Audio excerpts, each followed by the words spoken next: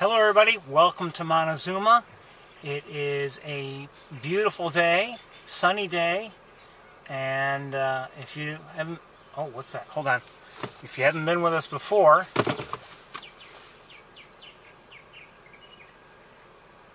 that could mean difficult conditions actually because of what is called heat shimmer in the air. What is this coming in?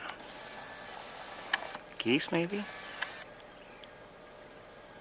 Looks like Canada geese.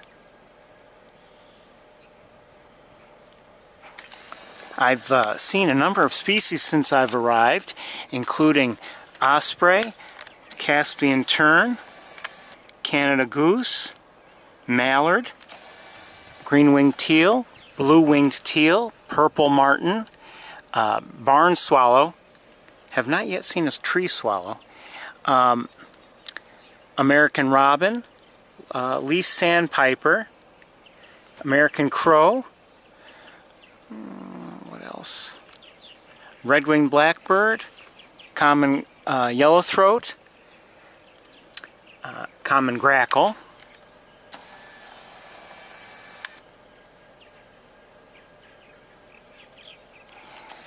song sparrow, and American goldfinch. I think that might be just about it, all that I can recall anyway.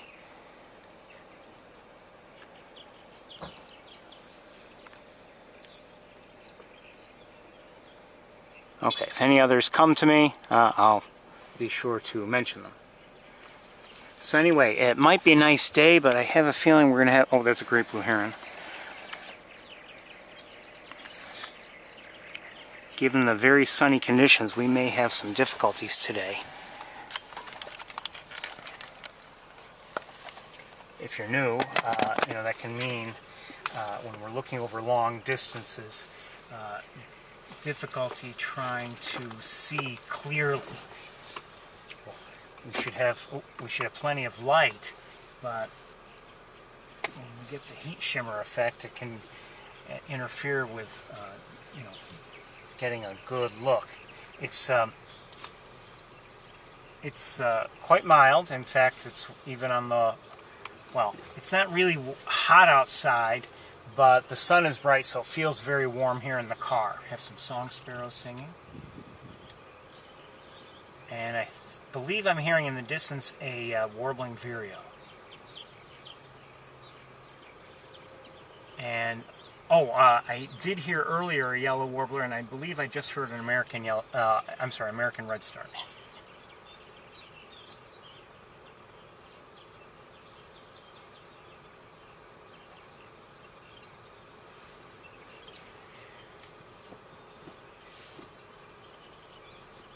And I believe I just saw a European starling.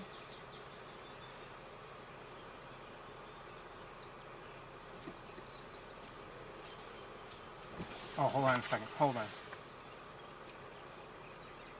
I see a northern cardinal.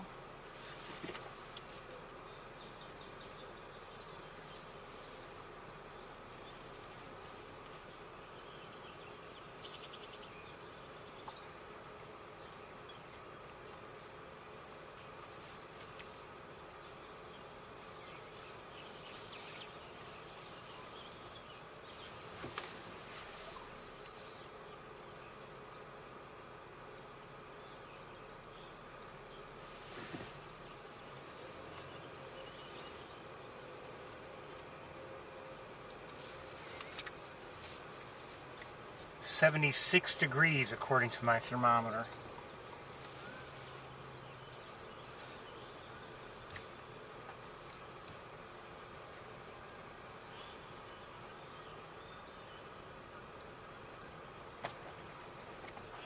The visitor center is open.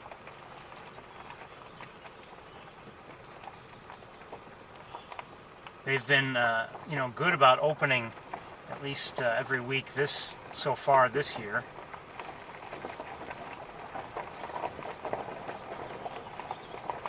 There's always a possibility that they won't be able to find a volunteer and not open.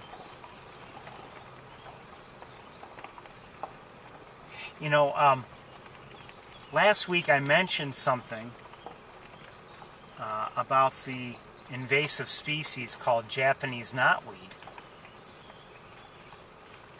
and how it looked like it had been sprayed in many areas, and in my own area. And I thought, and I think I even mentioned, I didn't think it could have been frost at work, because I just didn't think, the frost would have been damaging enough.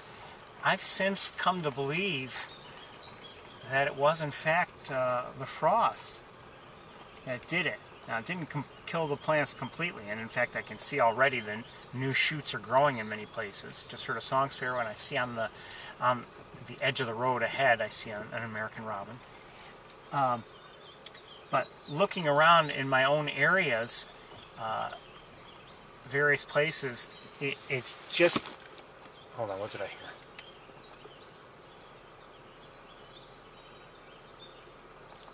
Yes, I'm hearing an eastern wood pewee.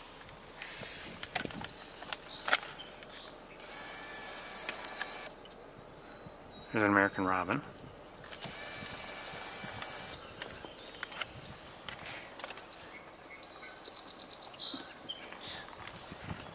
Hearing Canada geese. Anyway, just in, I had thought maybe, some truck or something went through and sprayed it to just have it, restrict it from encroaching any further on roads or whatever. And in fact, that is what it looks like had happened. However, there are other areas where I've seen the species, again, Japanese knotweed, growing nowhere near a road or anything, and it's all brown. Hearing that warbling vireo.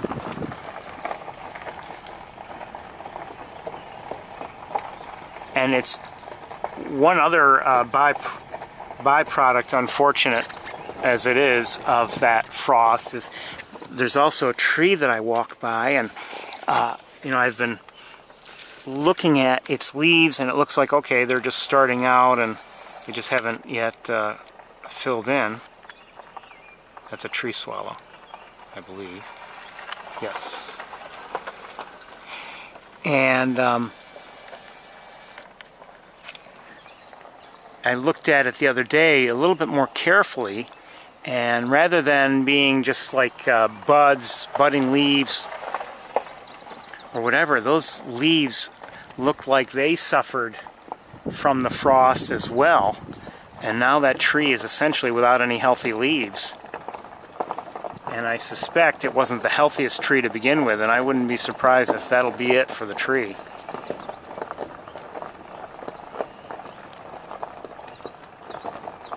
Okay, we just heard that was a common yellowthroat. It wasn't very close, but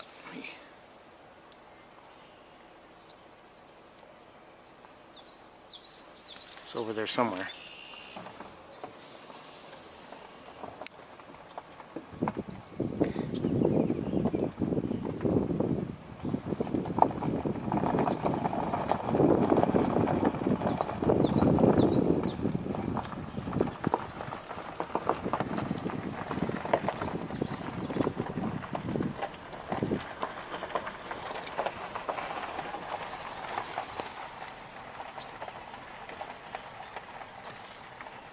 I took a walk last night, and although I probably shouldn't have, just because of time, but I took a walk last night, and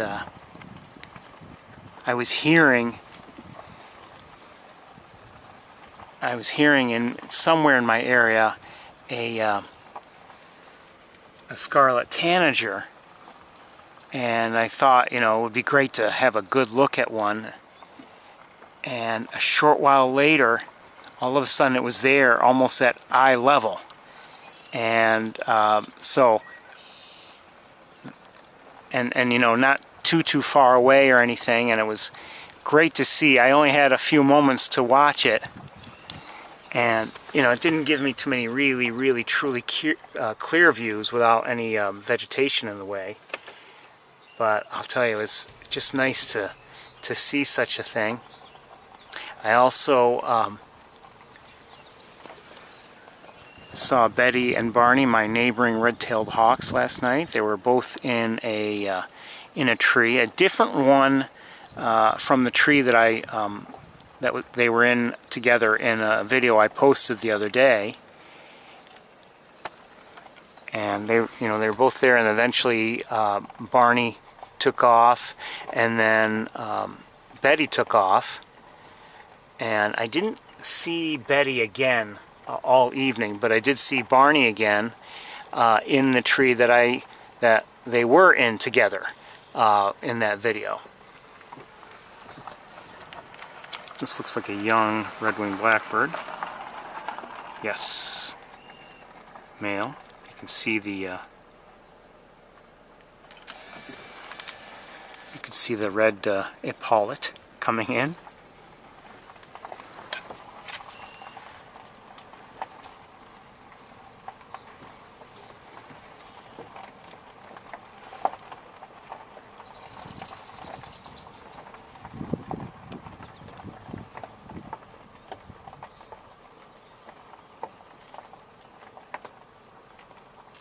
I mentioned last week that we would have upcoming a couple weeks without a tour, and just so you know, I've learned more and schedules have changed, and it looks like actually it won't be in June, it will be in July.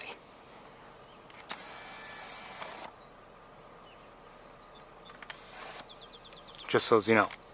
Probably, well, definitely at least one week, possibly and probably 2 weeks, maybe even 3, but without a tour.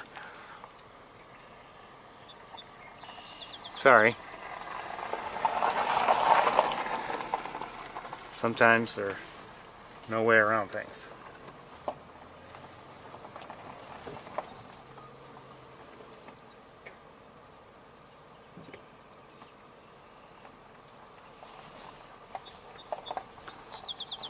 That was a song sparrow.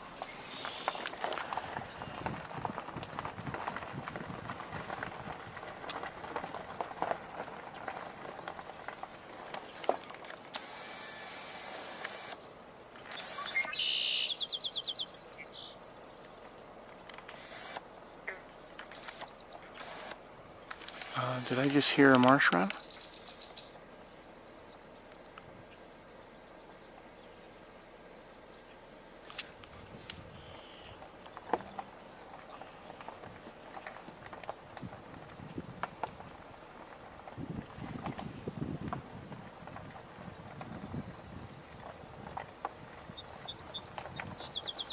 Not sure.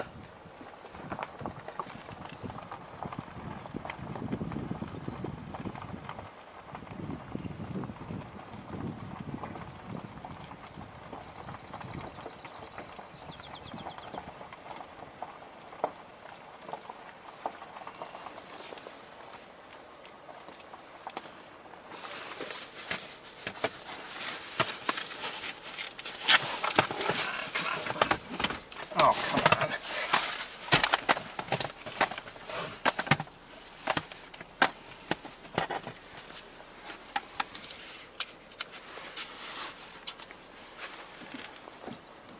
That was a red-winged blackbird that just popped up, a female.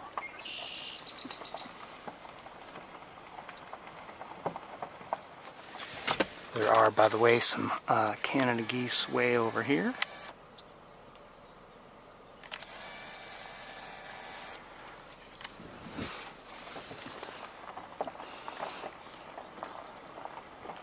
Just heard a yellow warbler and a swamp sparrow.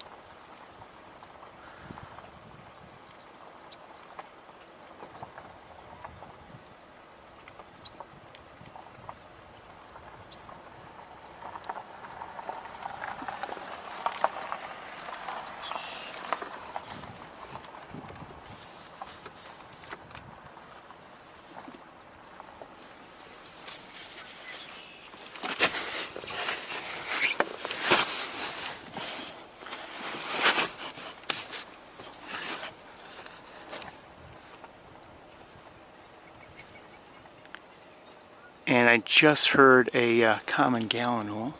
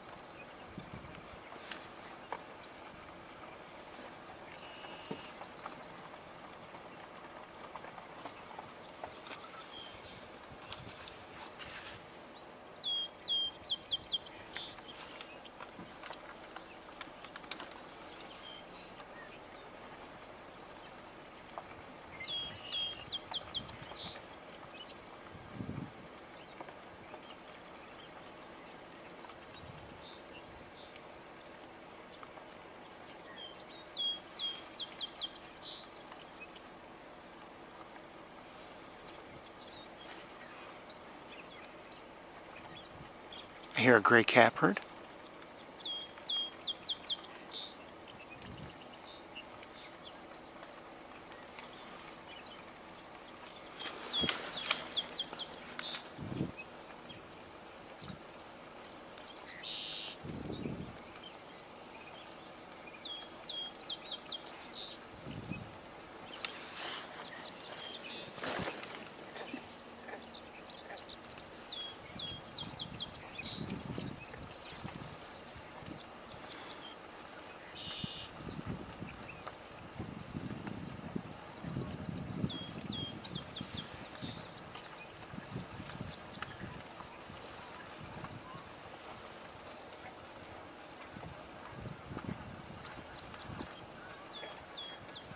Still not sure about a marsh wren.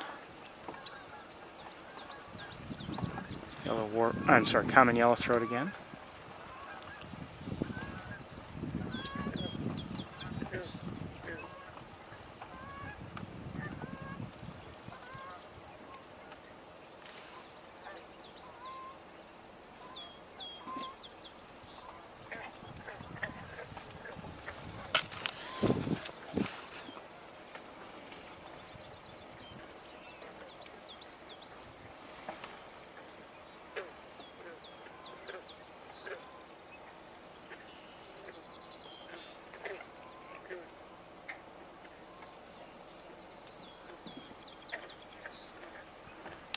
I see a common gallinule.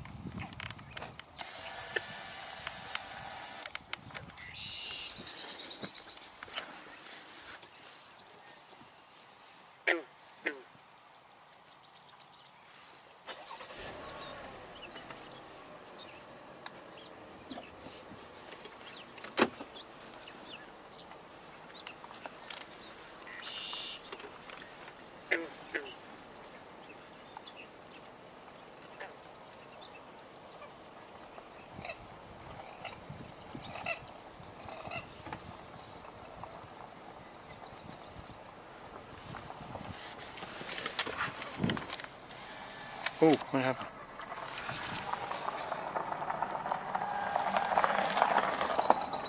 What happened?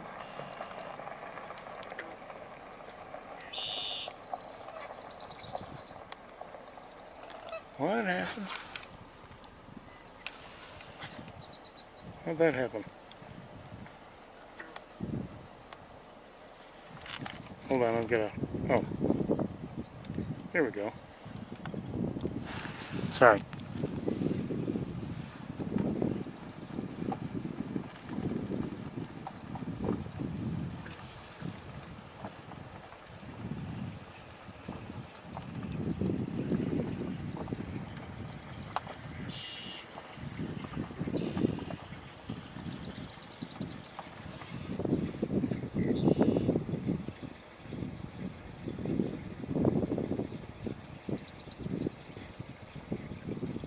I believe it's safe to say I just heard marsh wrens. I see, rather behind us, I see a great blue heron in the air.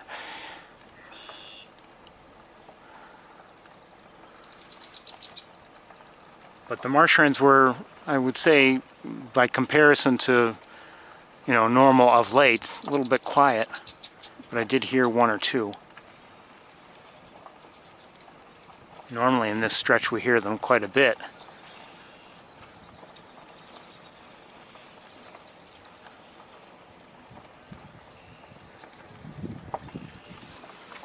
Oh, I may have just heard an eastern kingbird, I'm not sure.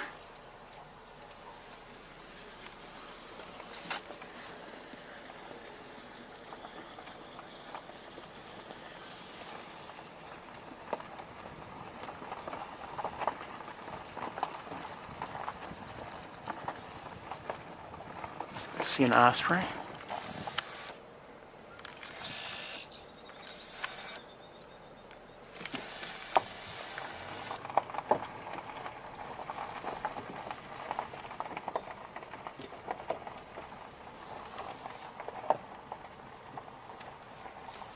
So far, kind of quiet.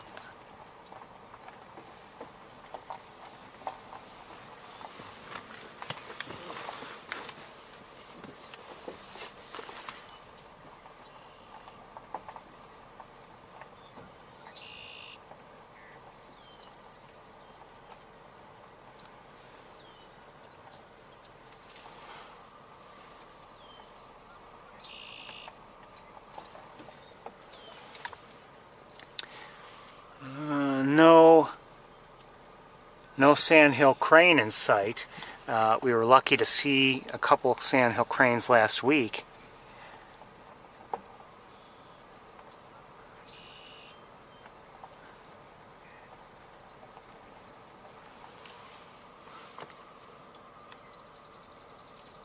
All right, I'm going to set you down for a bit.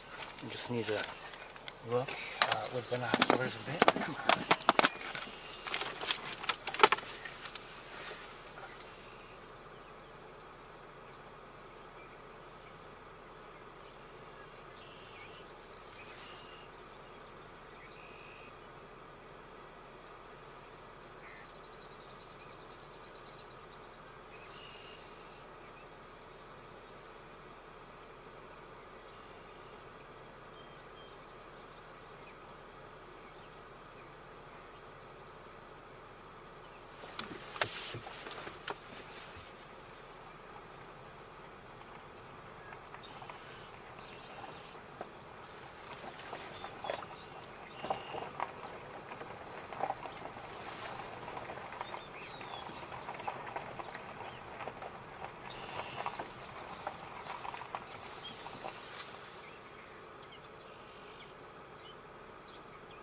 See a turkey vulture in the distance.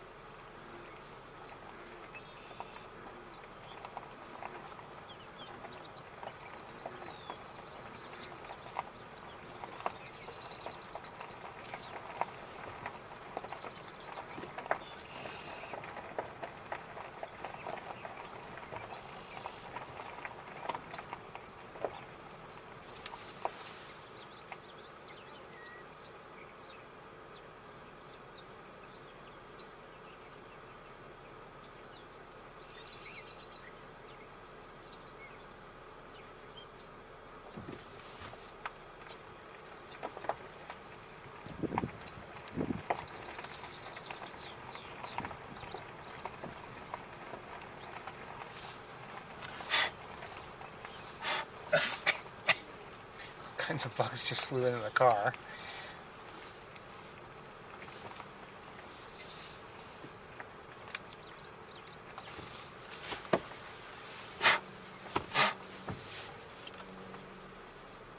Oh boy. Get up.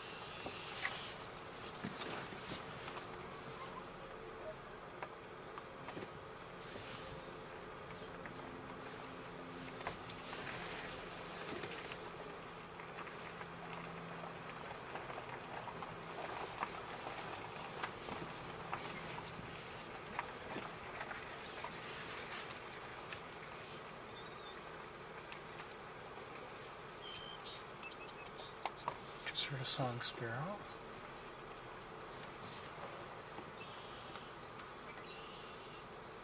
And I think a barn swallow just flew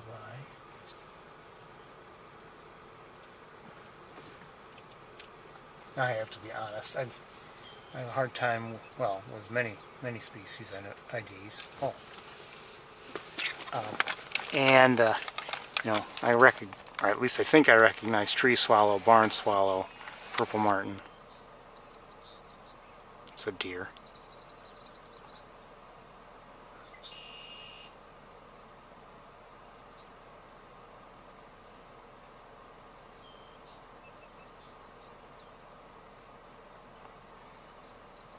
Come on, let's see. Here you are.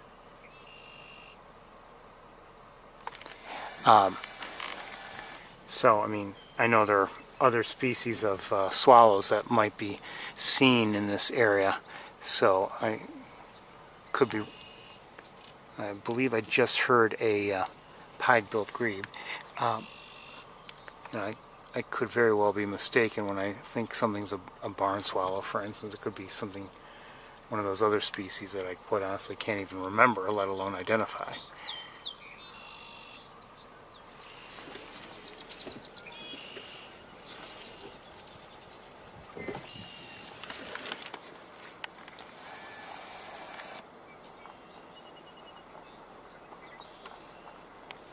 It's not static, they're bugs.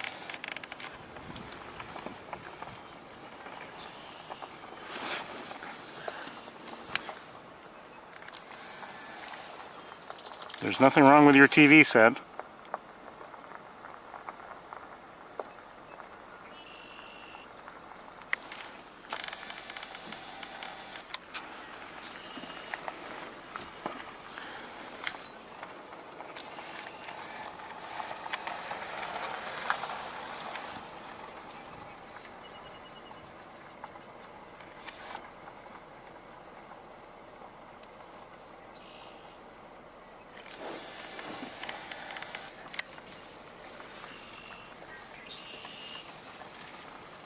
At least they're not mosquitoes.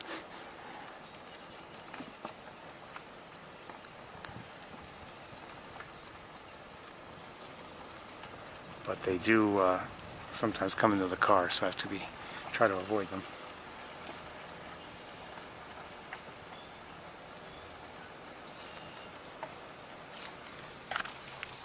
So we're basically reaching the end of the stretch in which we might expect to, or hope to see, a sandhill crane. Or at least that's where they've been when we have seen them in recent weeks.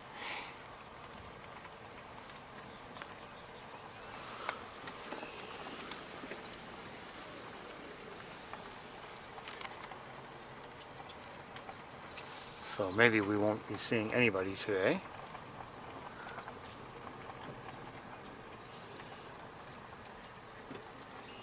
Quite honestly, last week was pretty good for seeing them. We had a little bit of heat shimmer to deal with, but it wasn't too bad.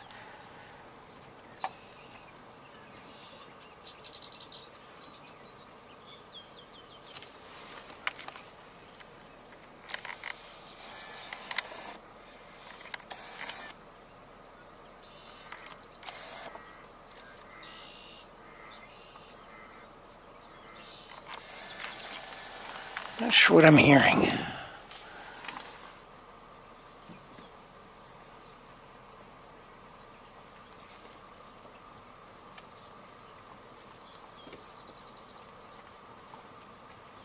I don't know if that is... I don't know if it's an eastern kingbird vocalization or not. It doesn't sound quite like one, or at least not what I'm used to hearing.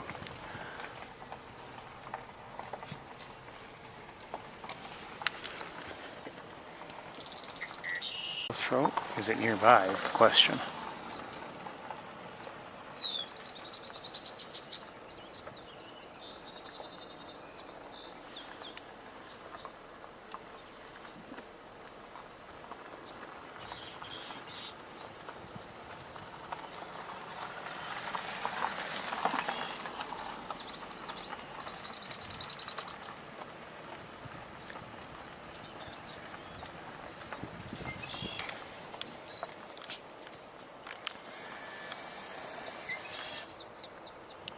We'll do our best to take a look at the ducks out there. Not too many of them, but we'll take a look because I don't know about you, but I'm rather curious as to what they are.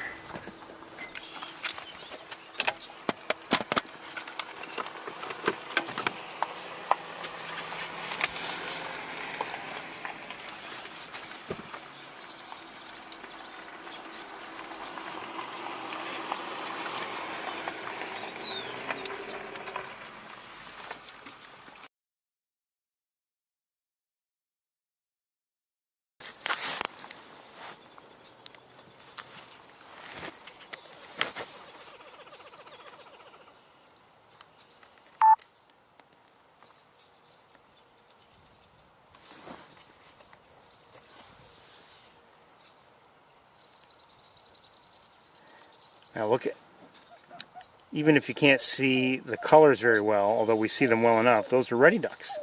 You can see these are male, the blue bill and the white cheek and the tail pointing up. I think what we have near us making all that noise are, it sounds like pied-billed grebes, but I may be wrong. Just heard a swamp sparrow.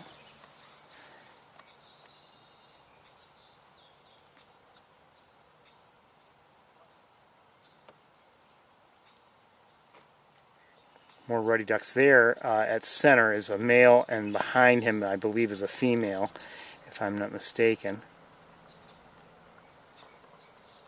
So several ruddy ducks are out there.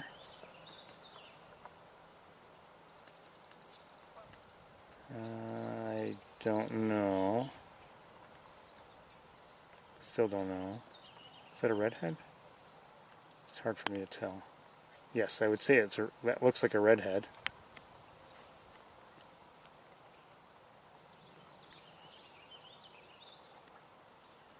Another ruddy duck.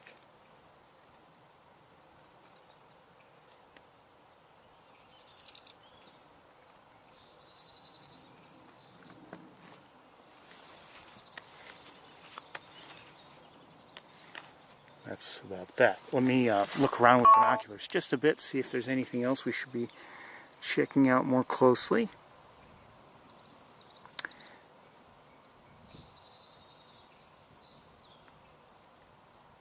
Nothing within view. And as for those sounds that we were hearing, I couldn't be sure, and I still can't be sure in terms of getting a visual sighting, because I believe they were just beyond this nearby vegetation here, and the vegetation is too tall for me to see. Maybe if we move forward I'll be able to look back and see a little better.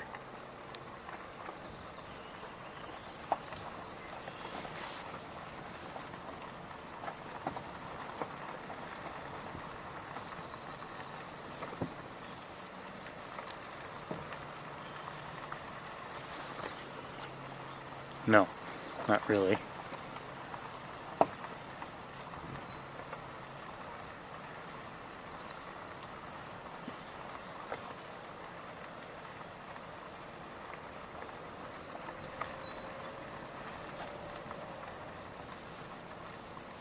Okay, I'm going to switch cameras, I think.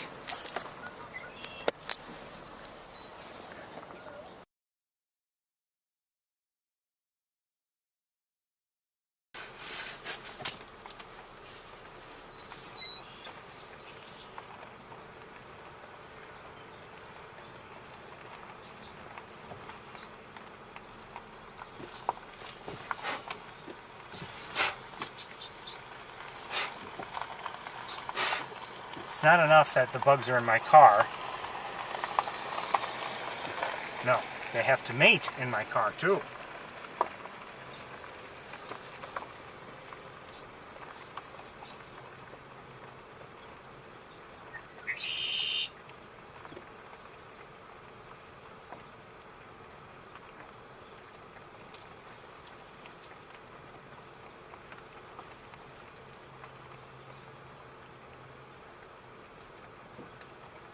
Actually, I'm okay with the bugs. I just don't want them, you know, in my car, in my home, bothering me. But if they're available for birds to eat, I'm fine with that, or bats, you know.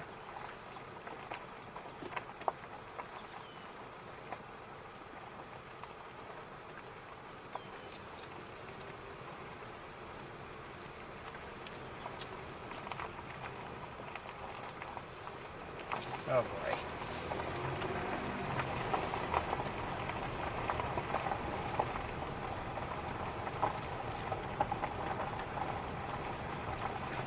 Now, we may have picked up the pace and everything, and you may say, oh, we're missing so much. No, you're not missing anything. As far as I can tell, the water is smooth, and there's really nothing going on out there. I'd say rather disappointing. I would have I'm not expecting to see, you know, huge flocks of ducks like we might see in the fall, but, you know, I was hoping to see some of them.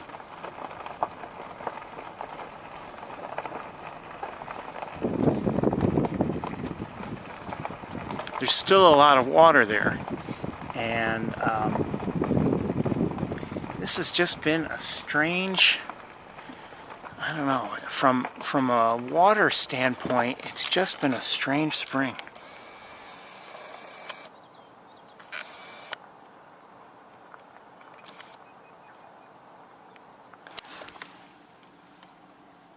Oh.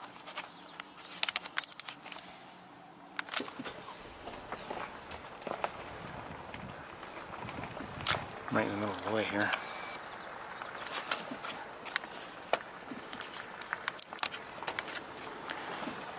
The autofocus isn't working that well right now for some reason. That's better.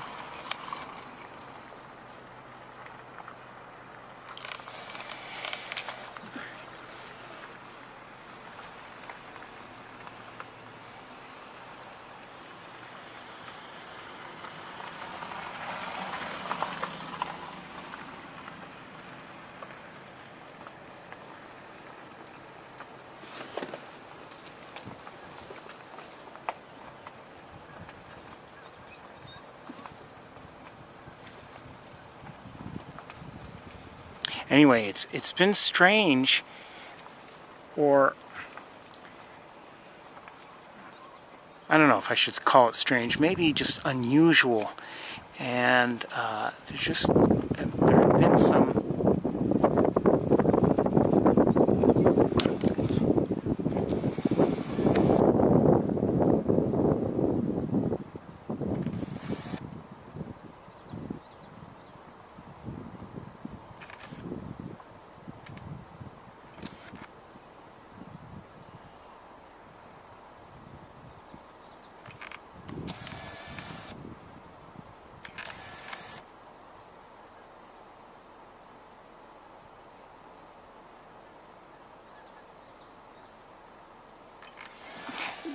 just the way things have worked out has been a little unusual.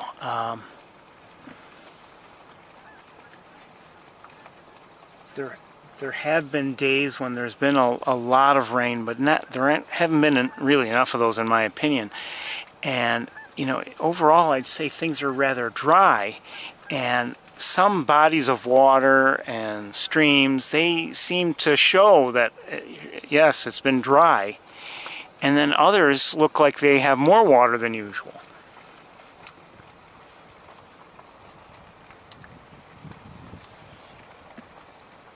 And in the strangest thing I've been seeing is the stream that I have that's within my view from home.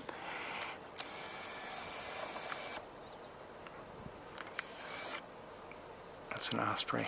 Has not really, at least not yet, filled up with vegetation. I don't see much that looks like it's ready to grow in and choke everything out like I normally see year after year, or at least the last several years. What happens is, you know, you start the spring, you can see the water and everything, no problem, and then eventually the vegetation comes in and you know, chokes everything out, so you can't even see how much water there is. This year,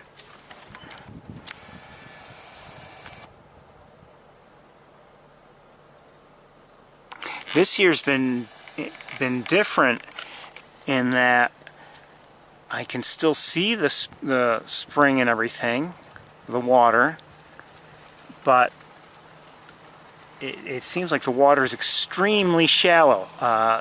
There are areas where, you know, it looks like it's just it's not even a spring. There just happens to be like a tiny flow of water going through, and there's a lot of mud, and I don't know if, and I can't imagine that when we had a few weeks ago, a number of weeks ago, a lot of rain, which was not the heaviest of rain, it was just a fair amount of rain over the course of a couple days, and some of those you know, streams and everything overflowed their banks. I can't imagine so much silt and dirt was brought in that it choked everything out and has changed this pattern. I don't know.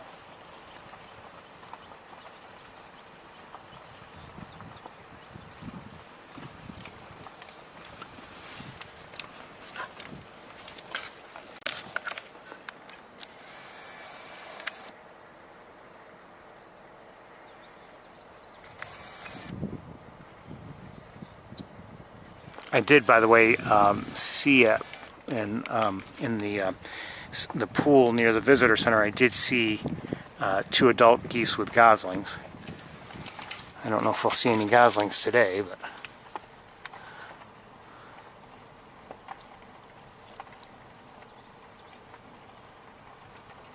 oh, look who's...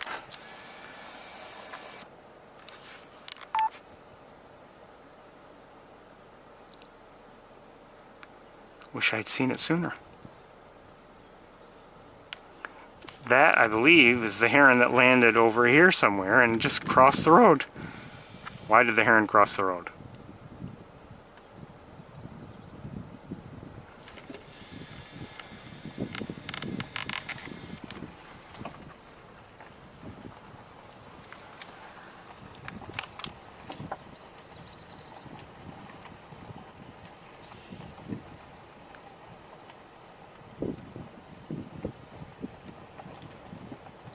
See, this is why, one of the reasons why we look every day, even at a species that we have seen before. Maybe there is going to be an unusual action or behavior or something that we'd be surprised to see.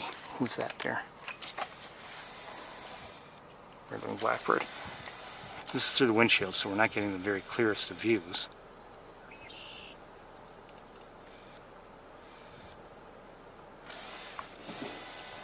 I have a feeling it's just going to walk down to the water.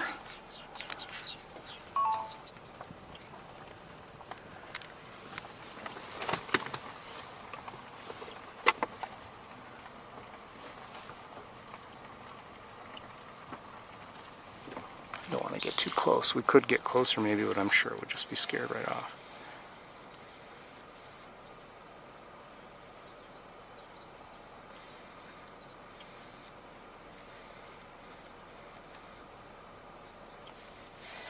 You know what, hold on a second.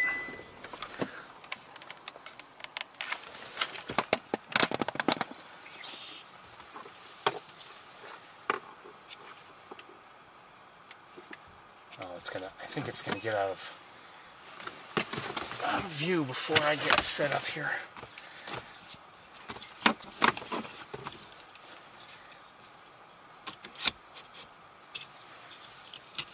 Yep, it's out of view already. Oh well, sorry.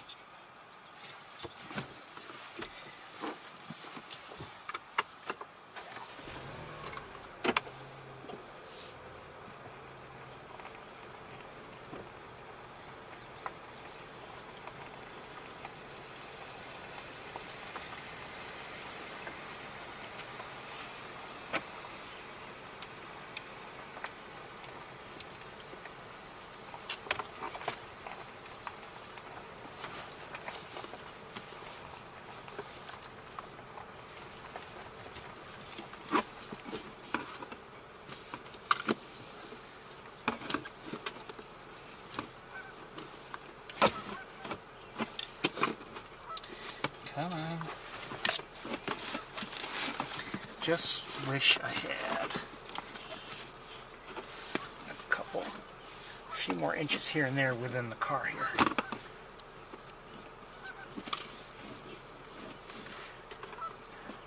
You know what I mean?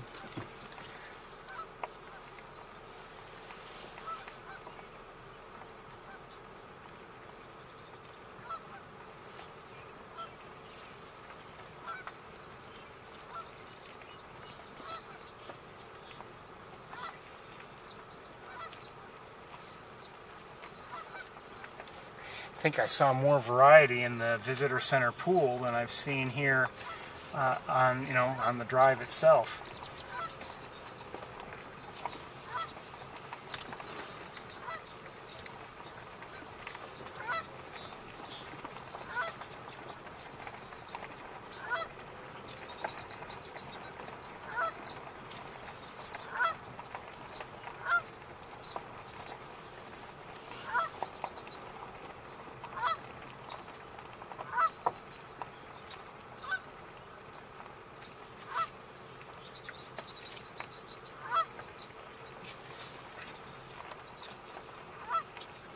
Her yellow warbler.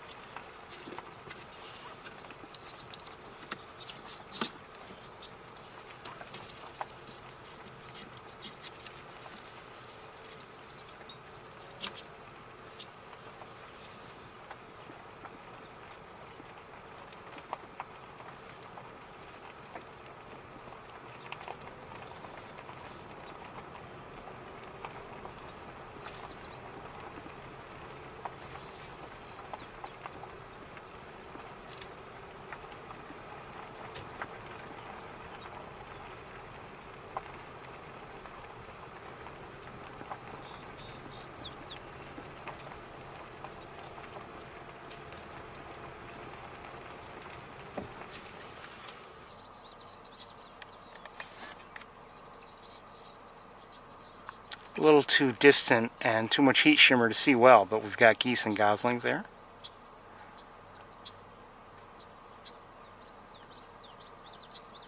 Cute.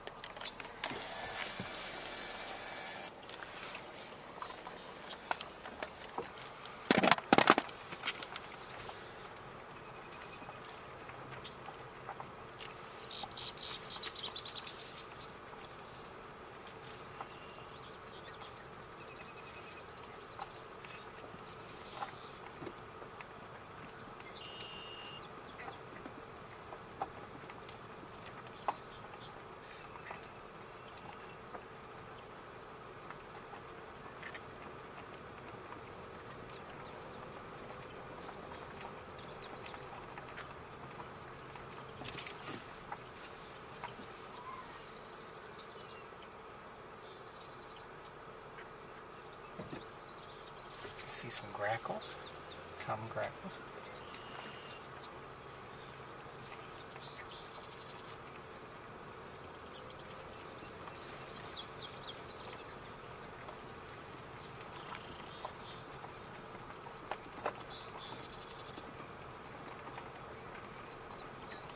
Not much of a breeze or anything today. I mean, they're, certainly not windy.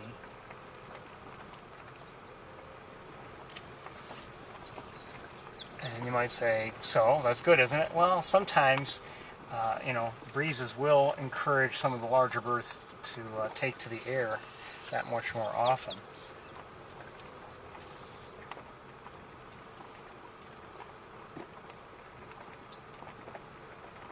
Or at least I should say, it seems like we see them more in the air. I guess we can't be certain that they're just taking the air because of the wind.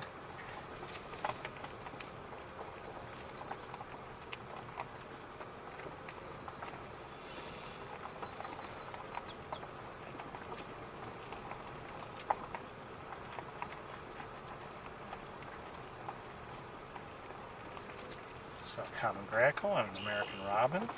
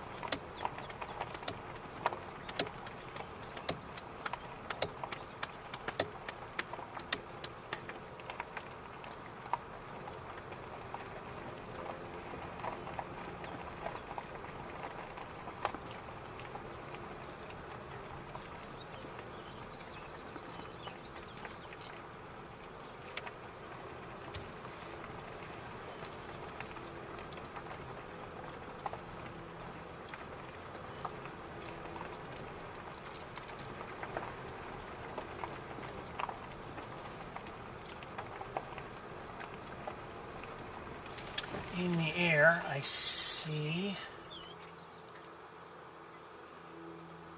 look like two wood ducks.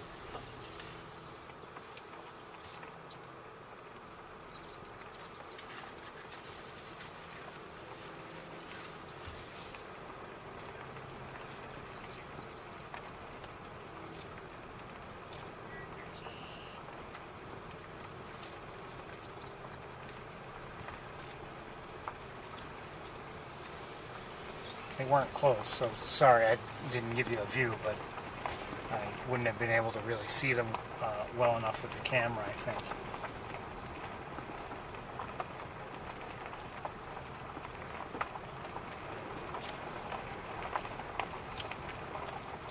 Sometimes, you know, if I'm seeing something in the distance, you know, I'll try to, you know, get whatever it is on camera for you, and you know, that's all well and good, but that often means I'm slower to actually, you know, get things in place and focus than I would be if I just had used binoculars, for instance. And you know, binoculars, I can manually focus them and everything, and don't have to worry about, you know, any autofocus affecting things.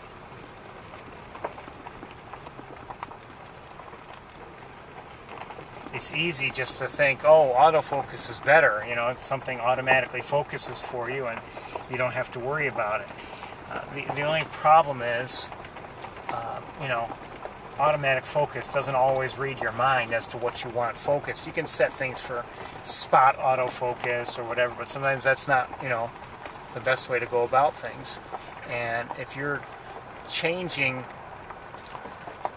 the nature of what you're looking at any one time, you'd have to either change the autofocus. Hold on one second. Okay, that's nothing. The autofocus, you know, settings, and that can take time. Or just, you know, you might have to make do with the one that isn't necessarily ideal in each situation. I'm sure there are people who are so used to making such changes and doing that they can do it, you know, it's second nature to them. I wouldn't say that kind of work with a camera is second nature to me. It's not at all. And it takes me more time sometimes.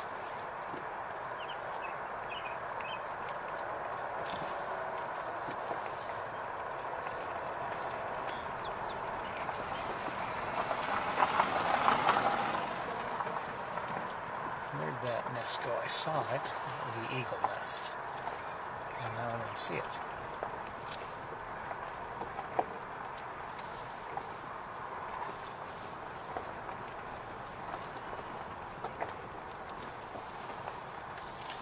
Let's have a look. Oh, there it is. All right, we'll take a quick look at the eagle nest in a moment. The viewing is not going to be great given the distance and the sunshine conditions.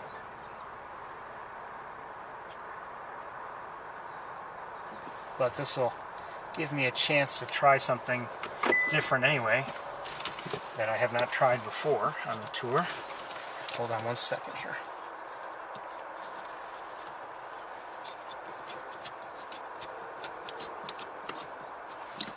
If all goes well, you won't even notice.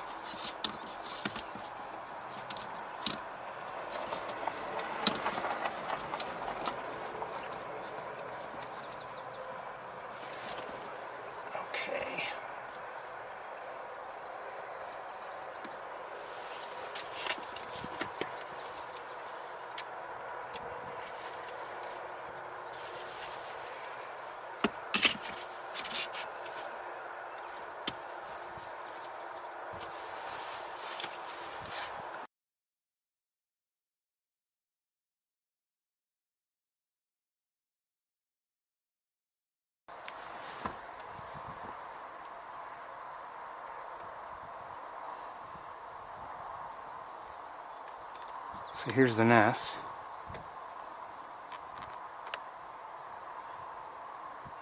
And I believe we can see a chick up there.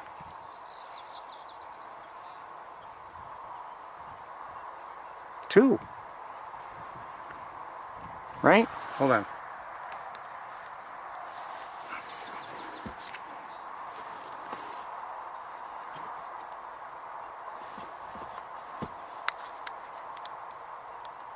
No.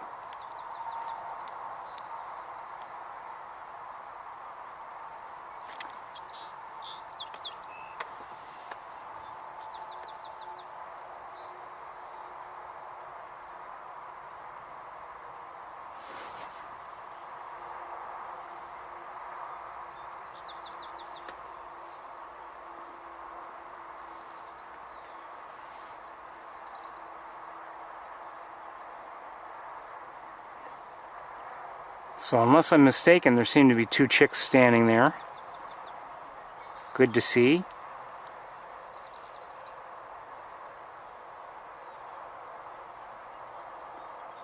But not much other activity. And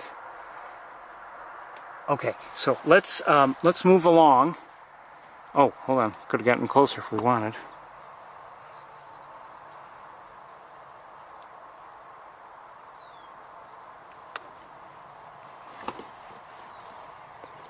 Let's try that again.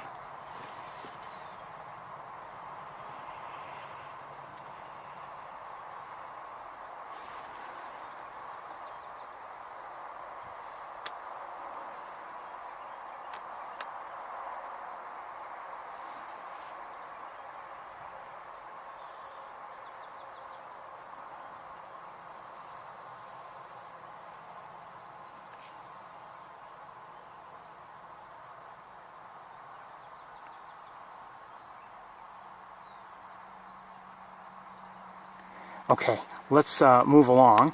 We're going to leave this setup in place. Might get shaky as we drive, but I'm seeing if this is an option for me.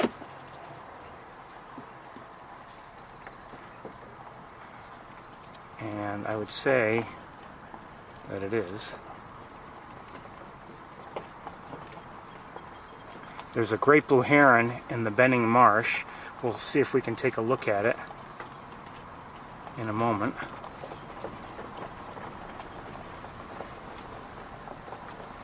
As soon as I get some vegetation out of the way, let's stop right here. Oops. Okay. Get the wires out of the way. Things are a little bit out of balance.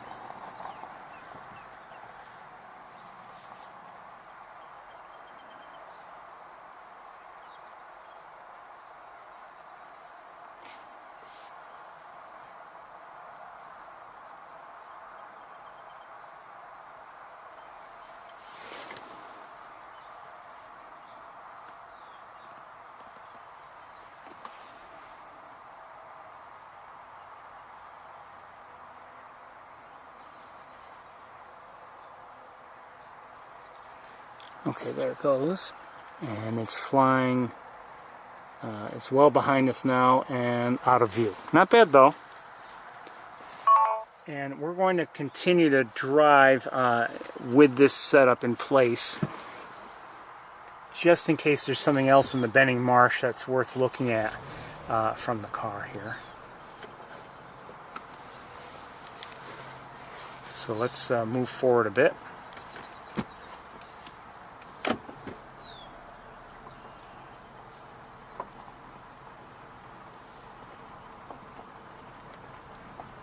Sorry that was shaky.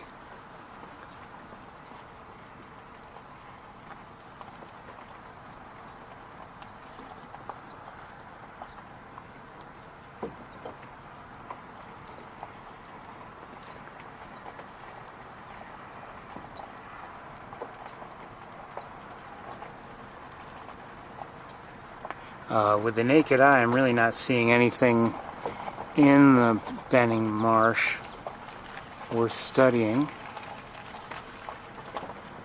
I might see a mallard.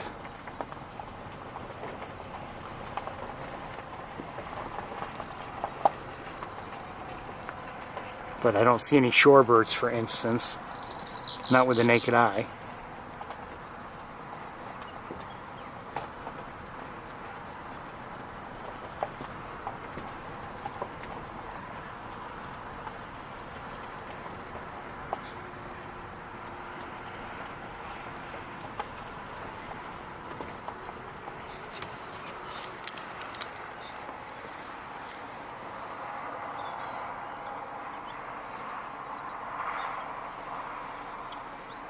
Oops. There it is.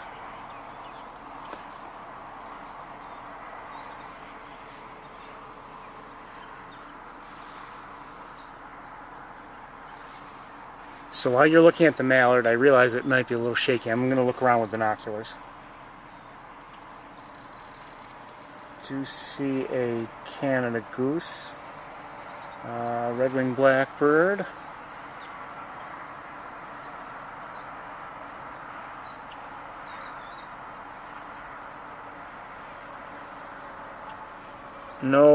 No shorebirds though.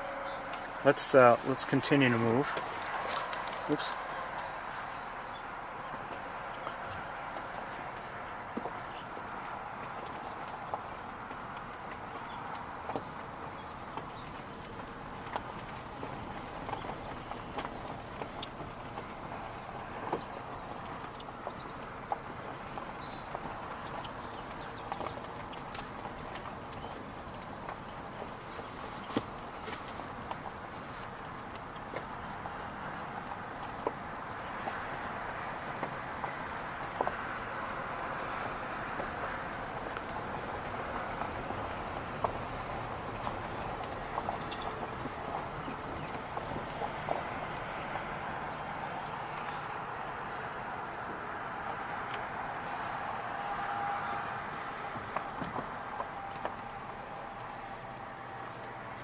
A few Canada geese. 1, 2, 3, 4, 5, 6, 7, 8, 9. At least 9. And I want to look at something very quickly. Hold on. Okay, that's nothing. Oh, wait a minute though. Hold on.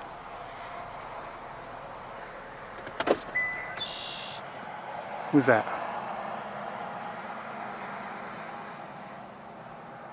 Is that a killdeer?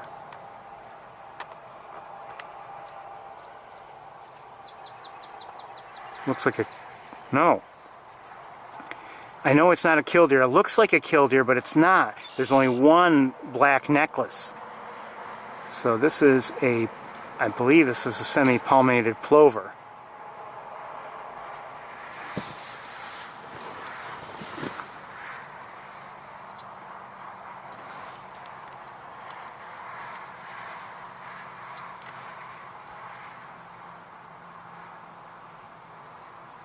Where'd it go?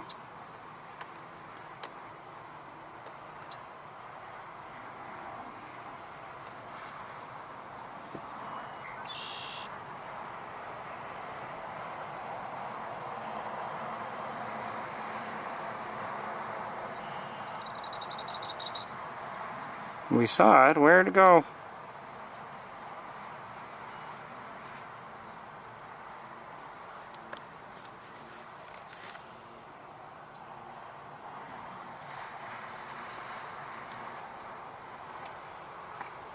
There it is.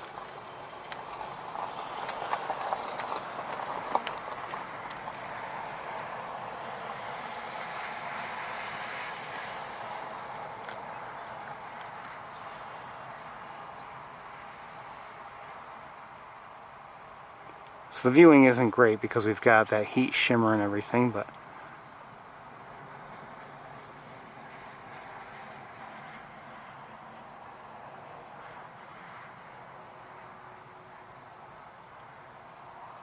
you can see the similarities to a killdeer.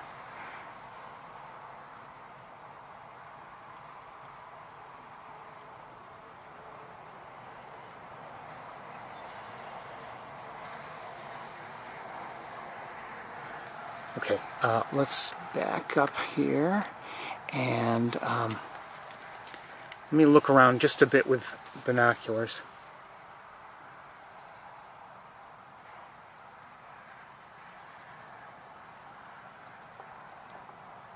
We should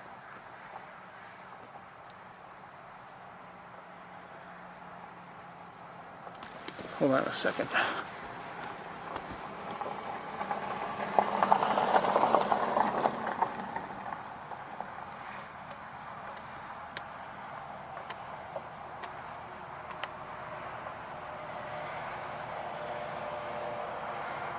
Looks like another one out there.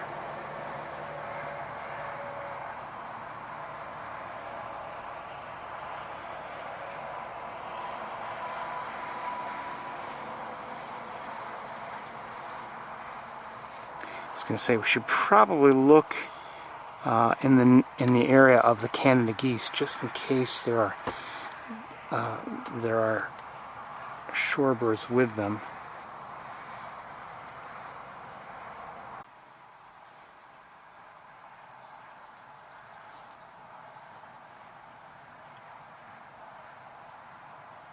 Shorebirds with them.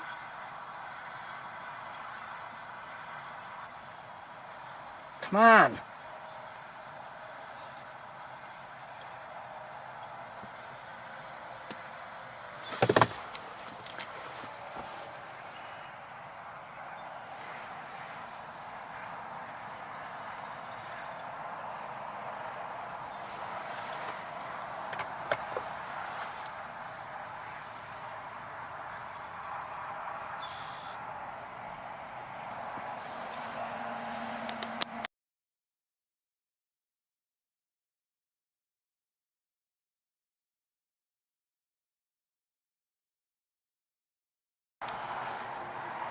Okay, maybe we are live still. I think the backup actually worked for a change. Anyway, one of my devices just powered down because I suspect it overheated. Anyway, I know if we're having problems, I know about them already. I'm going to let things continue running. Let me check to see if we are in fact still up and running.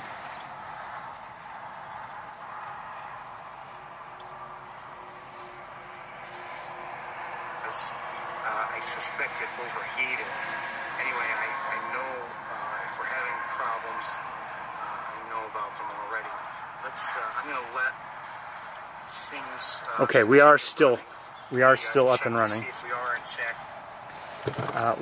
let's continue, and hopefully hopefully things will, on their own, fix themselves.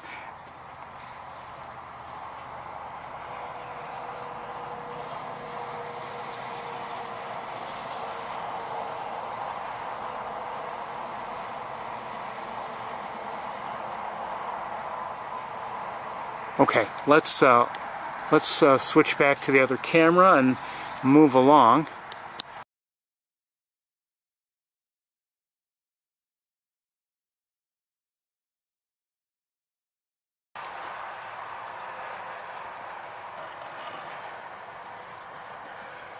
Oops.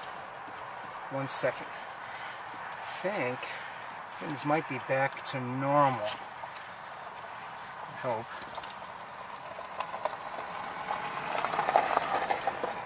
One thing, and I was concerned about this from the beginning.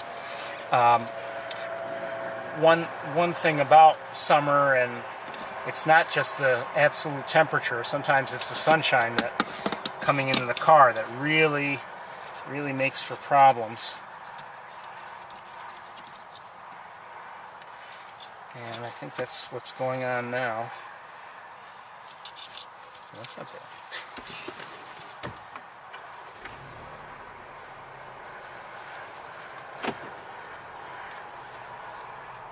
I've said it before, you know, there are a lot of links in the chain that can that are vulnerable, and you know, any one of those links can prevent us from having a tour.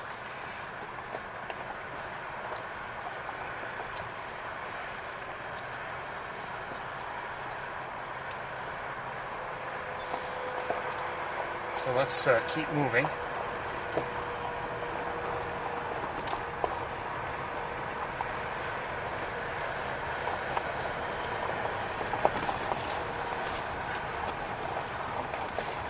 I find it humorous though, sometimes like if a battery dies or something like that, some people will say, well, maybe he should have charged the batteries, as if like, you know, I didn't do it already.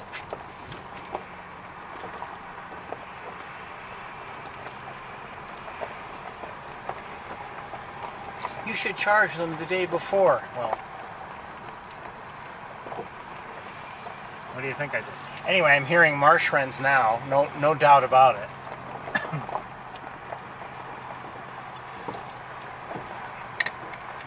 And in the distance I'm seeing in flight a great blue heron.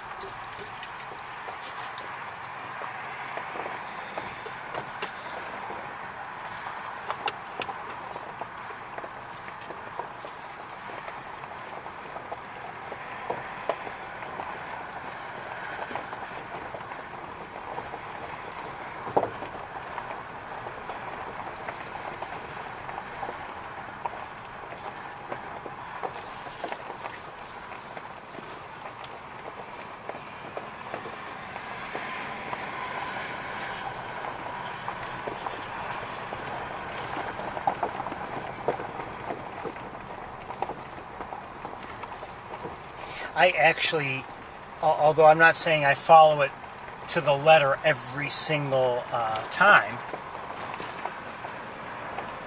but I do have a routine that I like to follow in terms of preparing the electronics for a given tour.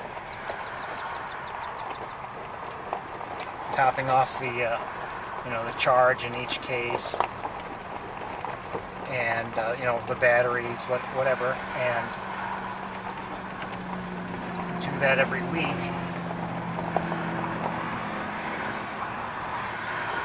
And at the end of a tour,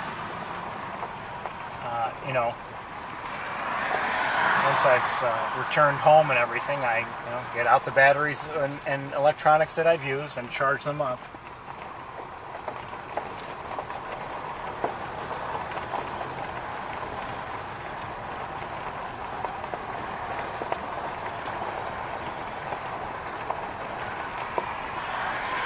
Usually, you know, many of the batteries get charged, you know, when I get back in the evening, and all of them I try to charge, and then some, usually the following morning, I have to finish charging. I don't like to leave them plugged in overnight, so I don't do that, but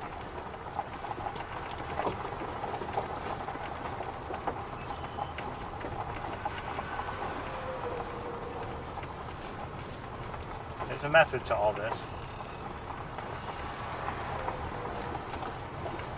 It's not perfect. Not by any means.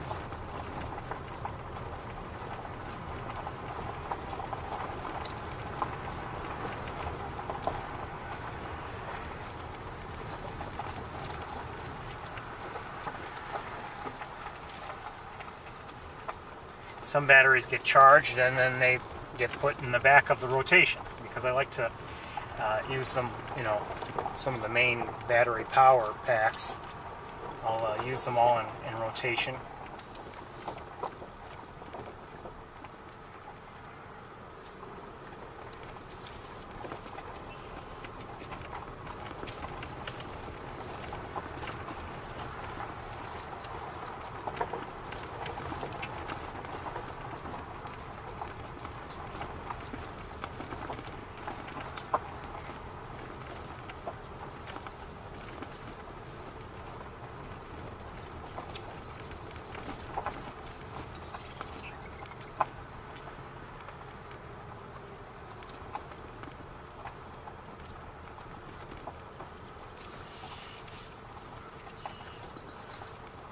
Hey, oh, I didn't see you there. I just drove right by a Canada Goose that was right near the road.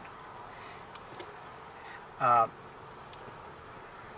Oh, hold on. Oh.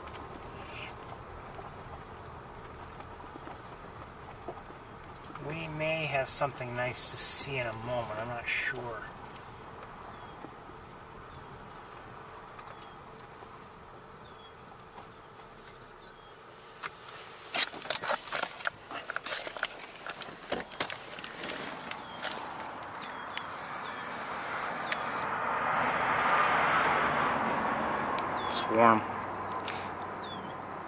Warm in the sun like that.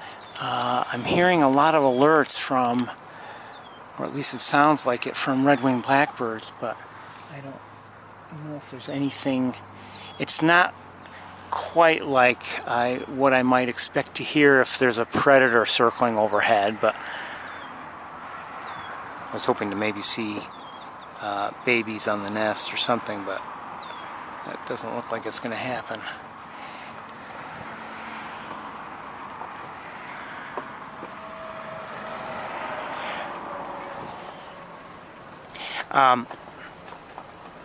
It's funny, like on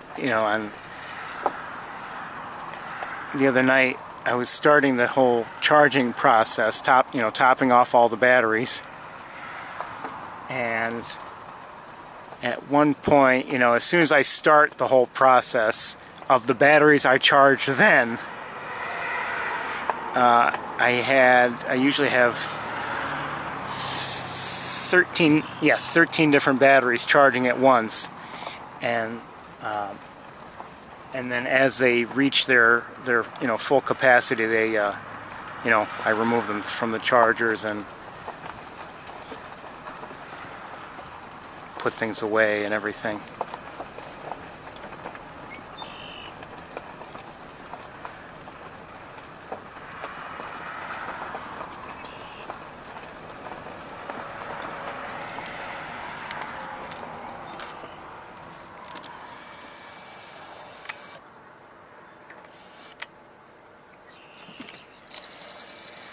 And then the following morning I have a few more batteries to charge.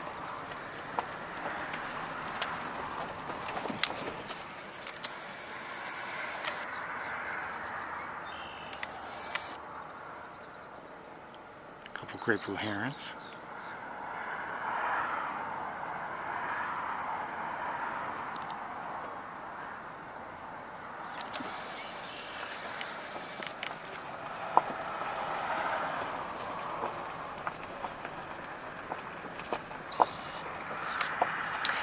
I would guess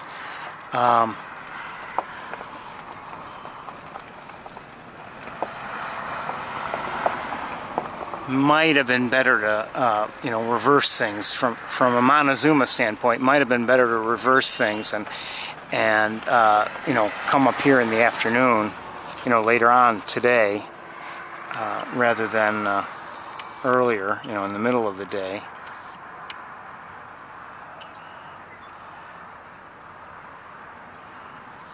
Another great blue heron there.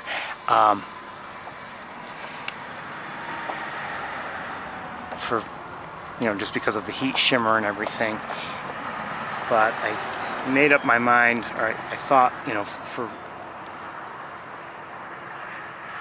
for various reasons, I thought it would be better to be in Ithaca later in the day today. And that might, you know, things we saw last week, I don't know if we'll see this week, and so who knows, maybe my decision will be the wrong one.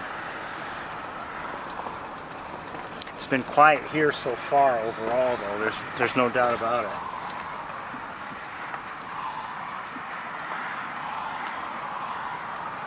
Unremarkable overall.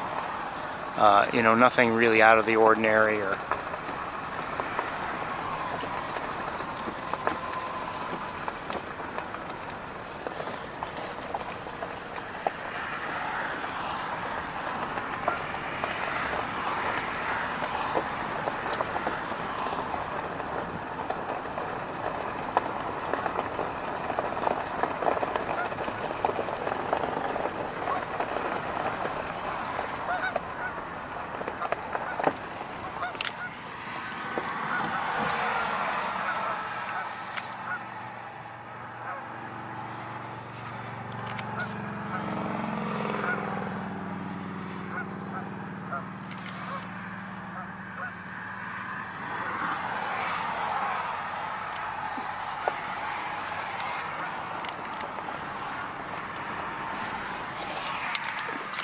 another great blue heron across the way. Well,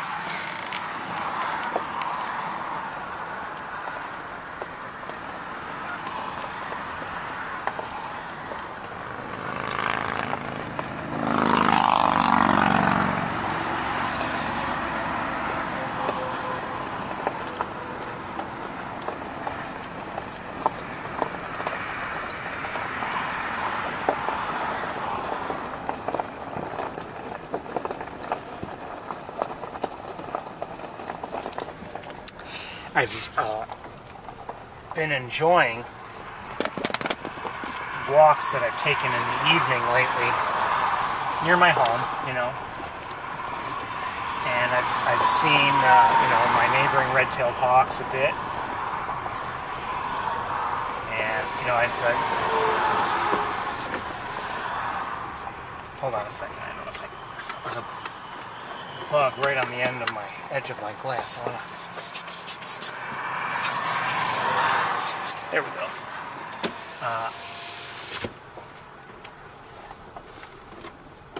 Saw that scarlet tanager I mentioned last night. The other thing I've seen, well, I don't want to mention it. I was going to mention it, but just in case it doesn't pan out, I don't want to, you know, build it up. I have a feeling it's not going to pan out, but just something that I've seen lately.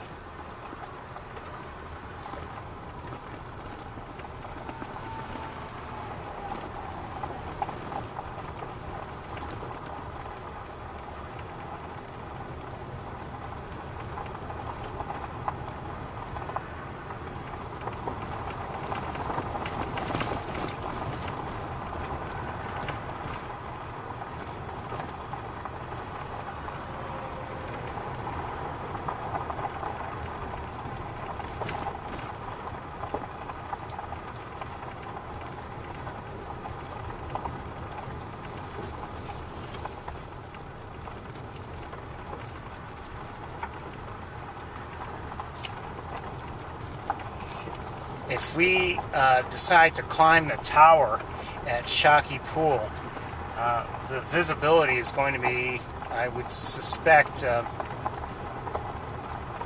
far from ideal. You know, it's if we're looking towards the Great Blue Heron Rookery. I don't know if it'll be backlit, but I think lighting's going to be a challenge, and there might be a lot of heat shimmer as well.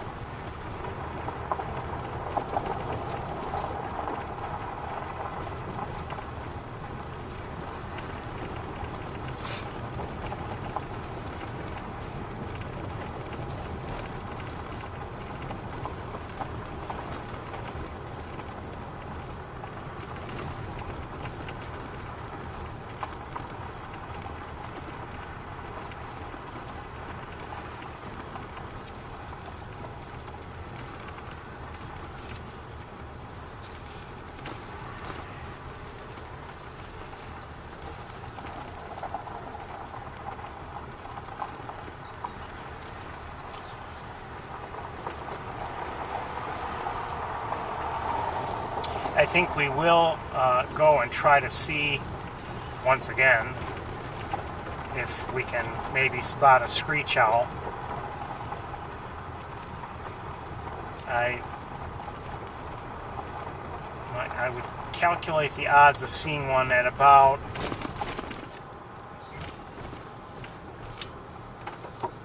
maybe 0.5%.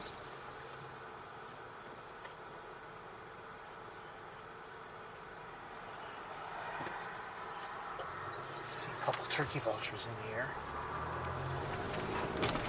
Anyway, that's it for Wildlife Drive.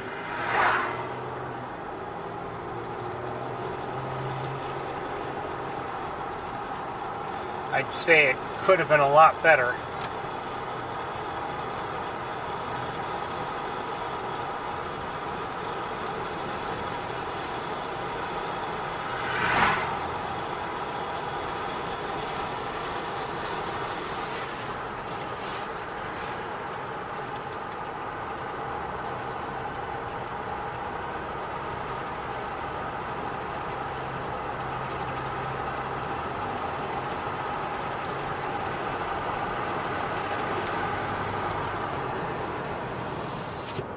Like to have seen a lot more than that.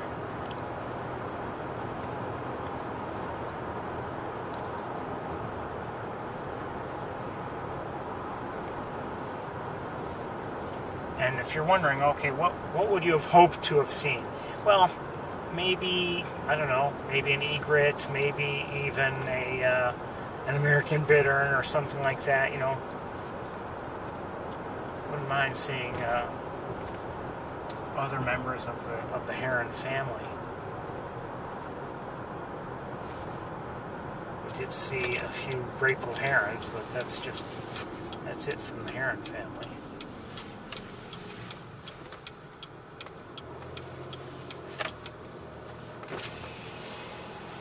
"77 degrees, if my thermometer is to be believed.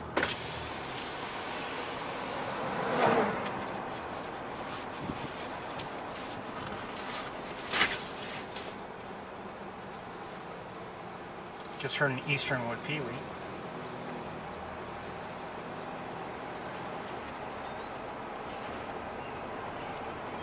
American robin.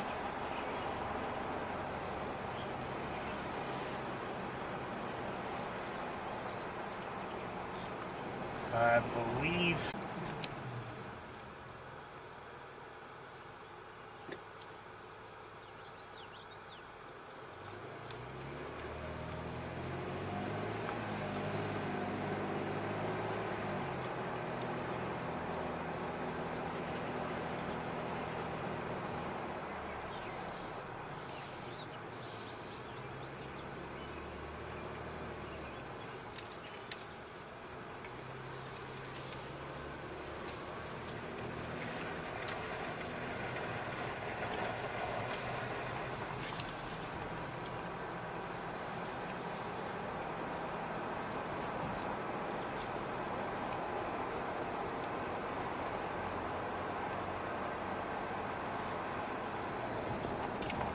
take a quick look, and I don't believe I will see anything. I didn't see anything as I passed through, and I don't see anything now. I'm not even going to bother to show you that I'm not seeing anything. Nobody there. Continue on. I didn't necessarily expect anybody. I was just hoping maybe someone might be looking out.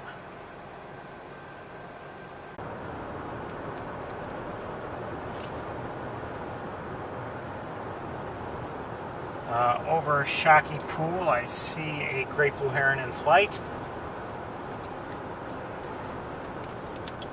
You know something, I want to pull over here for a minute. I need to check my email. 1 second.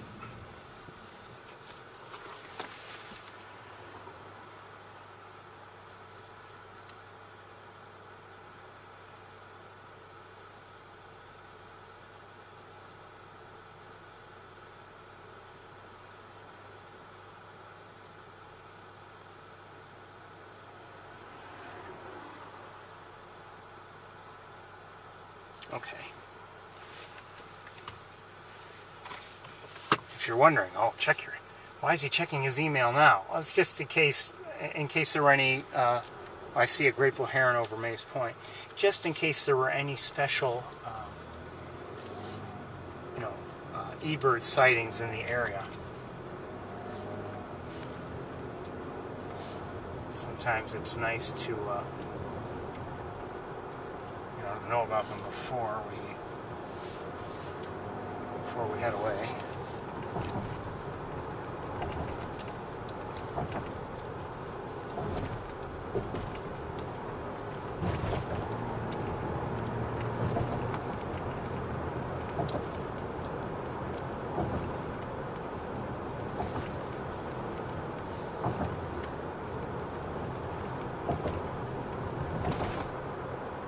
See some pigeons.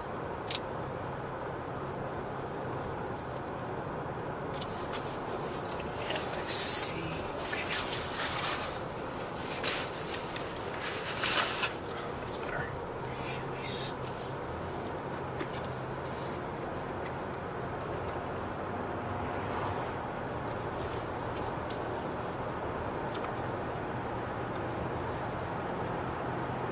As I've said before, it's just interesting how things change,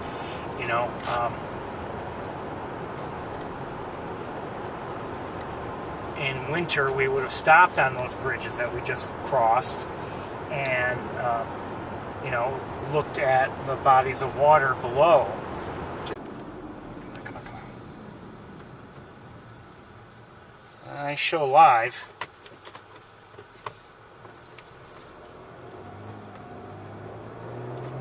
Show live.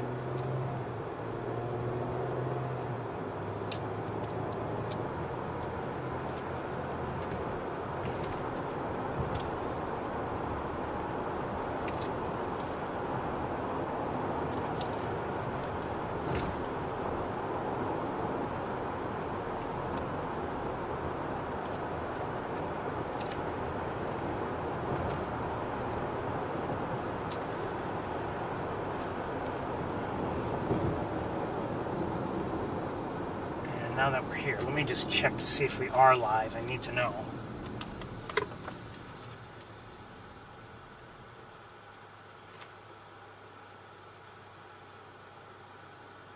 Yes, back live. See, you can say back live in the chat room, but I don't see that. Well, I only see it if I tune in. Okay, so anyway, we're live now, so that's good. I thought it was probably just a temporary thing. But don't send me a message, because I know. Not this time, anyway. So I think what we're going to do is we'll make a run, I think, towards Van Dyne's Spoor. And we'll take a look around there. As I look at, and I don't know what you can see here, as I look at the fields, not much, looks like things are hardly growing just yet. What vegetation is there is green. Well, I see a mourning dove. Well, not all of it. Some of it kind of looks like leftover vegetation from last year, I guess. I don't know.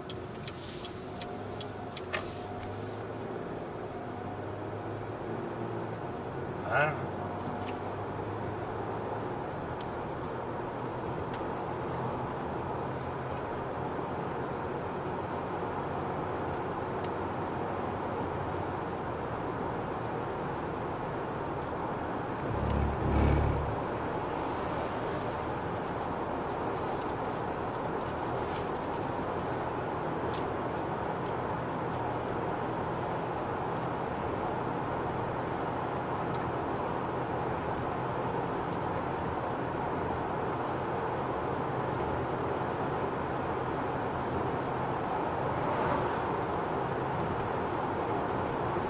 I'd have to say, from a birding standpoint and from a packing and equipment and everything standpoint, each season has its own pros and cons, its own benefits and its own problems. And you know, one problem we have in the summer, well, we have a number of problems: the bugs, the heat, the sunshine sometimes. So, you know, we can have heat shimmer any time of year, and we do have heat shimmer all year round. There's no doubt about it. But overheating, we have, you know, definitely have more of that in the spring and summer.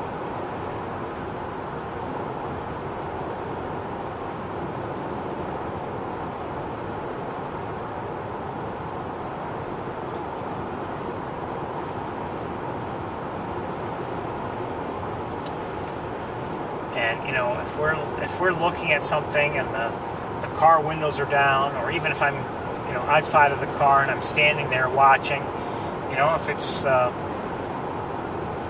sunny day and it's in the middle of the day, you know, I could be roasting in the heat. In the wintertime, I might be, you know, really cold.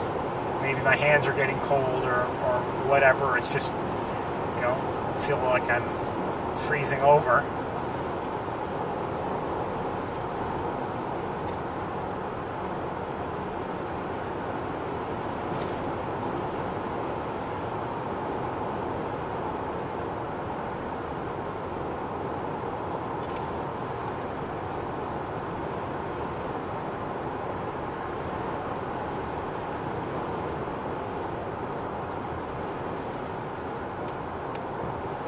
But you know, it's nice that we're in spring now and summer is coming.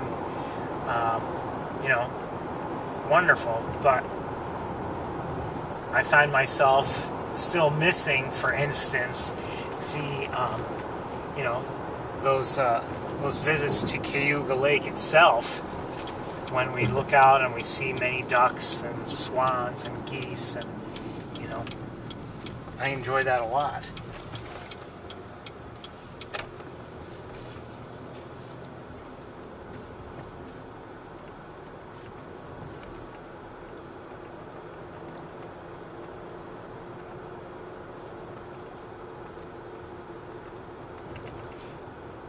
Sometimes, you know, when we're looking out like that, and the wind, if it's a little windy, it can be pretty cold.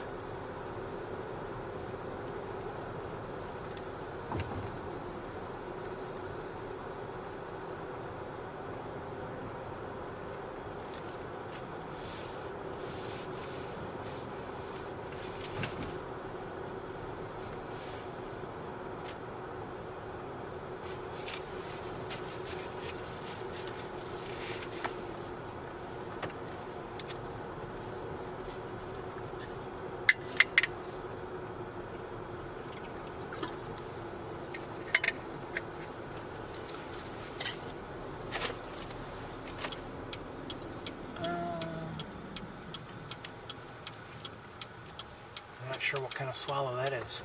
Hold on a second. Oops.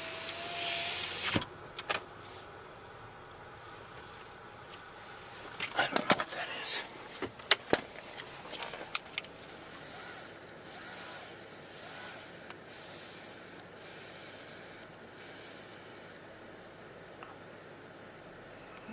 Probably a barn swallow. Yeah, I would say. As far as I can tell.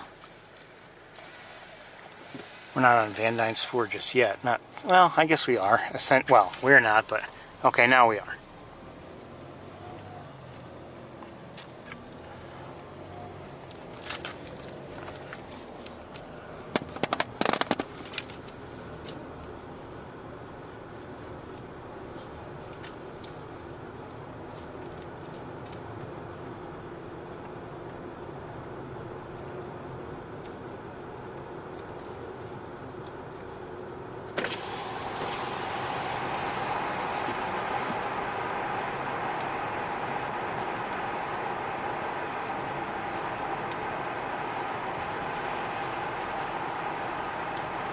Heard some starlings. That breeze feels good. Lift up your feet if you would. Railroad tracks. Thank you.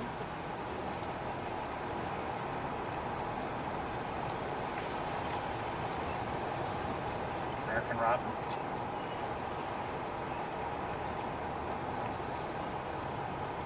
I think that was a yellow warbler.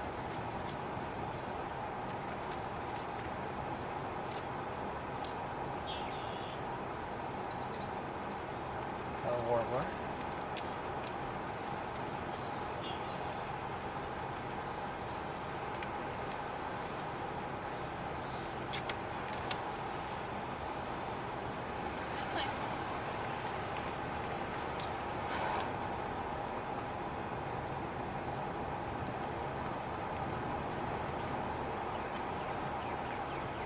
Northern cardinal.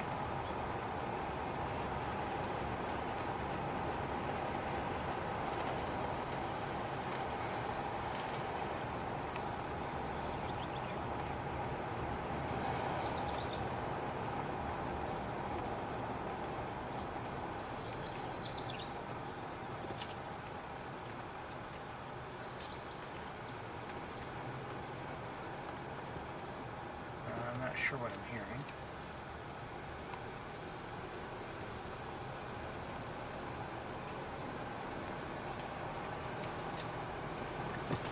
Whoa, whoa, whoa, whoa, whoa, whoa, whoa, whoa.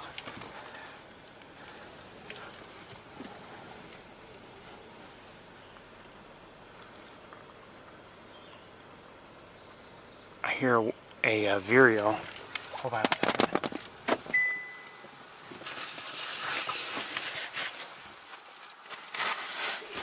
Stay there, stay there.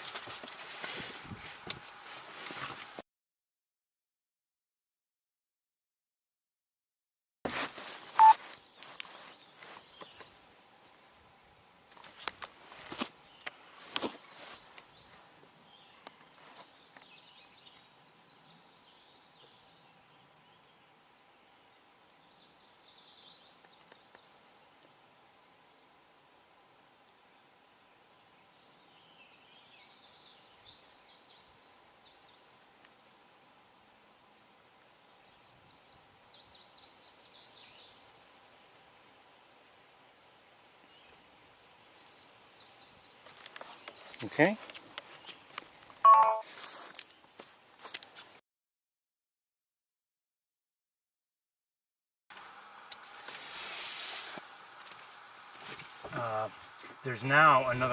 There is a car up there.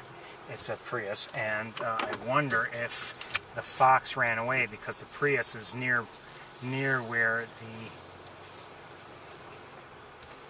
the fox was.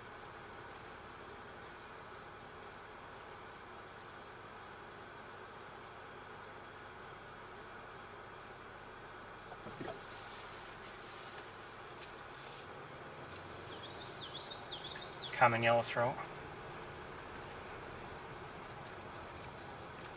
And the Prius pulled over and parked, and someone got out and is now doing something, you know, standing outside of the car, maybe, I don't know, rearranging something or who knows what. Just heard a gray catbird.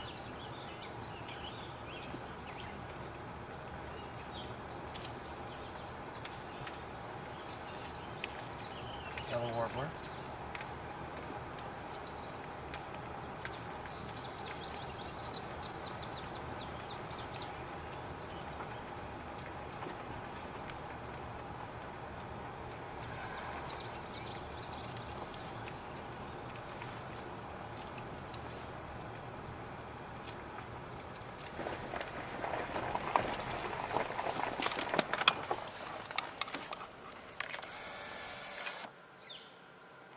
Just heard a northern flicker.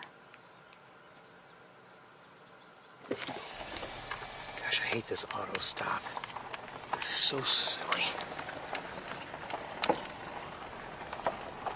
Makes you hate General Motors. That's right.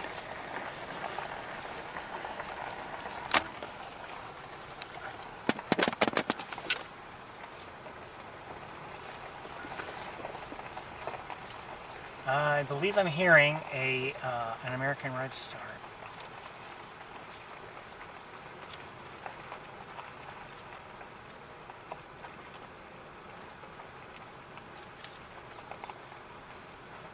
Maybe I'm wrong.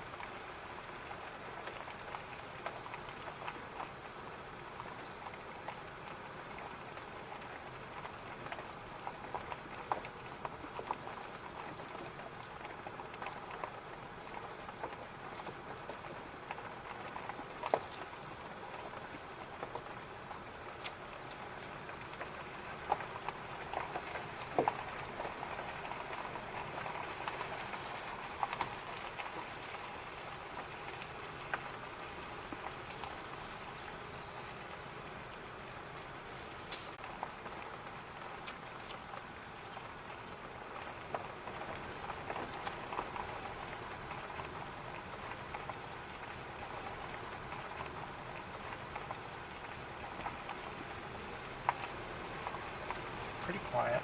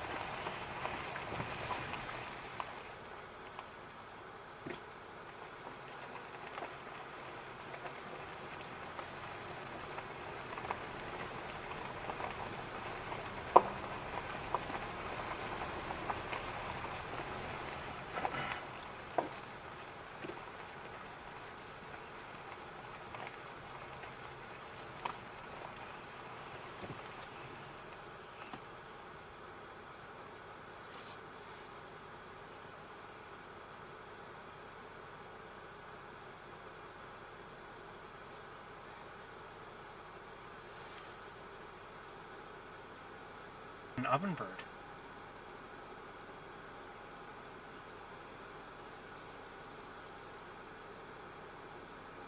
And I might be hearing great crested flycatcher, but I'm not sure. Everything distant. I'm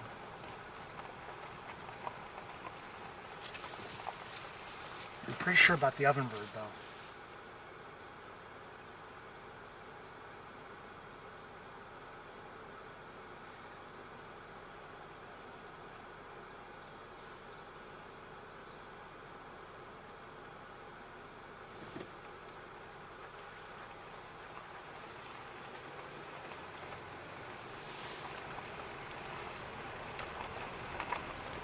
I know it's middle, roughly middle of the day. I mean, it's not like it's early morning or late afternoon, but it's still quieter than I would have anticipated. And it's not the hottest of days. I mean, it's warm enough, sure, but I mean, it's not like it's 95 degrees.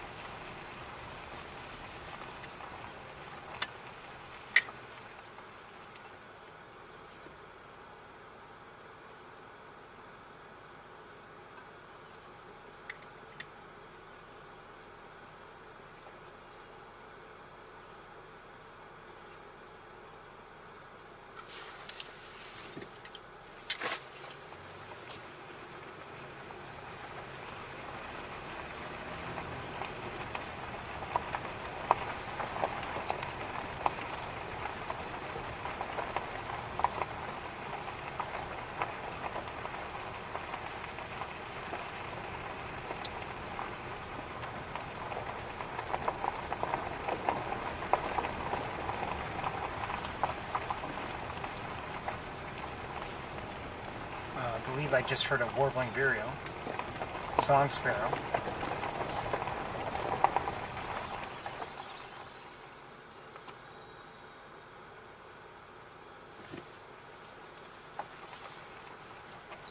Yellow warbler.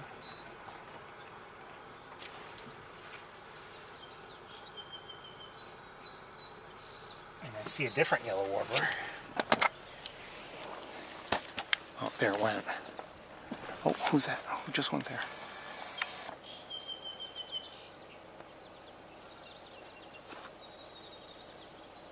Just heard a common yellowthroat.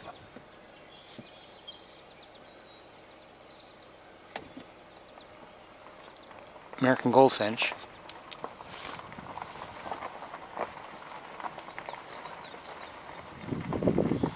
Song sparrow.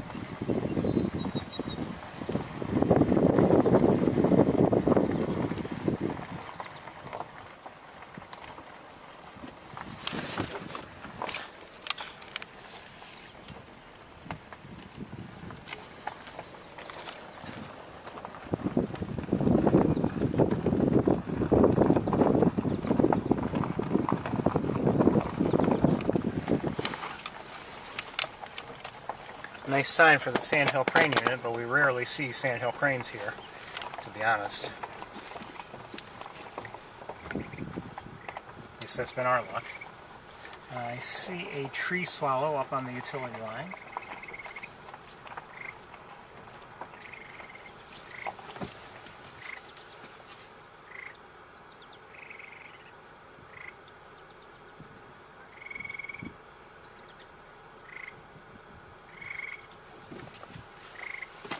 I think I see a common gallinule.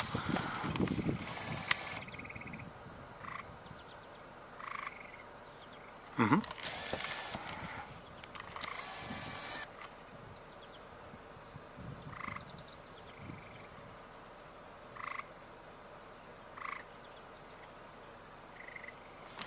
So we'll see if we can see what that is. I don't know if that was a coot or a gallinule.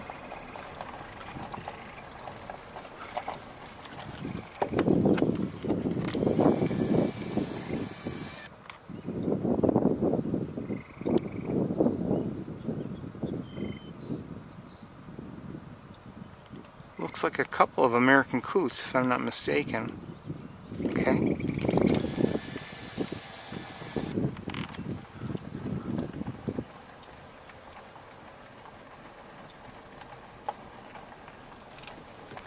Red-winged blackbird, I believe. Yes.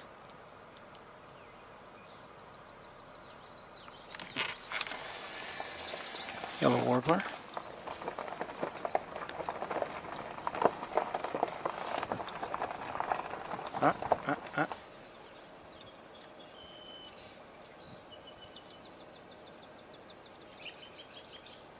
Thought I heard something.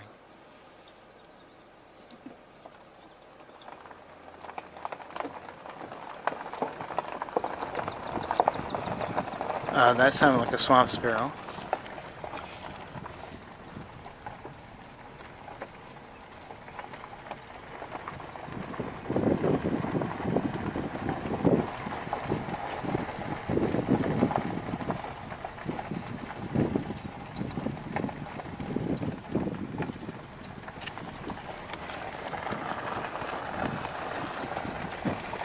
Killdeer.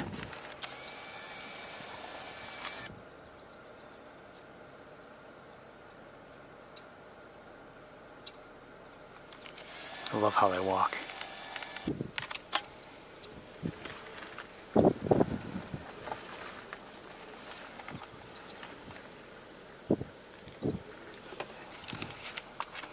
This is through the windshield, unfortunately.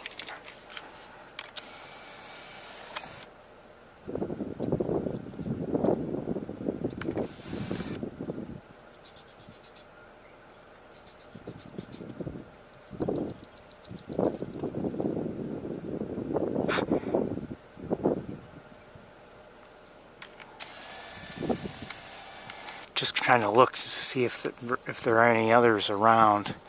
I don't see any others.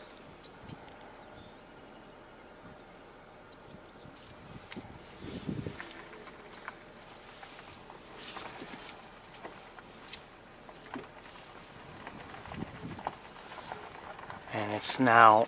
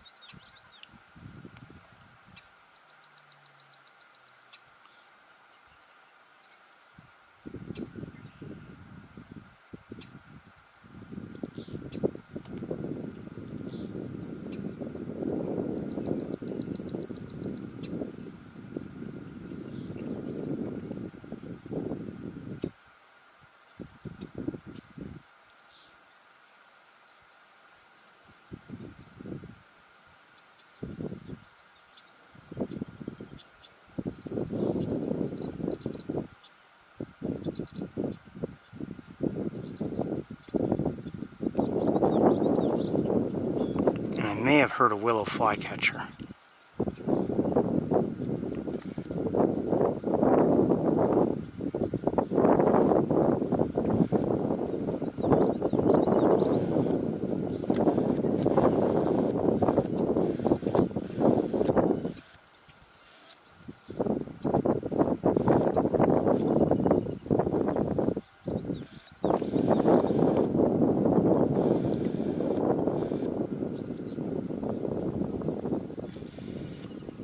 Actually, I'm not sure. I don't know if I have or not. One of the killdeer just flew off the road, and I lost track of it quickly. I believe this one is the male, and it just flew off the road as well. Okay. Let's continue. We've actually seen killdeer mating before.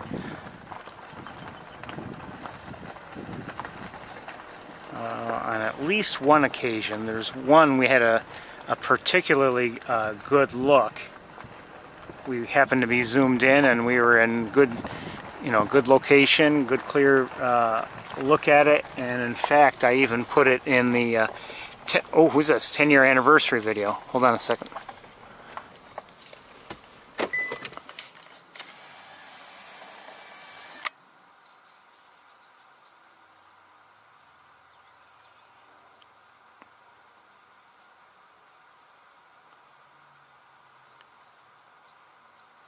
Is that a mallard?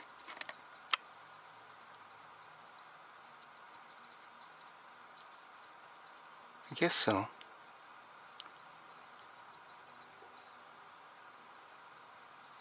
No, I don't think it's a mallard. The bill was too dark, I think. Let's see if we can get a better look. Hold on.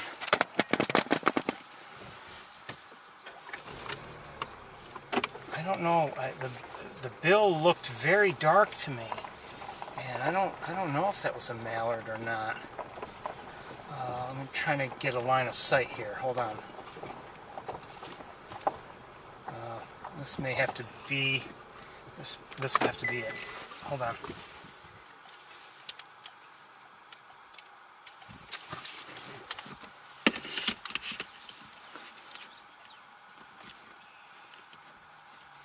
Oh, come on. Okay.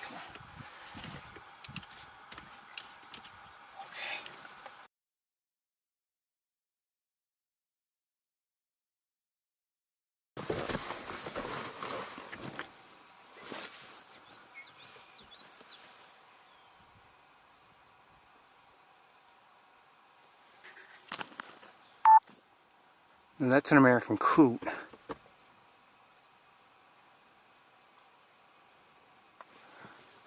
Where'd the... Oh. Uh-oh. I think I lost them.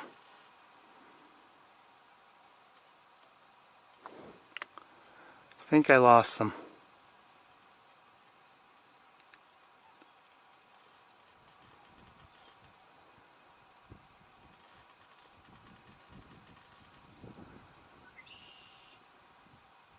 Maybe they'll... I don't know if they'll come into the clear or not.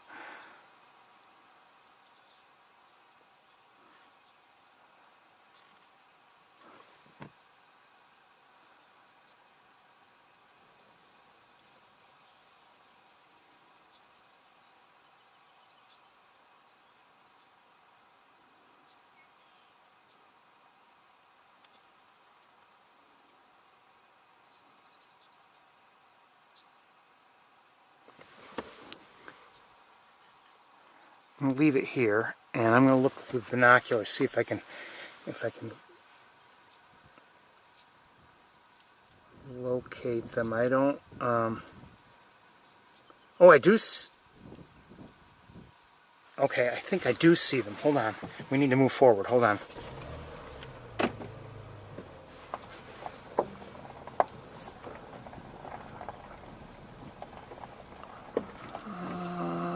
Don't move, don't move, don't move, don't move, don't move.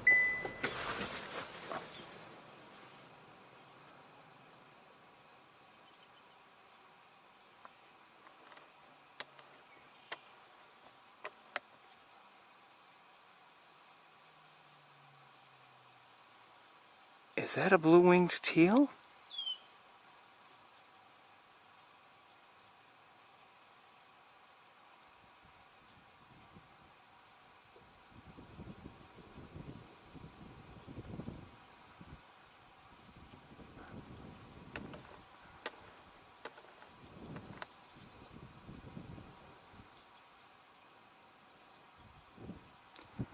Oh, don't go over there.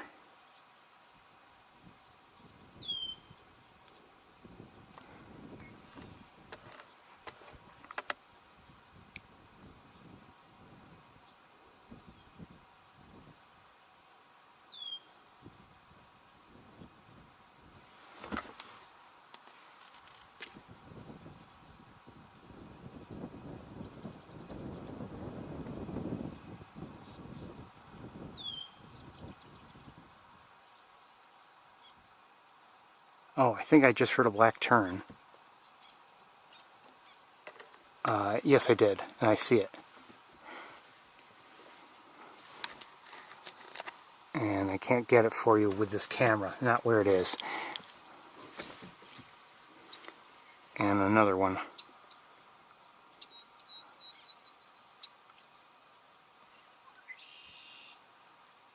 I've lost sight of the ducks. I believe they were blue-winged teals. If that's the case, I've never seen blue-winged teal ducklings before.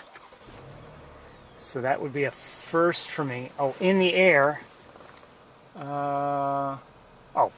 They may be the very same black terns. They're up at higher altitude and ahead of us.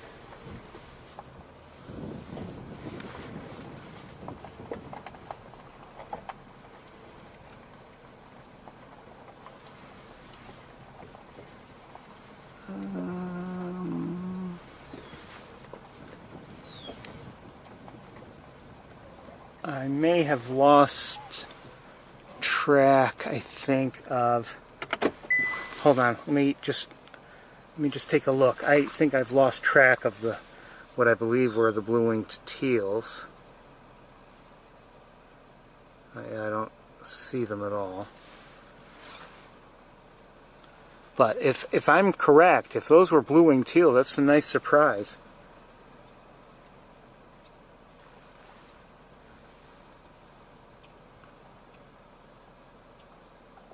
See another common gallinule. As I mentioned, I've never seen blue-winged teal ducklings before.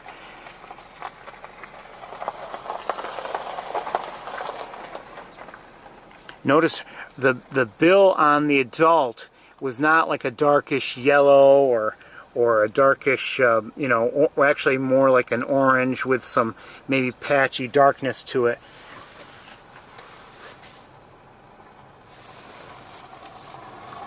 Slow down.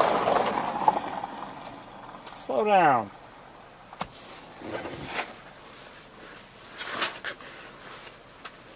Someone just drove by, kicked up as much dirt as possible. Dirt and dust.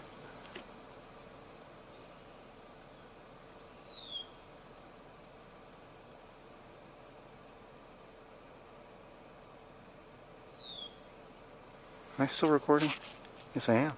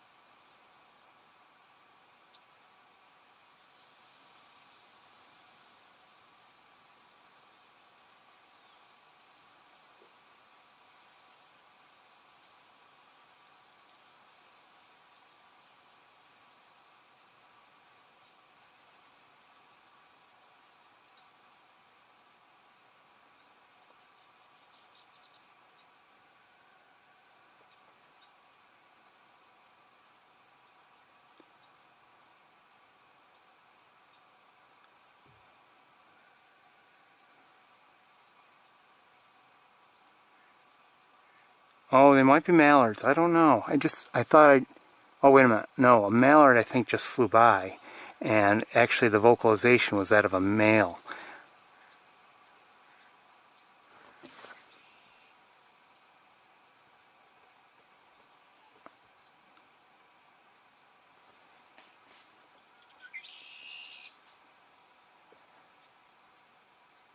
And quite honestly, the ducklings don't look like, they don't quite look like mallard ducklings anyway. I may be wrong.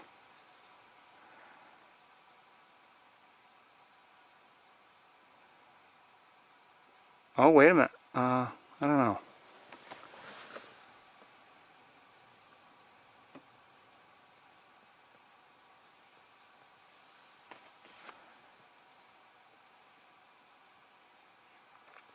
See the female? Or the adult female?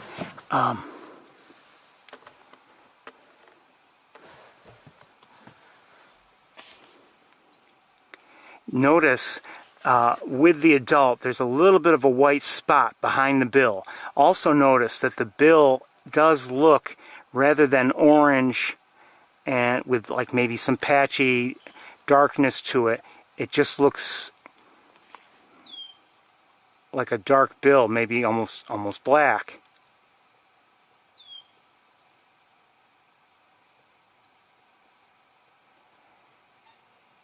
And there's more of a lighter pattern to the overall body. Slow down.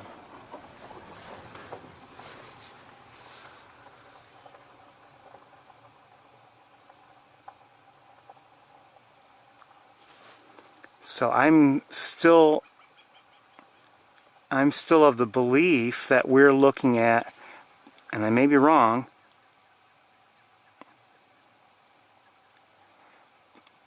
a blue-winged teal. Hold on a second. Oh, didn't want to do that.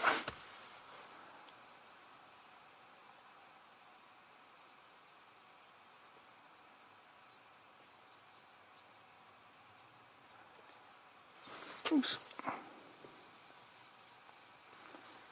Oops, didn't want to do that. Sorry, the tripod head I'm using here has its weaknesses, but I have to use it until I find a better alternative here in the car.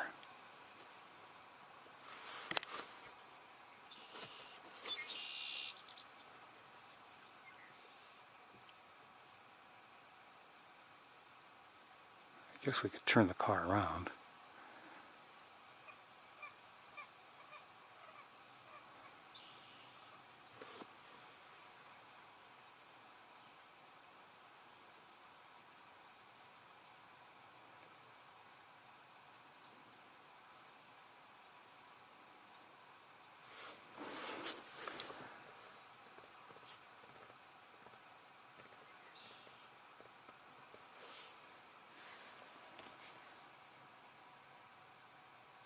See that little bit of a white spot behind her bill? That bill is not that of a mallard.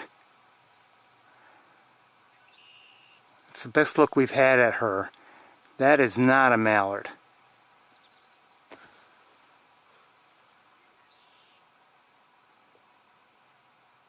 I believe that's a blue-winged teal, if I'm not mistaken.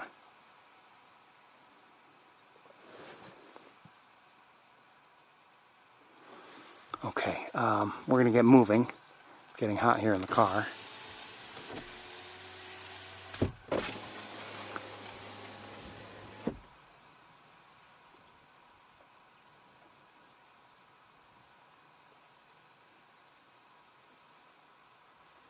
Oh, we could have gotten closer. Sorry.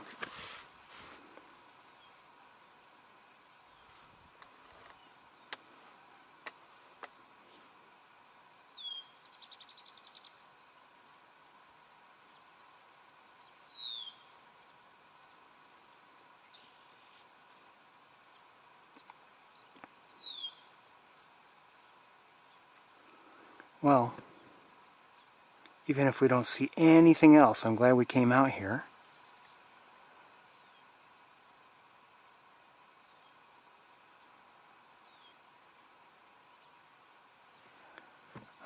don't know if they're going to come into clear view or not.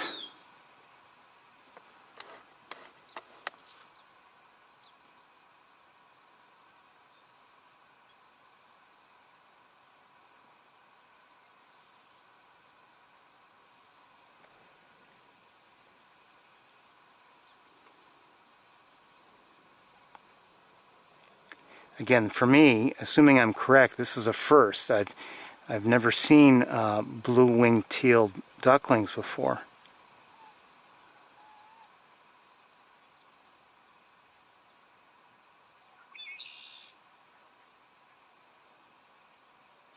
Even if it's a green-winged teal, I've never seen green-winged teal ducklings either.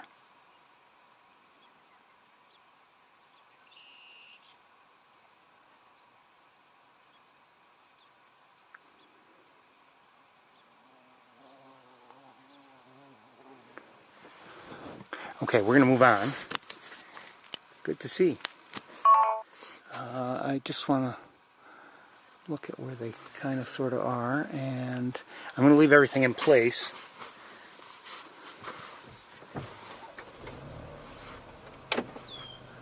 And move forward. Maybe we'll...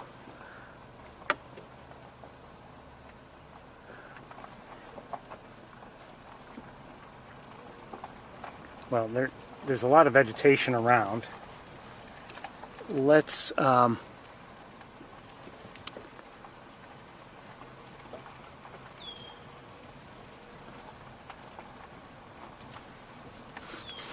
switch cameras. 1 second.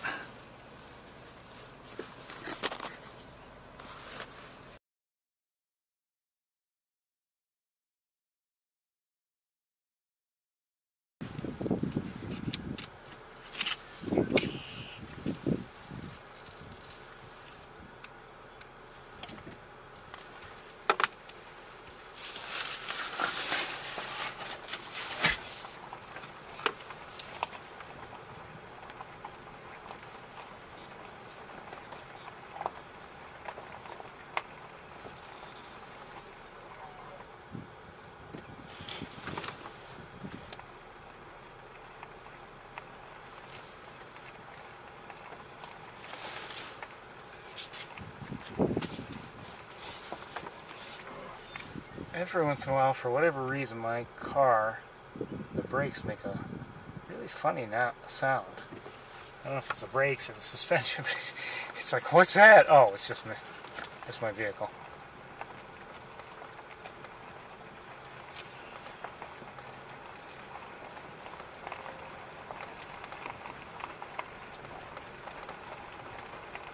I have to say that breeze feels nice going through the car again.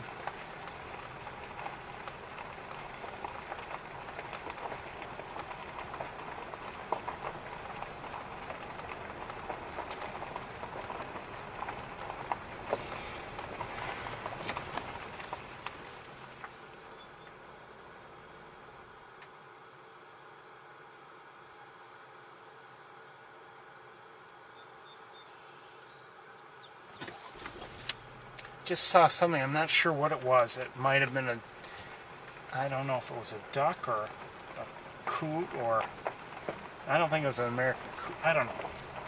Might have been a duck.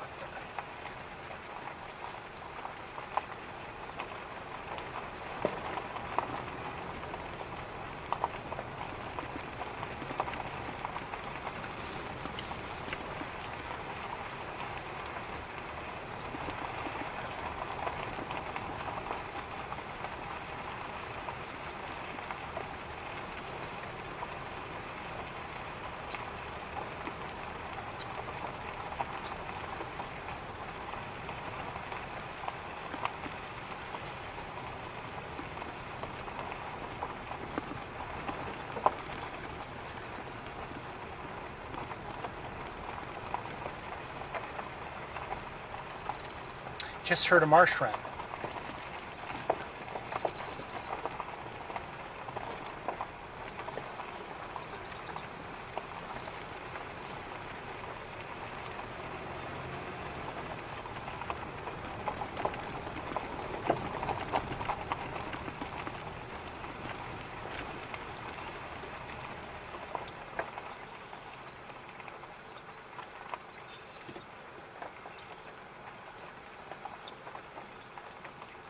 hearing a gray catbird.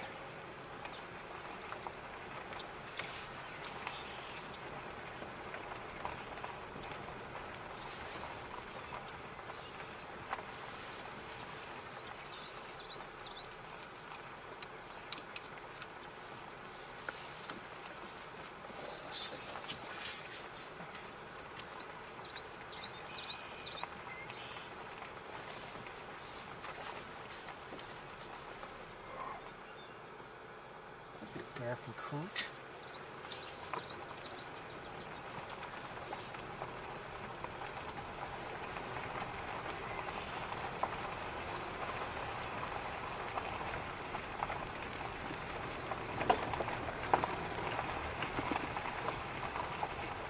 You know, looking over, if you're wondering, looking to the right here, there's just a lot of vegetation. There were some areas where there was water nearby, but between us and that water there was also vegetation, just preventing us from seeing. Hold on. Mallard.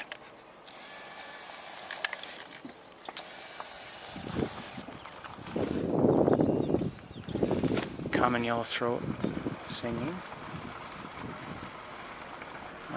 Looks like we may have,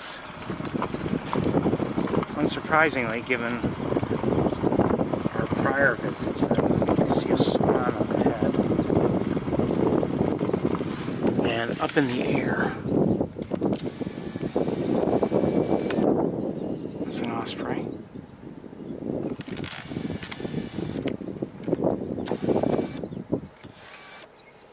Right over there. Oh, black tern.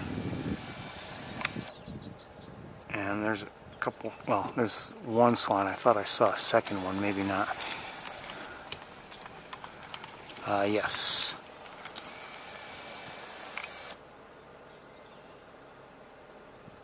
And some, wait a minute, is that a swan?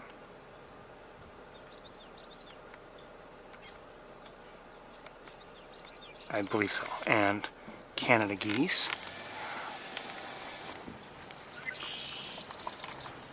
And I'm hoping we see something. Oh, we'll see. I see a tree swallow.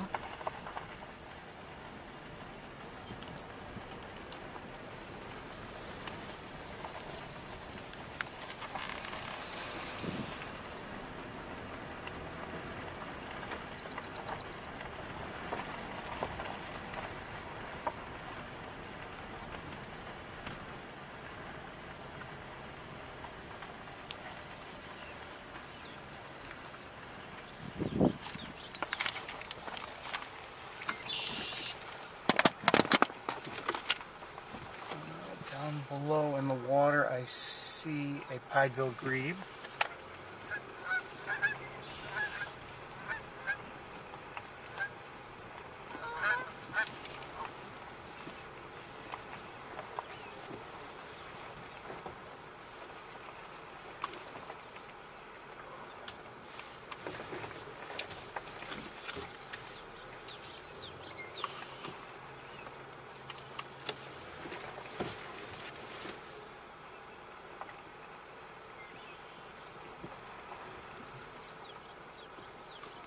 Stop right here for a moment.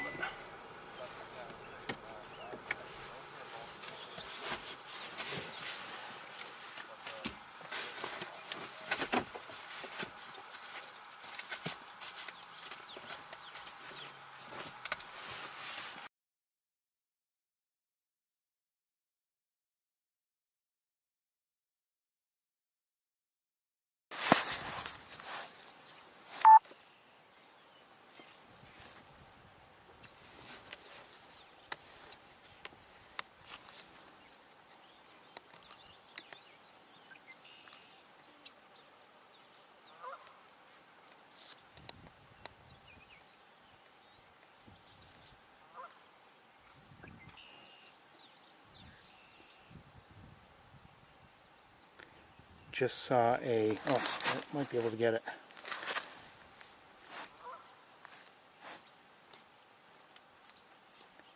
Might be hearing a willow flycatcher.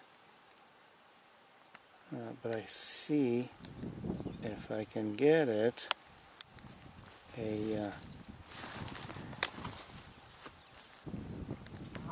there it is, eastern kingbird.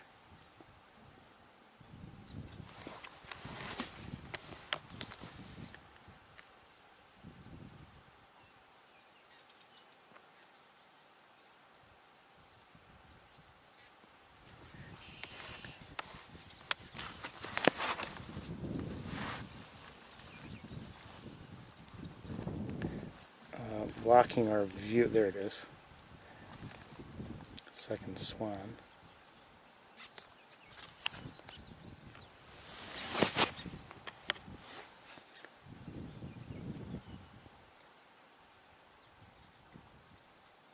I believe I just saw a grackle, but I'm not positive. These look like trumpeter swans.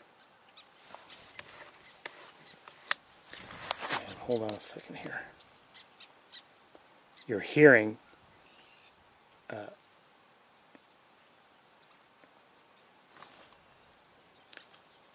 the black terns. And let's, oh, hold on.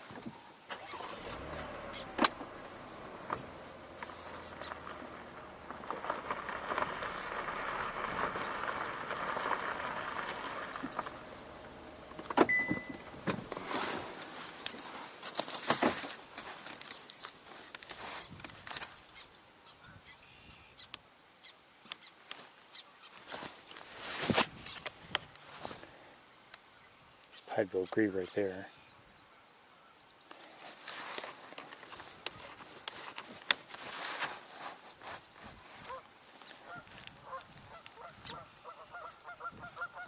It's a black tern. And there's another swan here. And this one, I think, was it here that we saw both trumpeter and tundra weeks ago? I believe so. Let's see if we can determine what this is.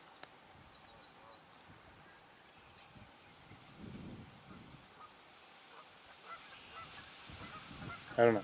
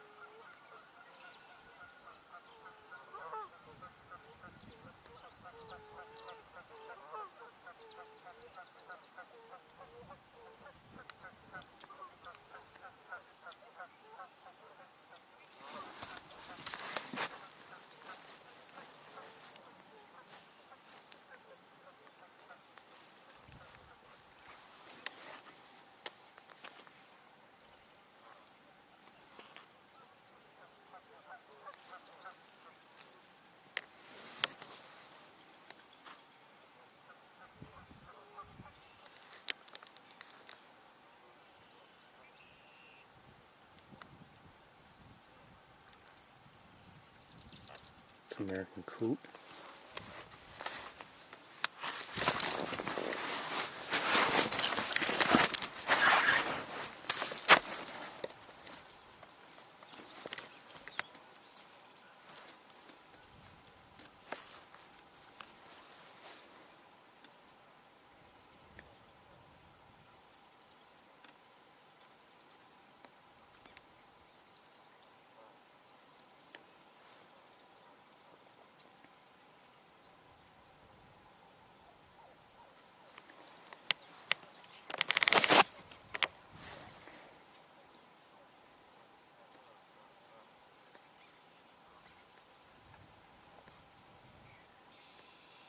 Pied-billed grebe baby.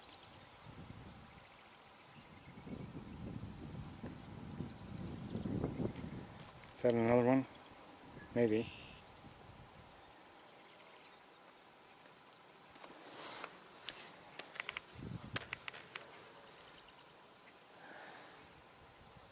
I would say.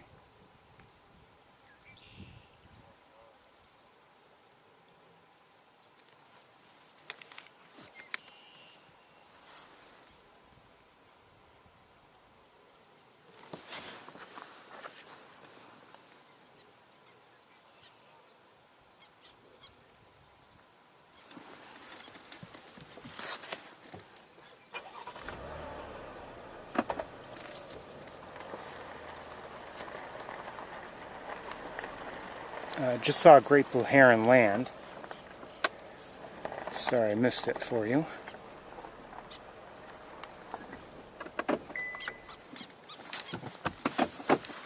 We have black terns flying around a bit. Hard to follow in the car. Oh, here comes another great blue heron. I'm not sure if I'm going to get it. Probably not. And out here,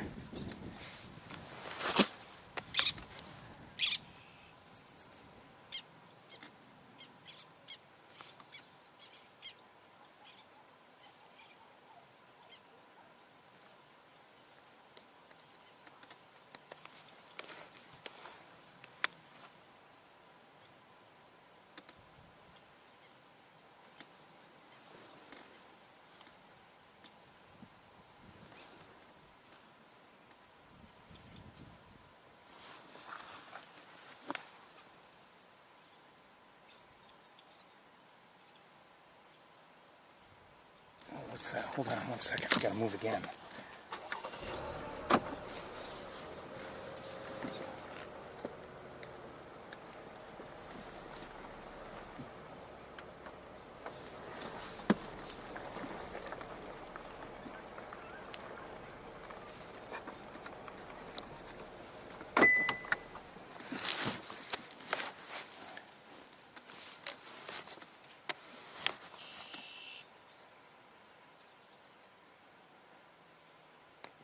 Are they grebes?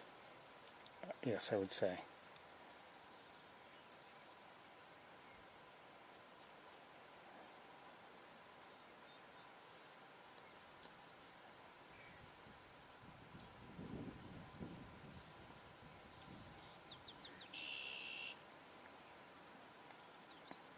Having a heat shimmer problem.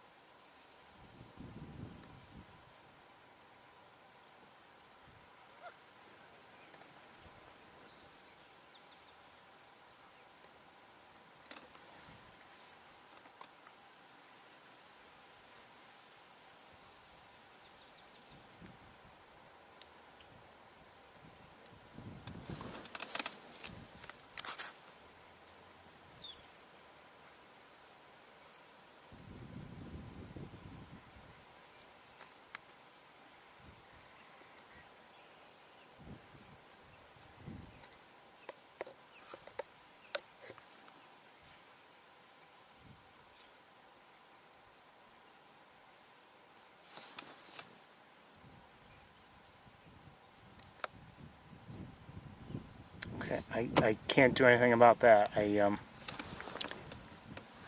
can't see them from here.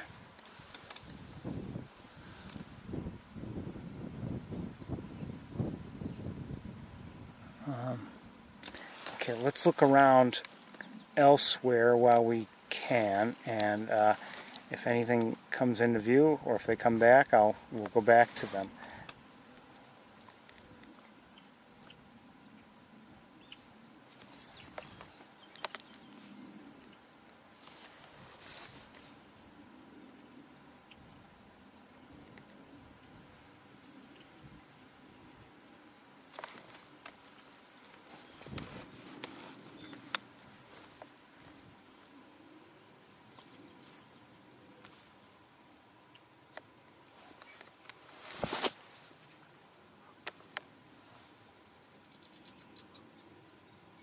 Who's this?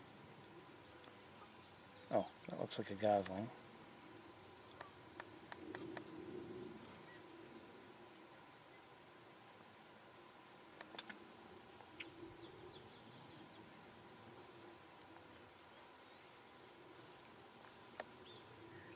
Okay, we're going to move on, I think, but it's been a good visit out here, I would say, overall.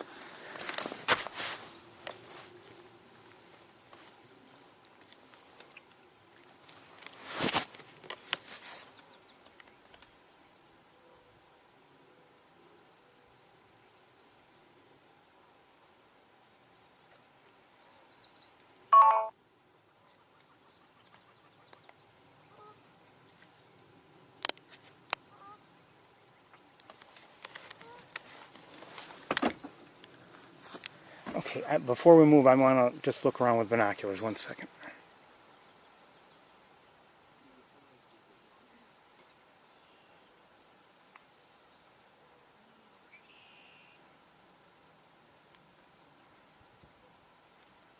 Okay, let's get going.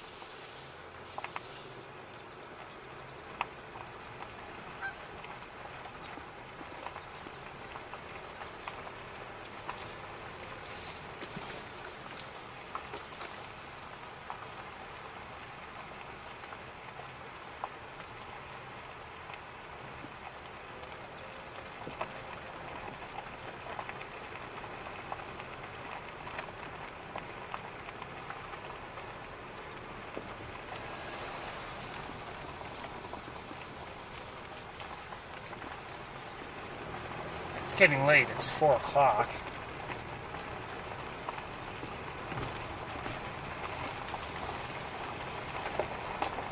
But I would say overall we've had better luck here today than we did on Wildlife Drive.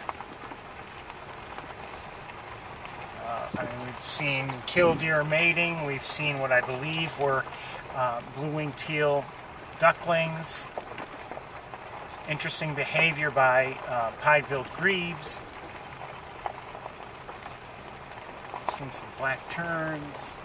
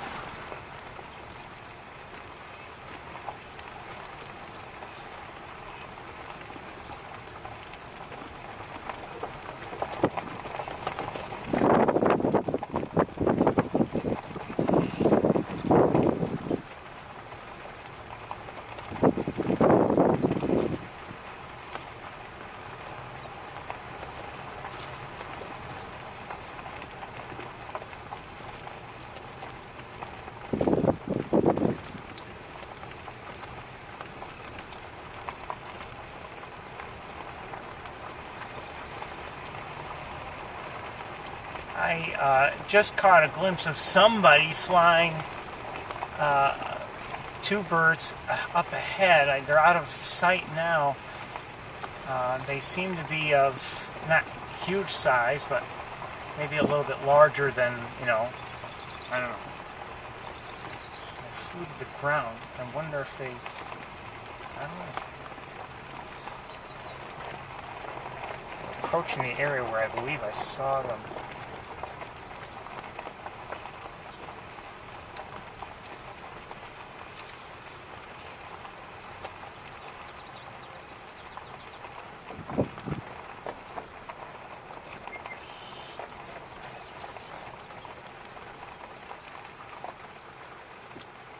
If they flew to the creek that's to our right, I can't see them from here. No, I don't see anything from here. Alright, let's keep going.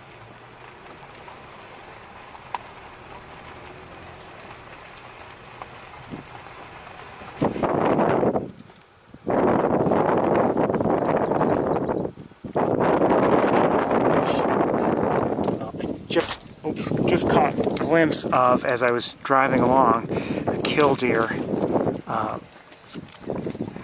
flying over the road, and it's now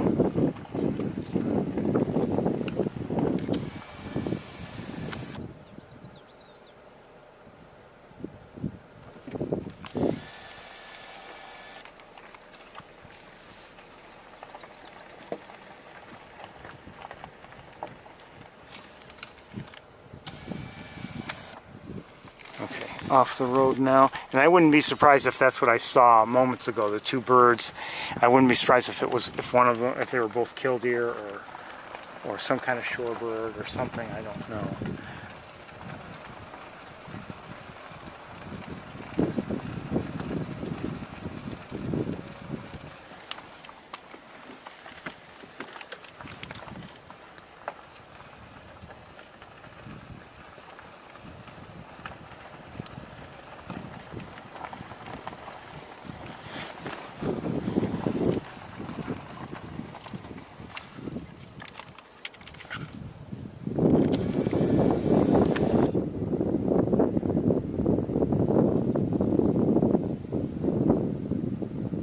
So something larger flying along.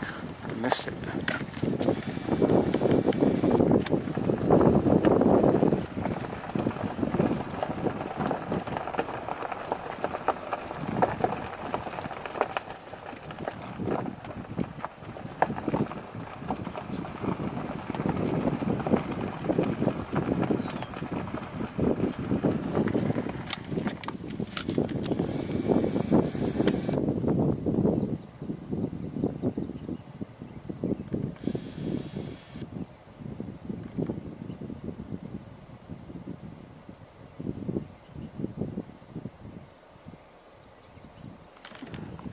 Well, that's not exactly good viewing. Let me see if...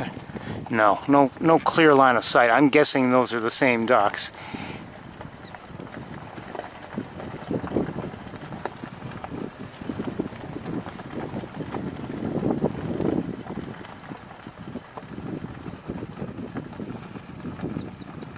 Swamp sparrow.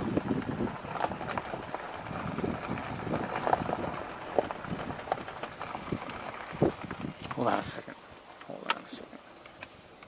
Turkey vulture.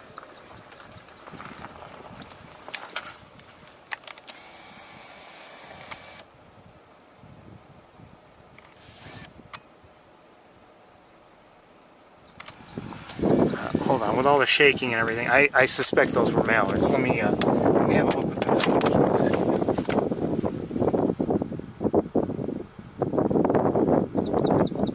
Yes. Oh, you know what? Hold on one second. Let's take a look at those mallards. Just a quick one. I have a reason why. Even though we've obviously seen mallards before.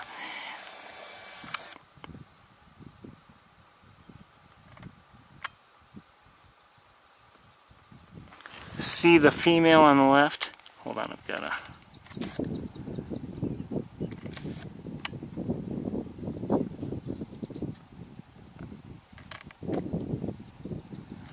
she had a lighter bill. She didn't have a dark bill, for instance, that you saw on that other adult female duck with her ducklings. There's the turkey vulture, by the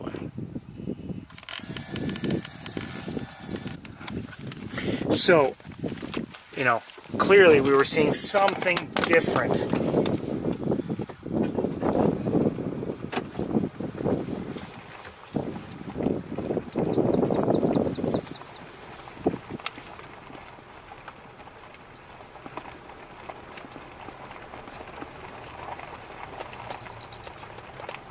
And you know, we didn't get the very best view of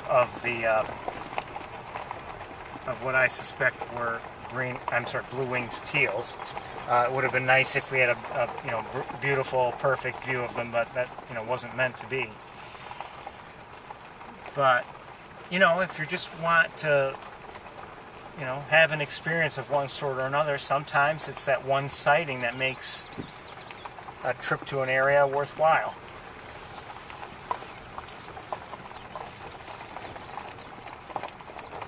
And quite honestly, even though that was my very first sighting of them, I won't bother posting that on YouTube. I don't think it's worthwhile, given the quality of the look we had.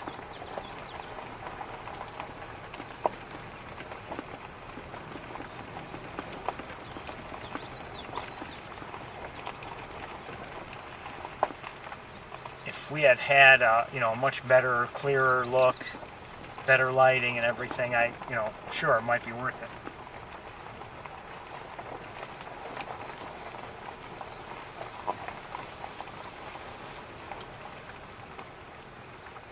American robin.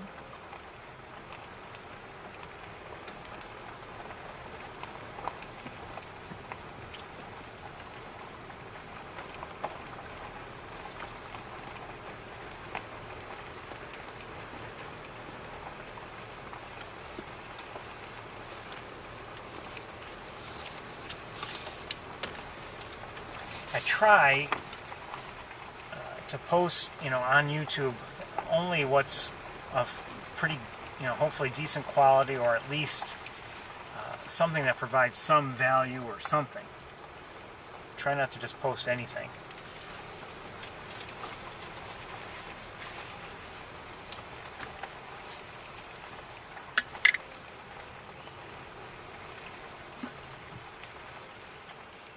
I'm hearing a great crested flycatcher.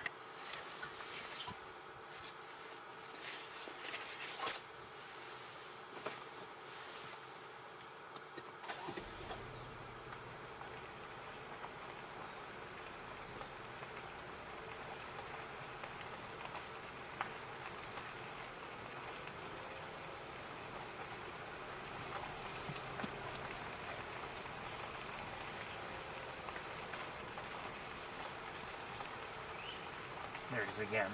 Reap. Rap, rap.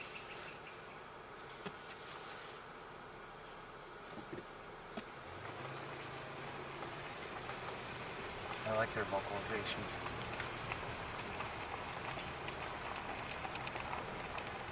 And again, ever since I found out what they were and everything, I've been hooked.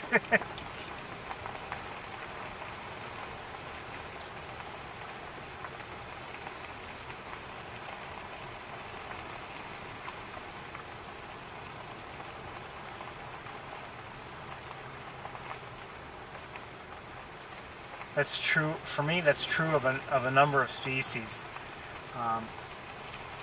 The first time I ever saw a scarlet tanager was at Sapsucker Woods. I was walking on the Wilson Trail, I believe, and I looked up and saw one up fairly high in the tree, and I took the best photos I could. And I didn't even know what it was. Showed it to somebody, and I was told what it was. And ever since then, granted, the scarlet tanager, the male, in that is red, you know, red body and head, and then just the black wings, and he's a beautiful bird. And you know, I guess I really, a couple of them maybe.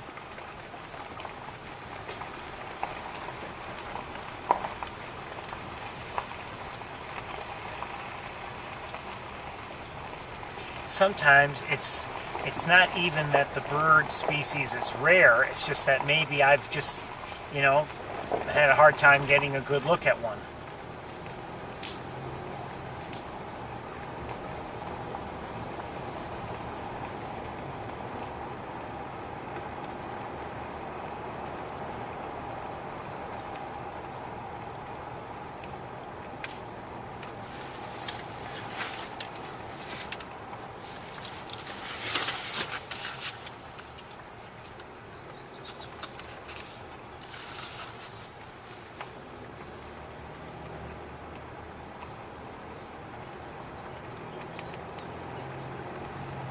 I'm hearing warbling vireo, but I'm not sure. Okay, let me just, I've got to attend to a couple things. Attend a couple things. Tend to a couple things. Hold on.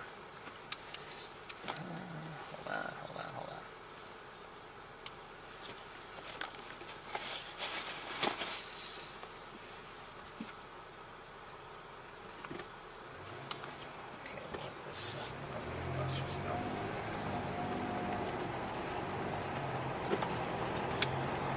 78 degrees according to the thermometer. It might warm up now that we were in sunshine before, just going through the wooded area, a little bit of shade.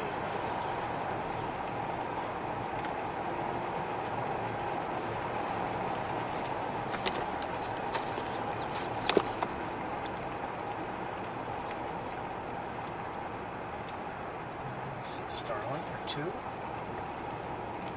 few more.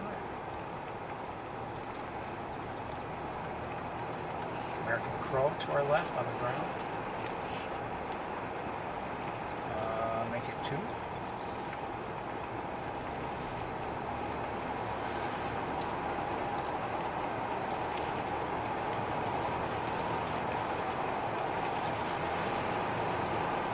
Okay, lift your feet if you would.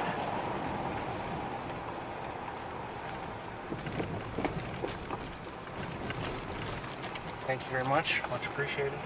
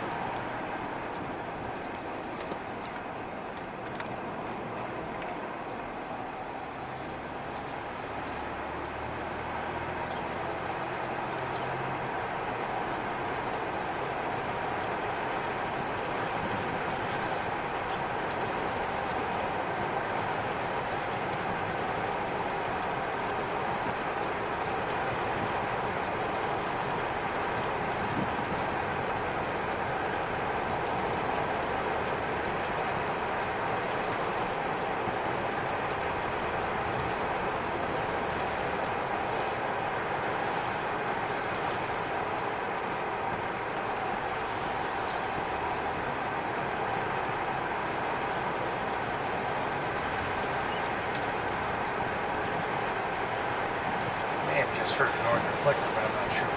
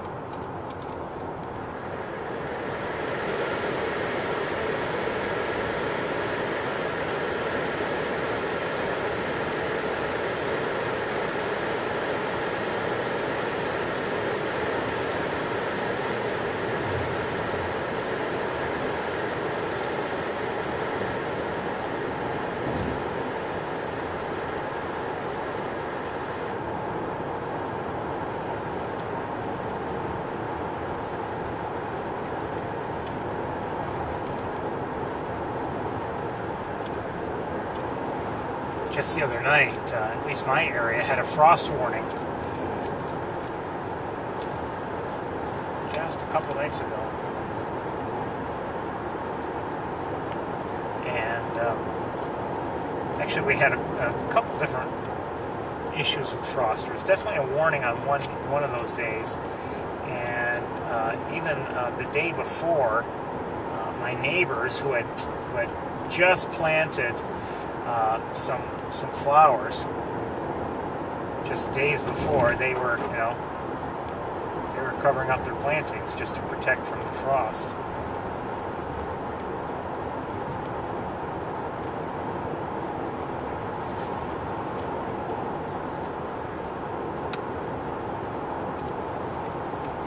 Right now it's 78. I saw an eagle above us, if I'm not mistaken. Immature.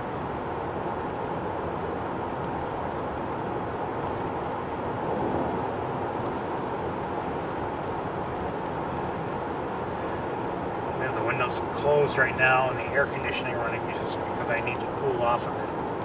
Again, it's not the hottest of days, but that sun is hot as it comes into the car, so I need to cool off. And I imagine once we take a break and I'm driving back towards Ithaca, I'll probably end up doing the same thing.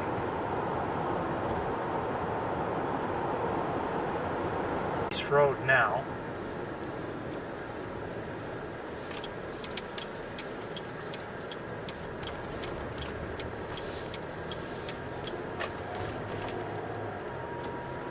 And I see a turkey vulture in the air.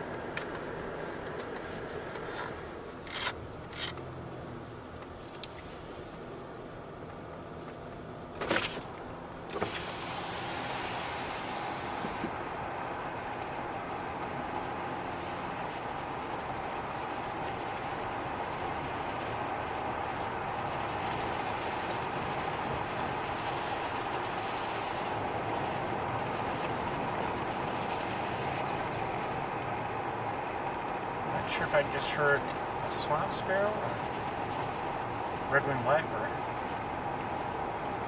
It sounded like a swamp sparrow. Maybe American goldfinch. So probably swamp sparrow here.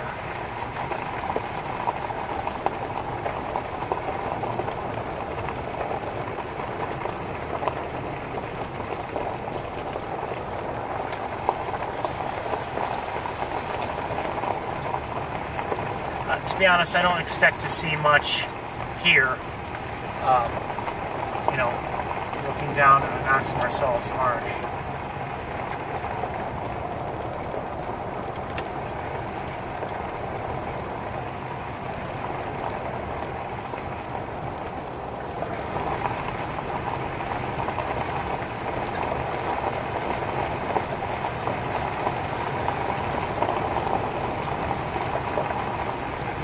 Blackbirds.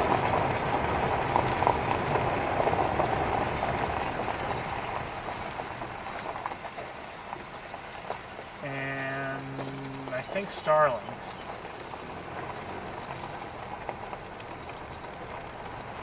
I see some white spots down there. Not many, but a few.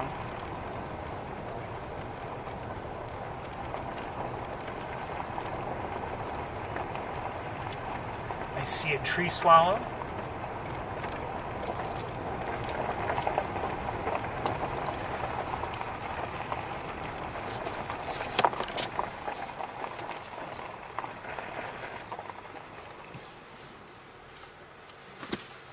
Hold on, what's this?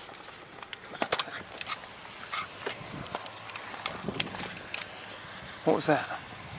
Probably a song sparrow, I think. Some kind of sparrow, but I can't see it now.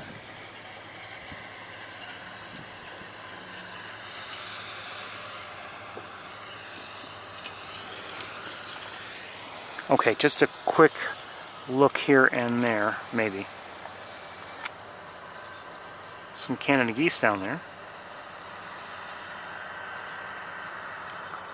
Actually, this viewing is a lot better than I thought it would be.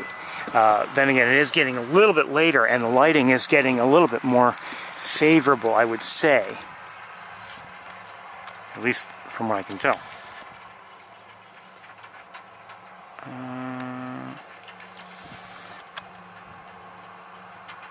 Great egret, great blue heron.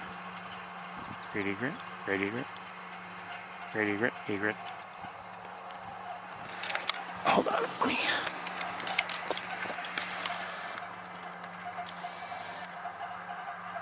That's a swan.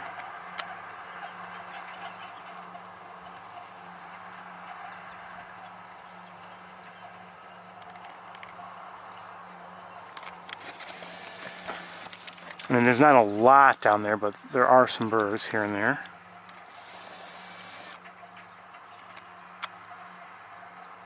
Canada geese and goslings.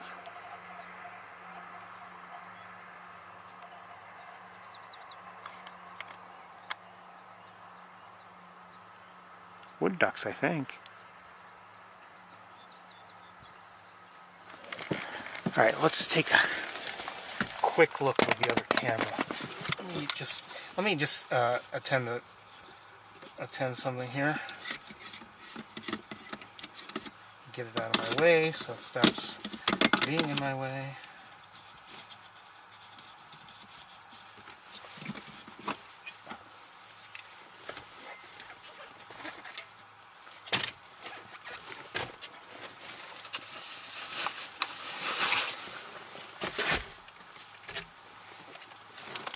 Oh, come on. I swear, there's a cord I use for powering the camera you're looking through right now, and that cord has a mind of its own. It just can't wait to get around everything. And it's not even a coiled cord.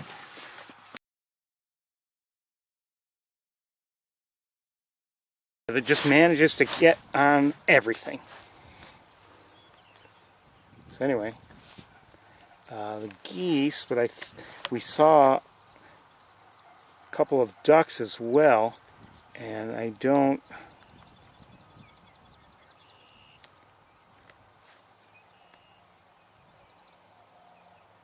Actually, those may not be the geese we saw. We saw geese with goslings. Oh, I see. Okay, hold on. And this is what I want to look at anyway. Yes, these are wood ducks.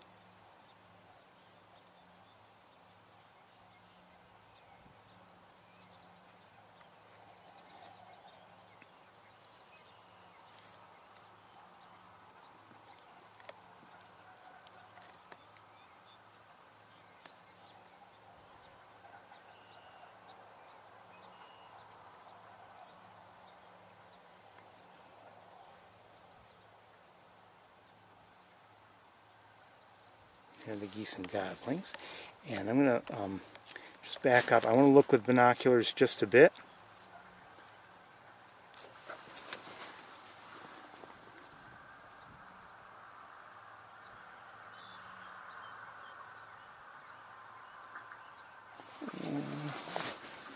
I see a great blue heron in the air, and way out there I saw something on at ground level.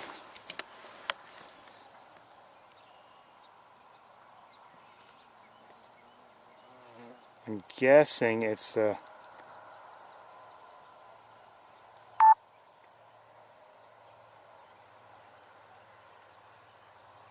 would guess it's a double-crested cormorant, but I don't know if I've ever seen a cormorant do that in the water, you know, moving around with its wings like that.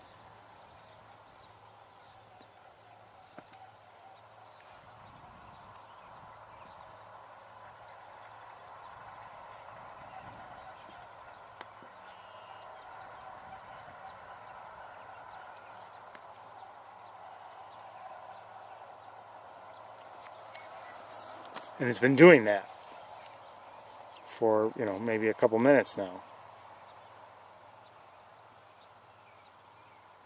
Maybe, I don't know. Maybe it doesn't quite want to take off, but it wants to dry those wings a little bit. I don't know.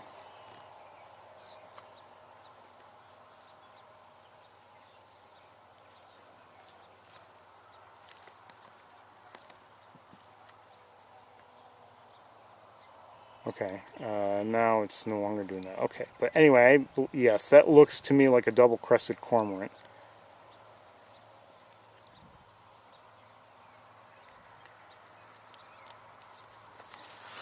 And let me point you back.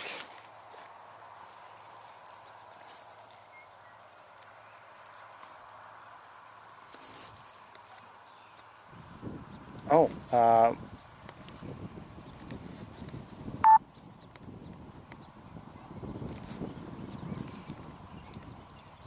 more duckling or more goslings than I have originally seen. So we have some here, and we have some over here. Good to see.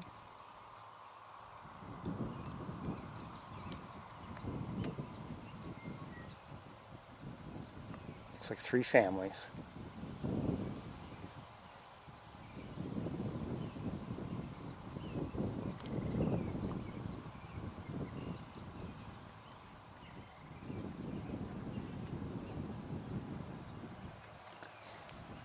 It's okay by me. Okay, let me just look around with binoculars just a bit more. And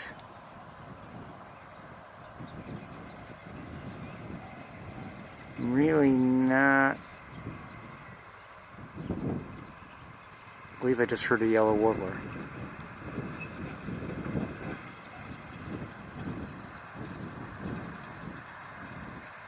Okay, we're gonna leave. I don't see really anything else.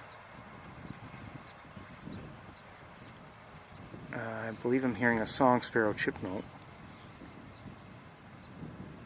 Could be wrong about that.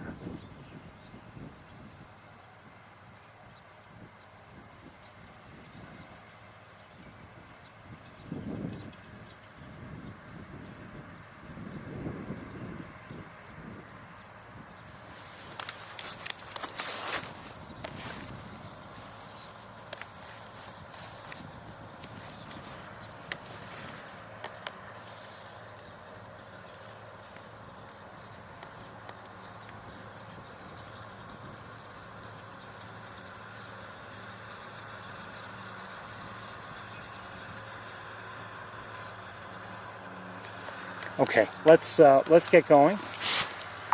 Oops.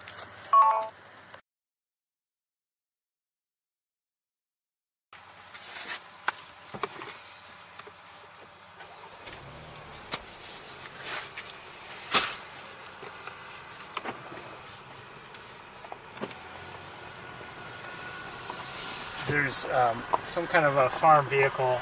I don't know exactly what it's doing, but it seems to be, cutting vegetation and spewing it behind it into, well, the intention is into something that it's towing along, a trailer of some sort. And a lot of it is just going right over the trailer. Instead of into the trailer, it's going right over it. I wonder if they realize that. Or maybe there's nothing they can do, I don't know. Maybe it's intentional.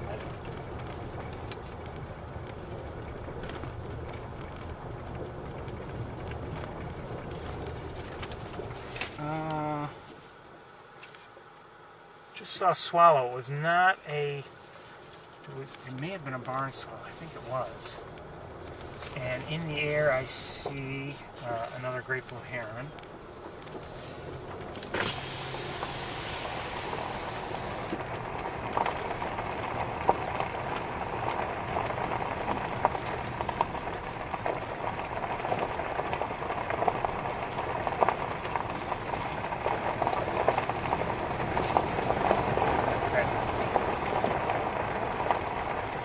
On the power line or utility line or whatever line, I see a mourning dove. I see a bald eagle in the air.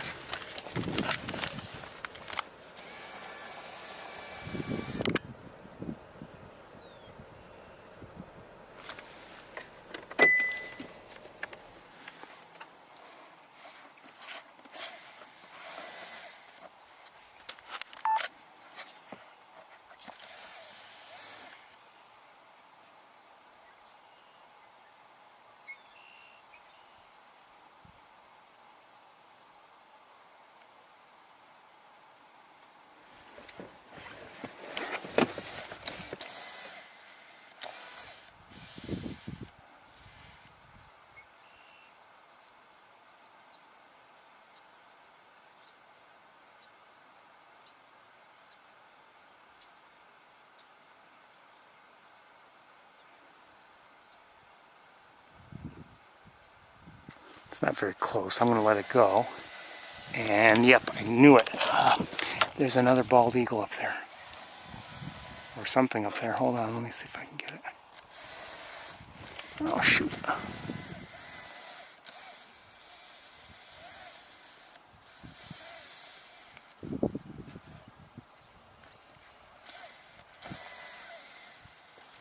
Uh-oh.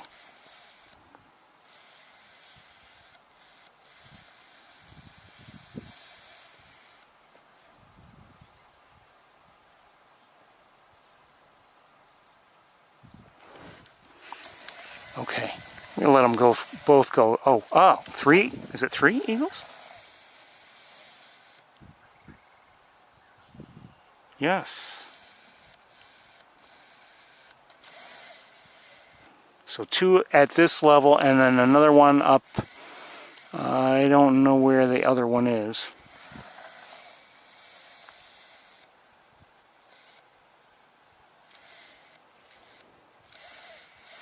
None of them are particularly close. We're gonna let them go. And they're not even particularly close to each other, really.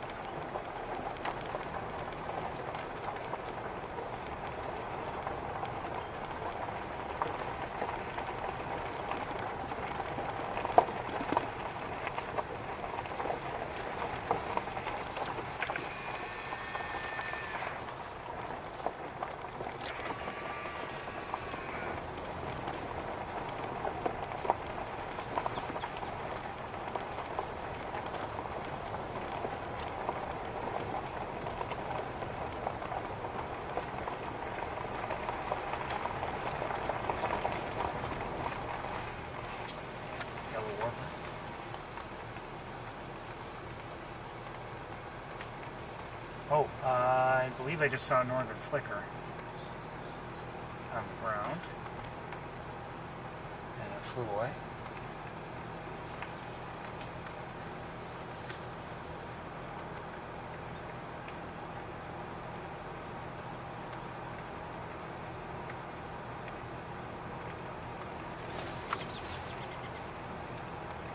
Barn swallows.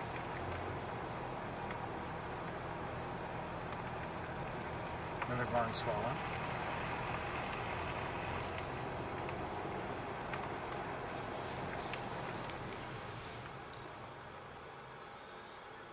Sandhill cranes. This will be different. This will be different.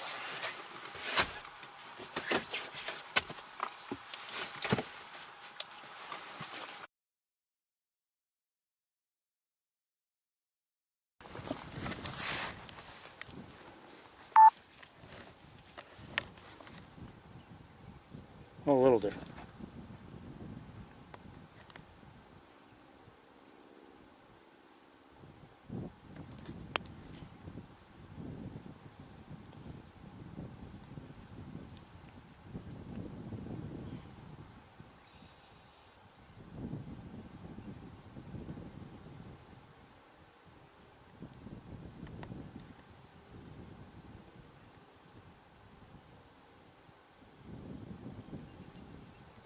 Just heard a song sparrow.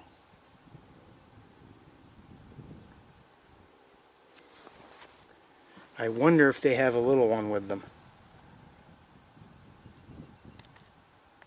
I don't know that for certain, but I wouldn't be surprised. But I don't know. And quite honestly, I just heard a warbling vireo, I believe. Well, oops. Is it too early for them to be out and about away from a nest? That I don't know, for one thing. Secondly, oh, is that?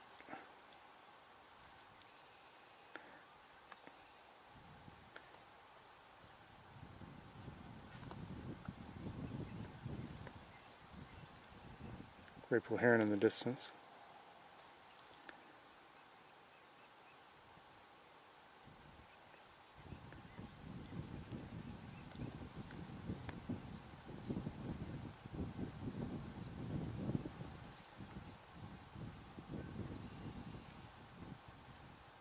Wish we didn't have this heat shimmer or overly bright sunshine.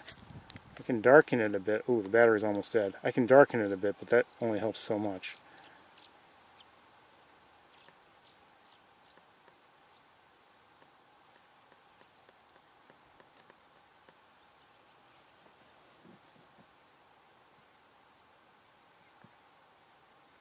Now you see how tall this one is. Unless it happens to be on higher ground, you know, a little mound or something. The other one doesn't seem to be, you know, sitting down either. We won't stay here too long.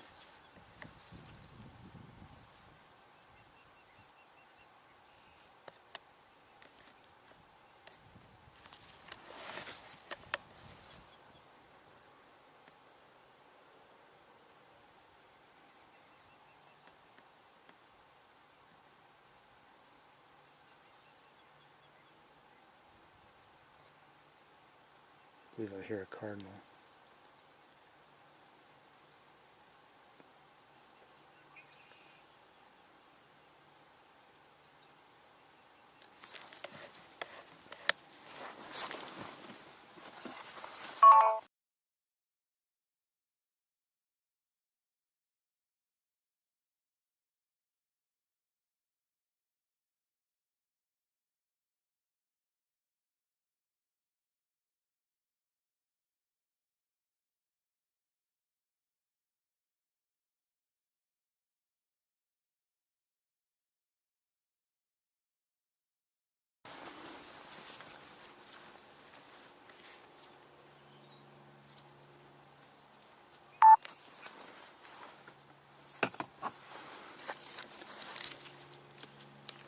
Again, I'm just hoping, you know, if we're lucky enough to see one of their young, a colt, it'd be great. I don't know if that's going to happen. I'm not saying it will. Probably won't. Even if there's one there, we probably won't see it, given the grasses and everything.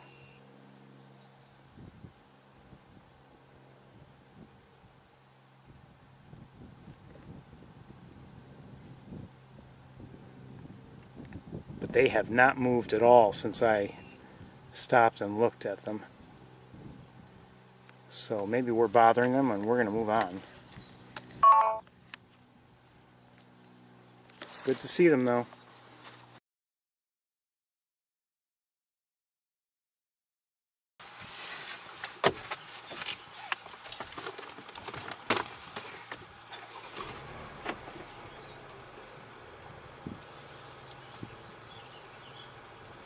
I'm going to try to kind of sort of keep an eye on them. If there's a change in the line of sight towards, let's say, the ground itself, maybe I'll catch a glimpse of someone.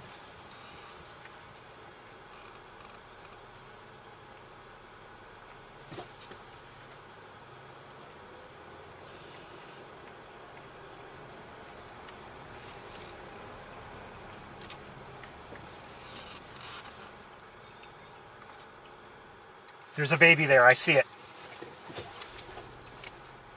There's a baby there. Hold on.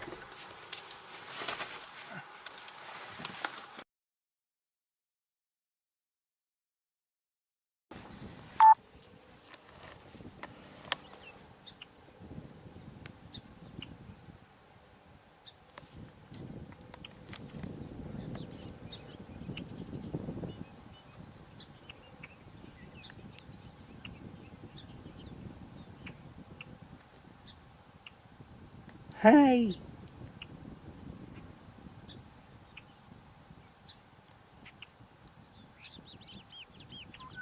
So if you're just joining us, we're watching sandhill cranes. We're also hearing, I believe, a bobolink.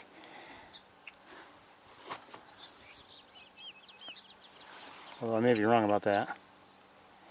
And we're seeing that 2 adult sandhill cranes are there, and they have one of their young with them, which is known as a colt.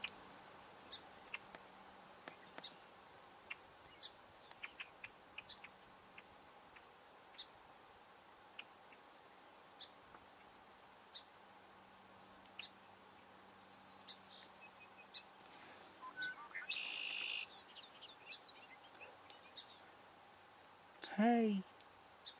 Hello.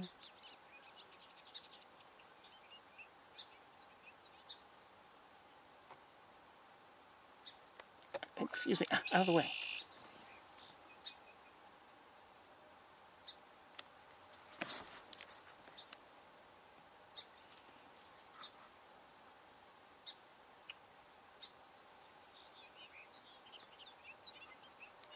Definitely hearing a bobolink. Wouldn't mind seeing it. Hold on, where'd they go? Okay.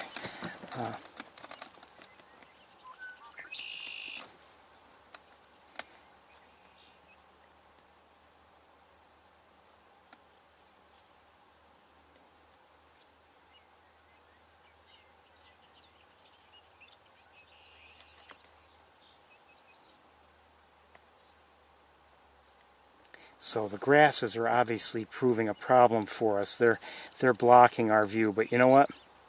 For the sake of the colt, I'm fine with it. I mean, it helps protect him or her. You know, just it's a good way to hide.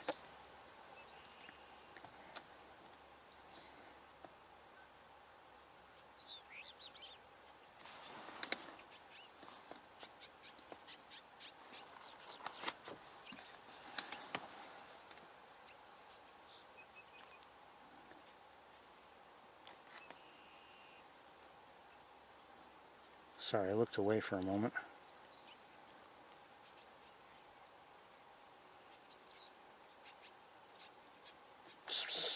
I think, I'm not sure what kind of...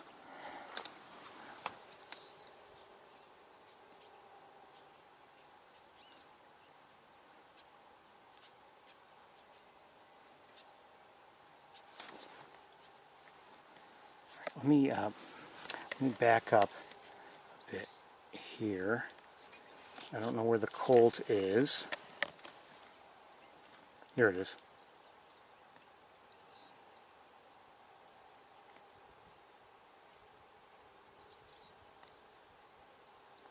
And we're hearing a flycatcher of some sort. I'm not sure what it is, if it's a... I just heard a killdeer.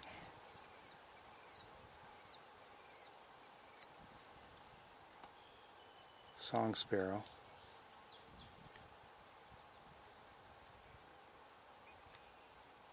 Hey, where are you?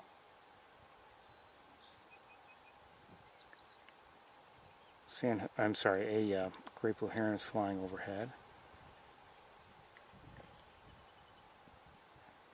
And we may, I suspect we're going to lose sight of them, oh there, very soon.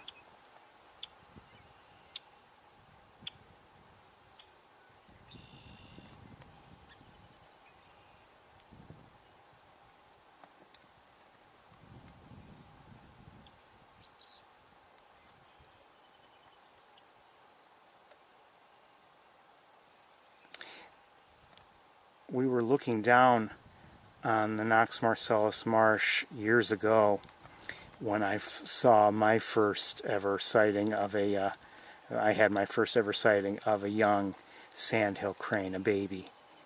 And, you know, I'm glad to see one again here near Knox Marcellus, although this is maybe not technically the marsh.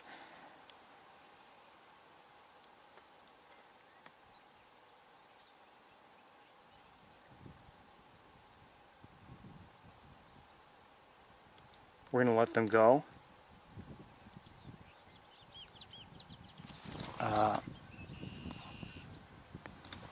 Well, hold on. I want to look around a little bit, just see if I can... Because I did hear a bobolink at least once. And I'd like to see if maybe we could catch a glimpse. I'll try to hold things steady while I look around.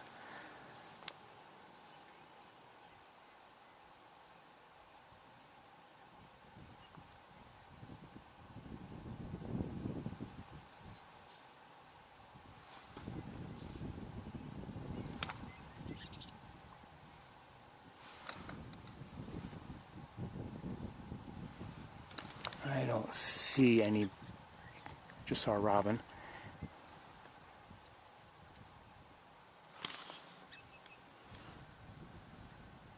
Okay, we're going to get going. This has been a nice surprise.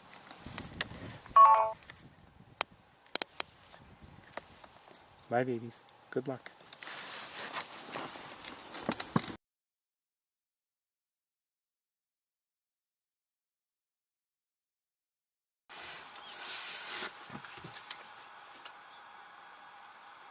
I just heard a bobolink again. And I just saw two of them. Hold on.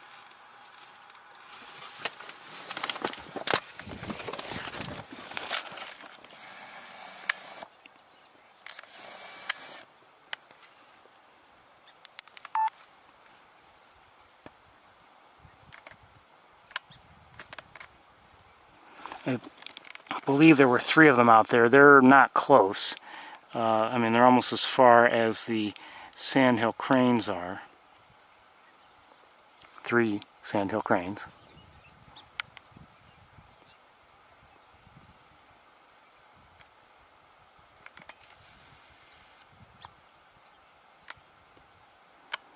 That's a bobolink.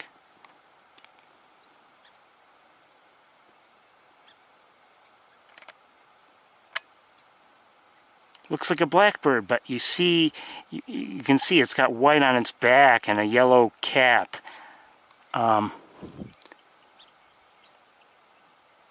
I don't know if I can see it with the naked eye.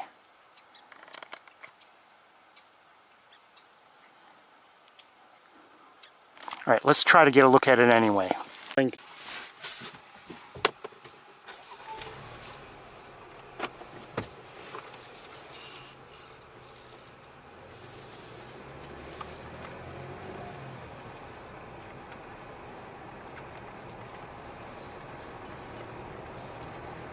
But now it's 5 o'clock now. We're more pressed for time now.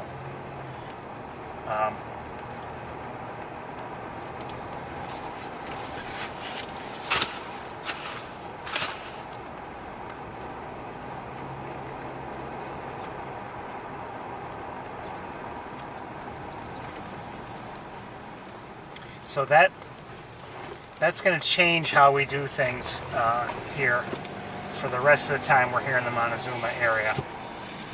It's a cat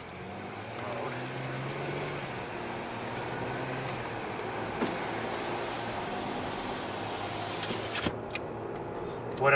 I think what we're going to do is we're going to do the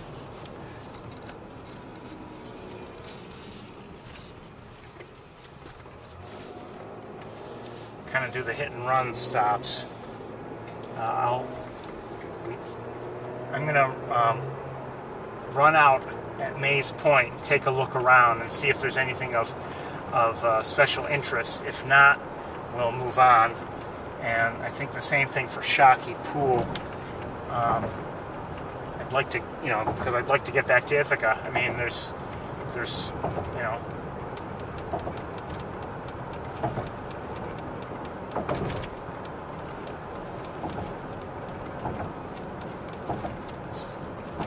fair amount I'd like to see there. I'd like to have a walk at Sapsucker, and I'd like to see the campus. Great blue heron flying above Mays Point.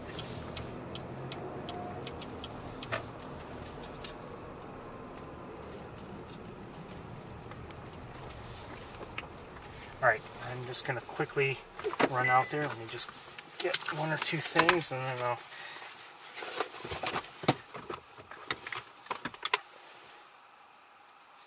hopefully be, well, we'll see. Should be right back though.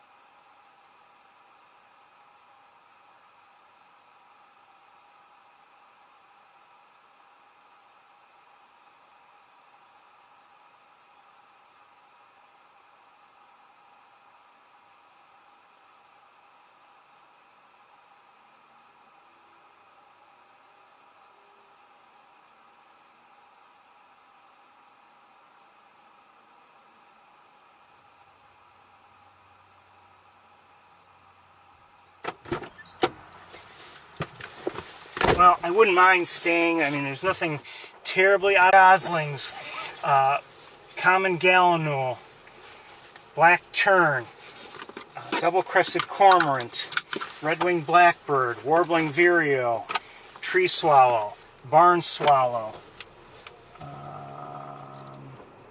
song sparrow, I believe. Wait, did I hear a song sparrow? Yes, I believe so.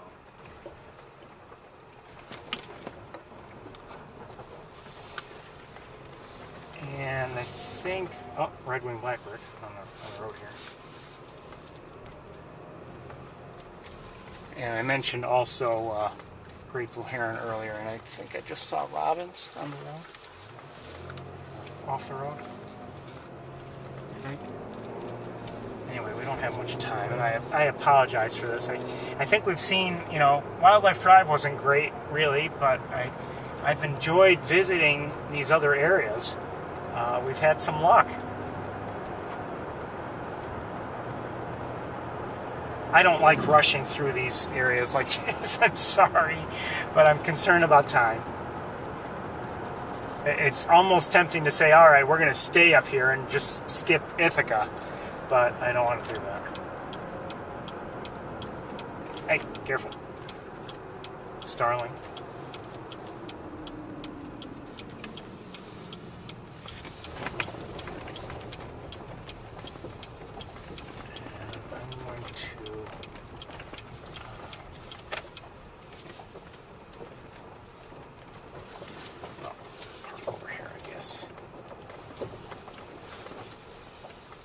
Great blue heron. Alright, I'm going to, actually, you know what? Let's go up there together and see what we can see. We'll have a quick look at the rookery.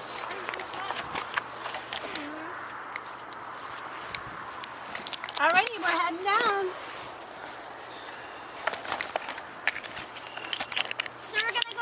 And then go to Mackenzie's Frog Garden. Okay, sorry about that. We're having some technical issues. Did you want to tell me? So we're looking at the great blue herons. We're hearing marsh wrens. I've also... And your juice? I'm hearing a red-winged blackbird. Here, I'll grab all those.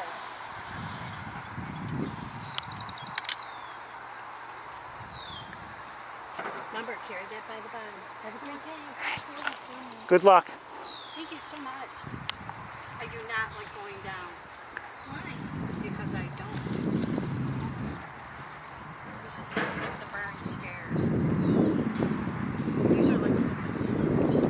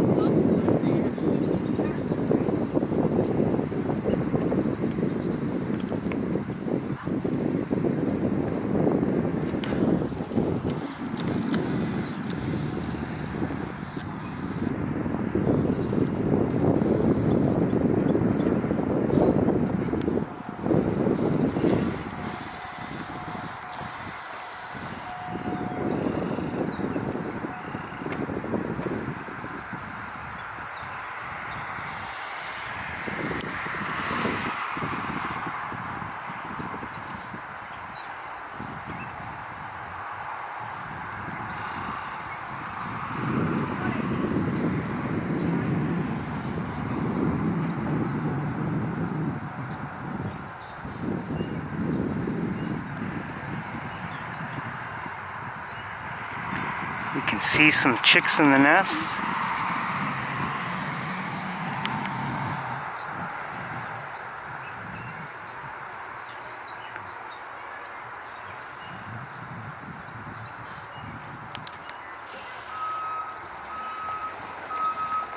The other setup would be better for seeing them. Actually, things are kind of sort of backlit, but not as badly so as I had anticipated, but it's late in the day then, you know, anyway, so maybe it's not surprising. Let's take a quick look around. I'm hearing catbird, gray catbird. We've seen great blue herons, of course.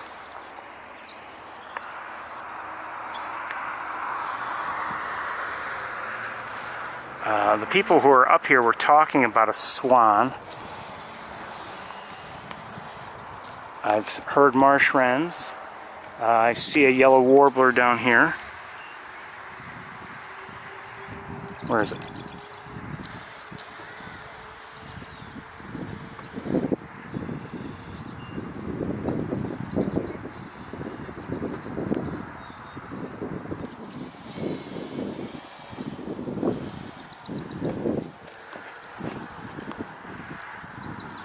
I see it, it's still there, but I don't see the bird itself.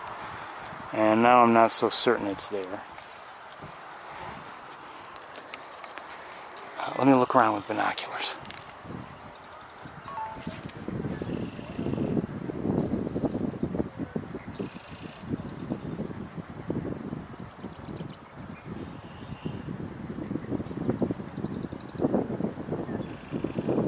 Blackbird. Gray catbird I heard just again.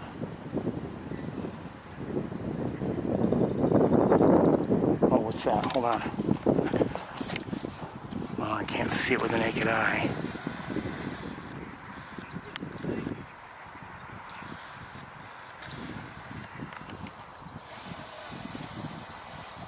Shoot.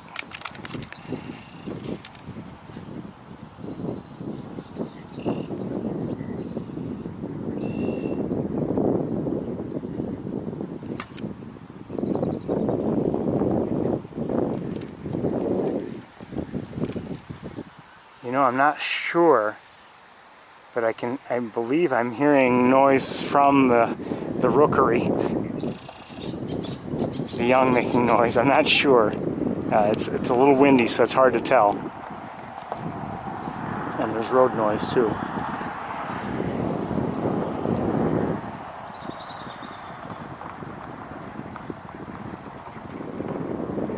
Yeah, I definitely hear something.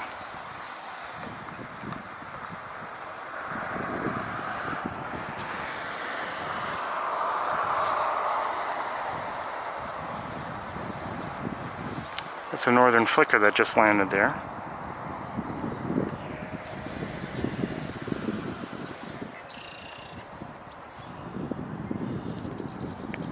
If you can remember the noises we used to hear from the great blue herons at sapsucker, it's, you know, it could be a constant thing.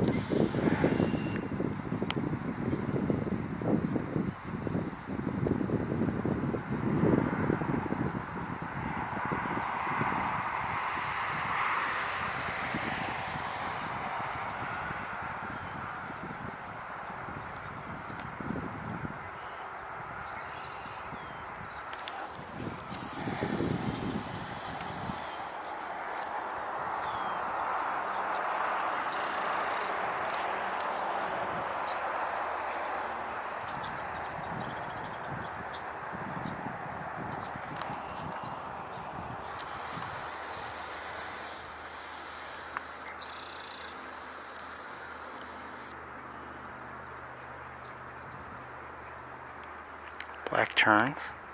There's a swan out there. Okay, I think it's time for me to get going and head back to Ithaca.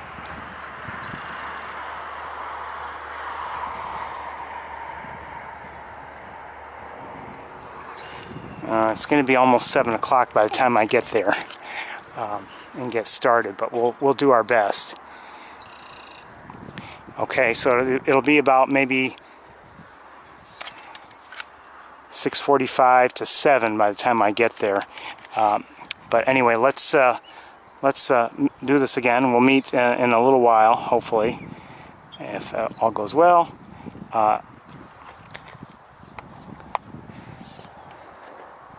In Ithaca. Let me just see if you've received the message.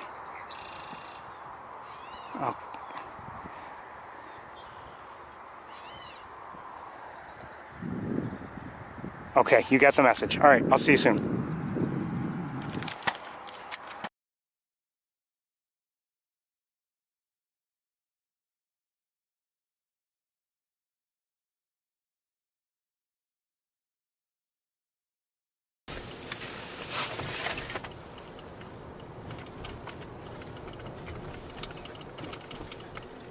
Hello everybody, welcome to the Cornell campus. It's 75 degrees and sunny here.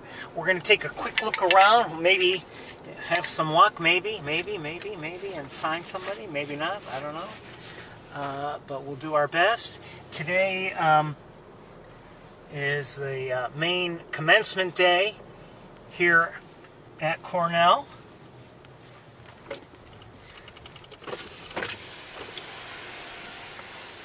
And I've seen some people walking around in their robes. I've seen a robin. I've heard a red-eyed vireo. I believe I'm hearing now some house sparrows.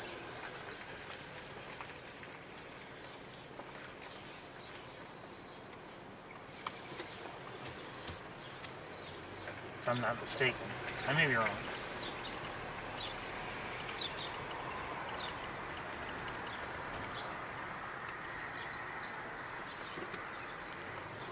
I managed to get here a little faster than anticipated.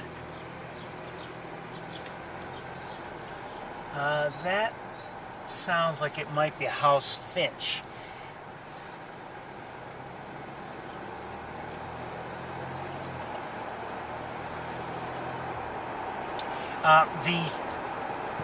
Nearly all or all of the, there's another robin, of the various festivities have already taken place, but there's still, like I said, I saw just moments ago, people walking around in their robes, so, you know, I don't know if they've just finished with various events, or maybe, you know, for all I know, they have just been walking around with family and having, you know, taking pictures. Who knows?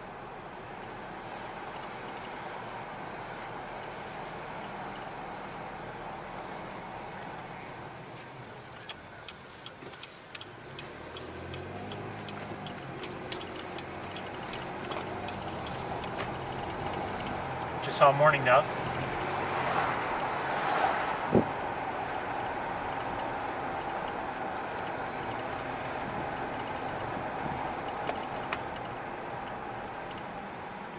So I'd like to spend, you know, hopefully some good quality time at Sapsucker. So I don't want to spend too much time here on the campus driving around.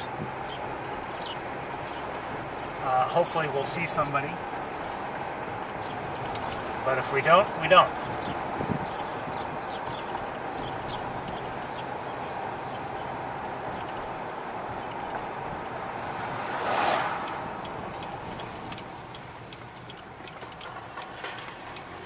I think what we'll do is I do want to go, it just occurred to me to go to a certain spot.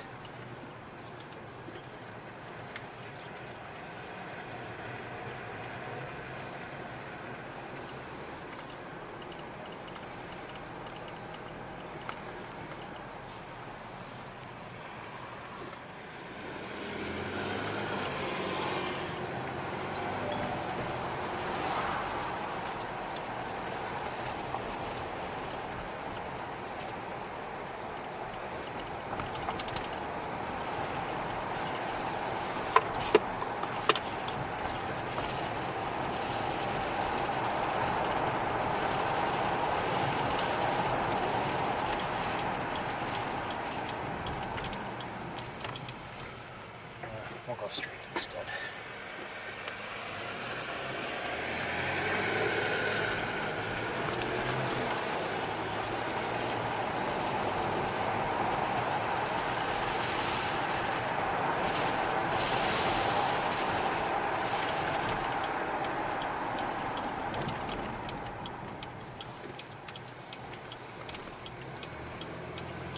I know we were just here, but I want to,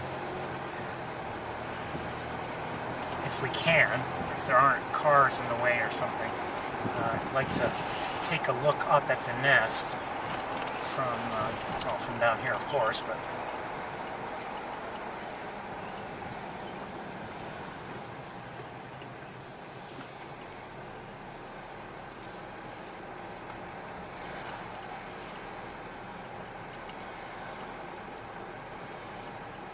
hold on a second.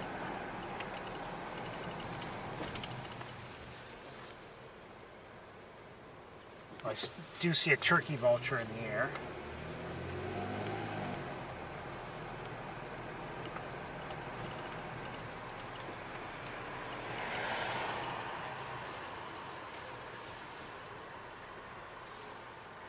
And we'll try to take a look at the nest from here. It'll be backlit, but the angle is decent, I think. Let me take a look with binoculars. Yes, let's take a quick look from here. It won't be great because of the backlighting, but we'll do our best.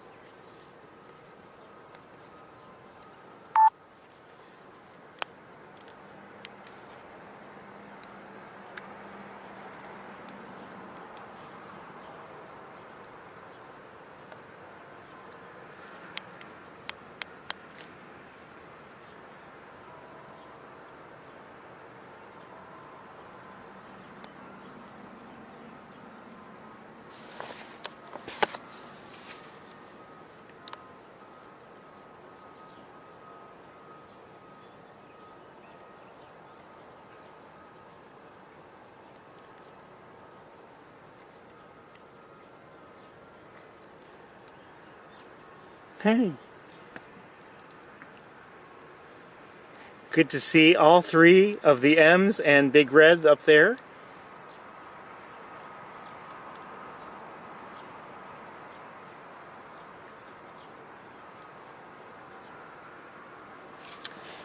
Hold on a second. Arthur's coming in, I think. Hold on.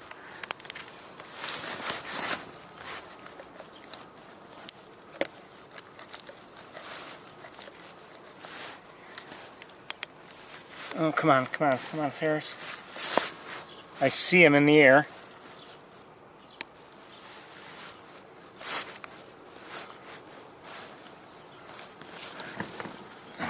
Can't get him. There he is.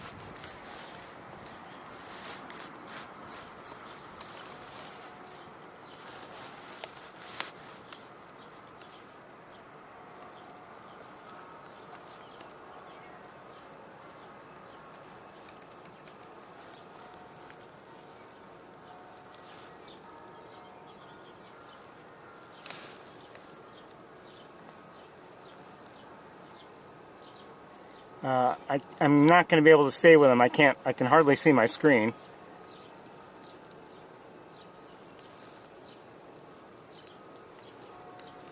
Where'd he go? Hold on.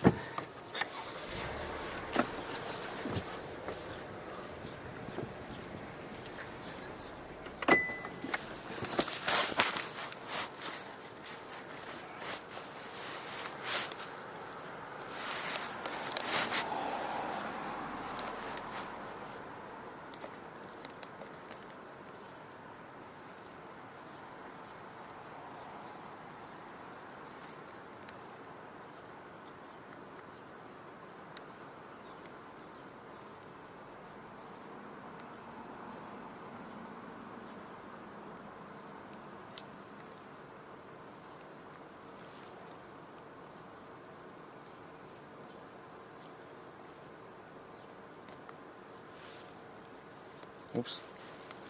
Got too greedy. Seatbelt.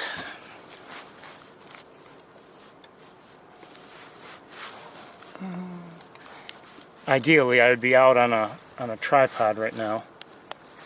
Get my bearings. I can't get my bearings.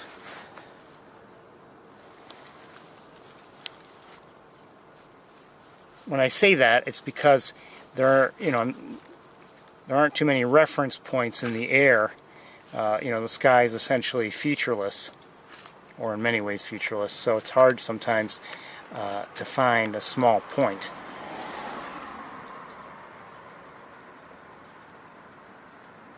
He's not getting any closer.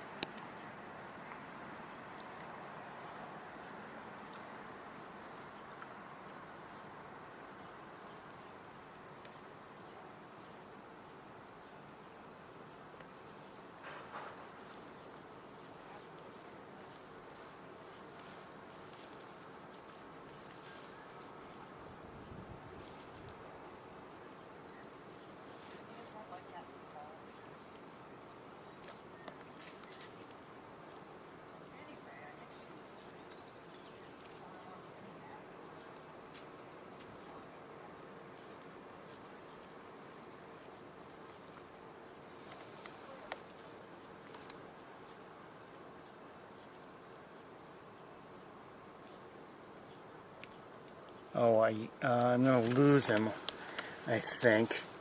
Okay, I can't even see him with the naked eye. Anyway, let's take one more look up at the nest. Give me a second. Oh, I see him.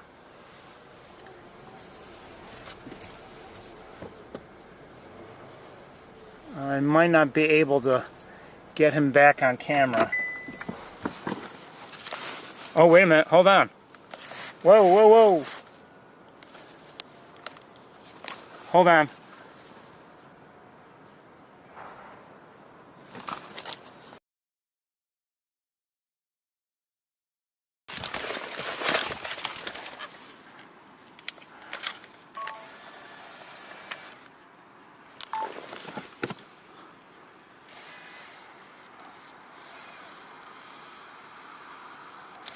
Oh, there were...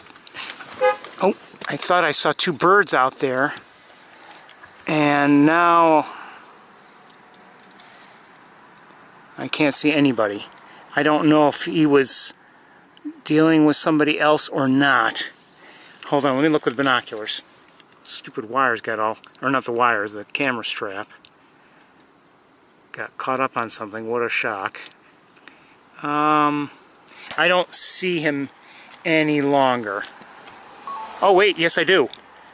And hold on.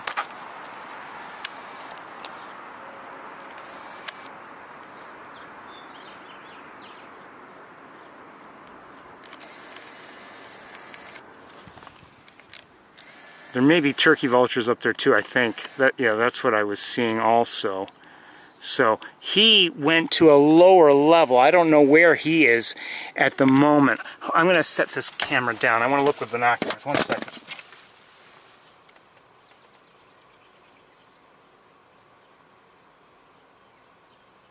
I don't know where he is. It's safe to say he's not in view any longer, and that may not be possible. Let's see if we can take one quick look up at the nest, and then we're going to head to Sapsucker Woods. Hold on.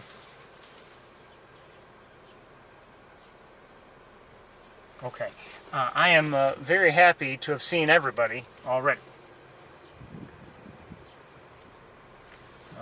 Let me look up at the nest. Okay, I think we can look at the nest from here. One second.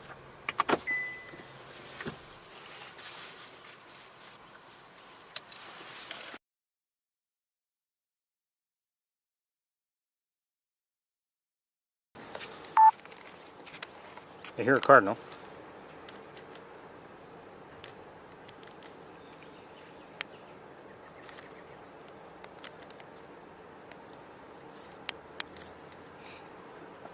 The camera is not... Look at that. Look at that.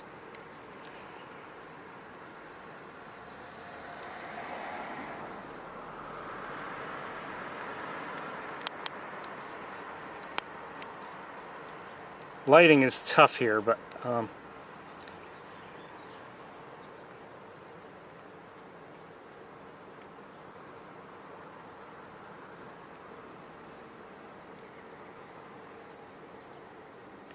I wonder if we would have a better, I don't know.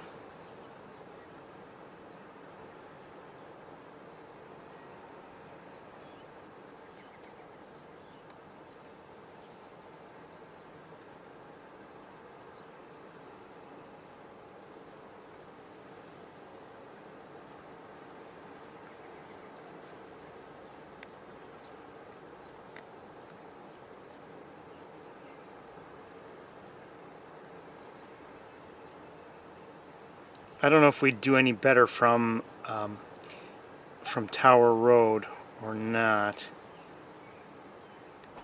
This angle is a good one, and it's just that everything is backlit because of just where we are now. If we were here, let's say, at a different time of day, we wouldn't have this problem. Look at that.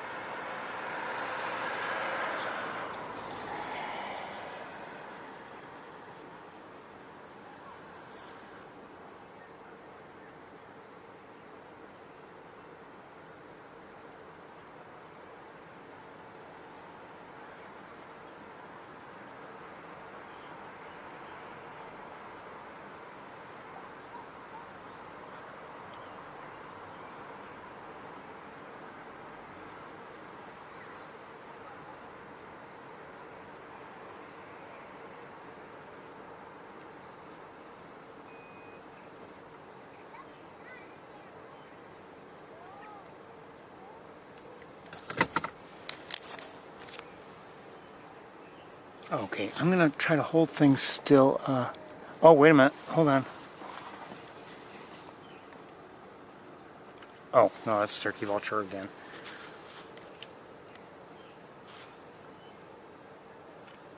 We're only going to be here a few more moments, and then I think we'll head to Sapsucker Woods.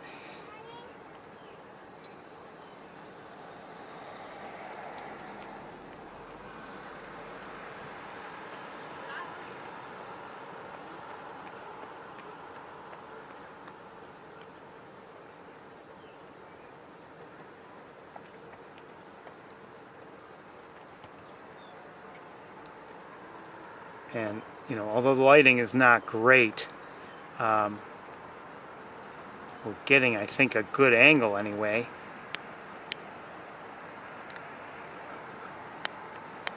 Let's make our way to Sapsucker. We'll go on Tower Road and see if it's a better view maybe from there. You know, without the sun in our eyes.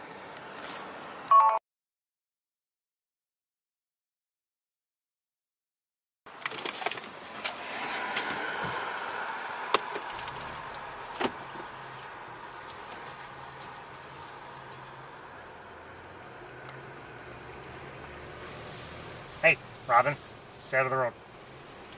Thank you.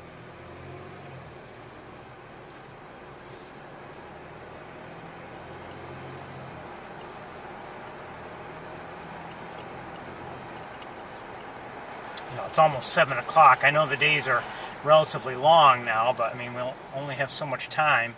And I do want to hopefully see things at Sapsucker. So I'm concerned about the time.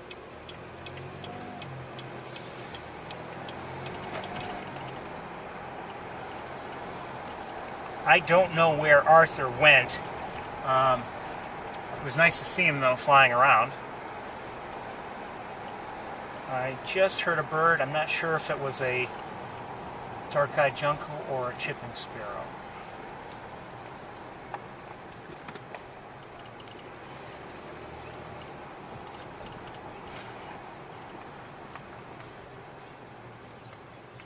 Okay, let's take a quick look. This might not be too bad.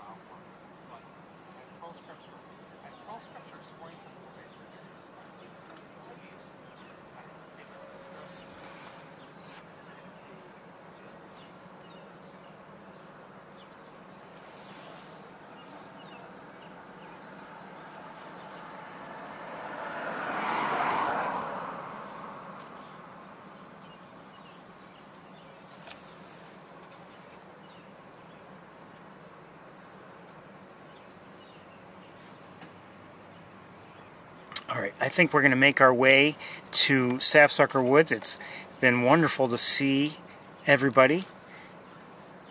Big Red, Arthur, and the 3 M's. Here's some starlings right now. But I'd say it's time for us to head to Sapsucker and hopefully have some nice luck there. We'll see. Love them.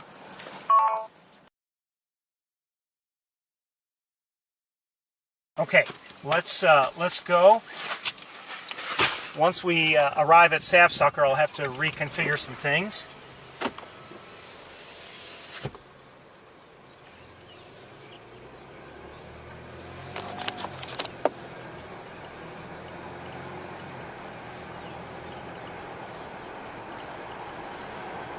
Bye, Big Red. Bye, Ems. Bye, Arthur.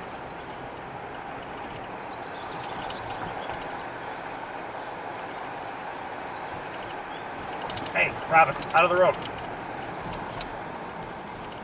Out of the road.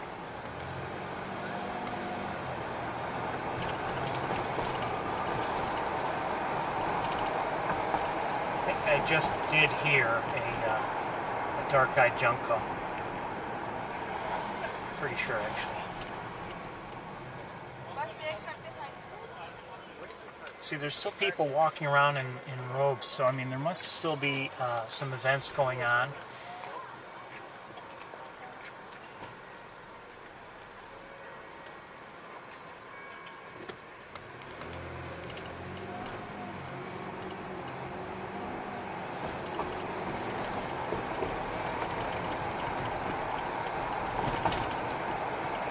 You know, I don't know. I imagine it was warm if you were sitting in the sun, but you know, they had nice weather for things today, so that's a plus.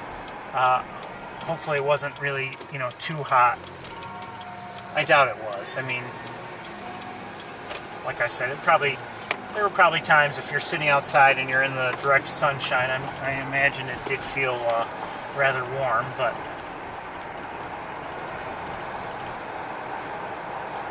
they had a beautiful day for it.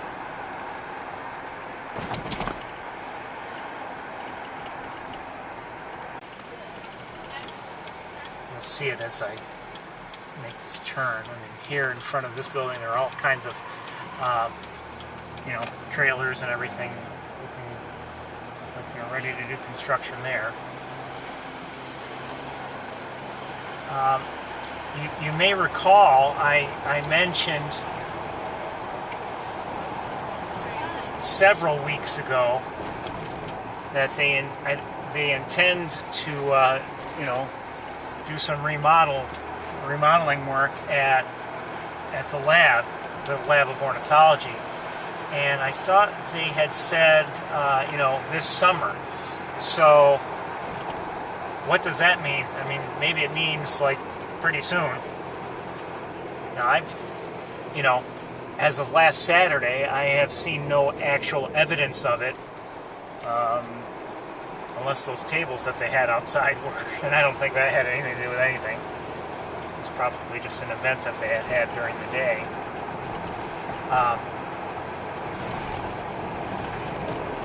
But anyway, I thought I had heard, if I remember correctly, and if I had heard properly, that the lab would be closed for about a year.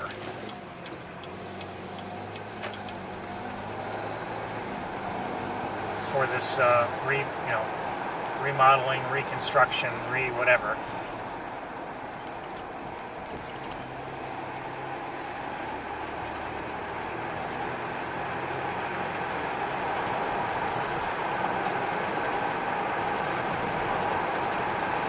That doesn't mean it's not worth going to Sapsucker, but, you know, it will be different.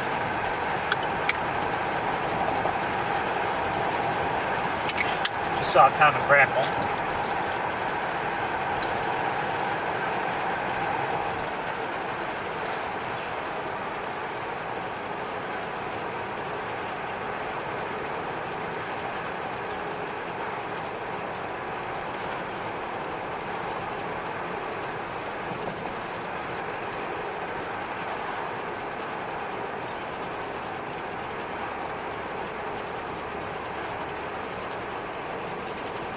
Robin.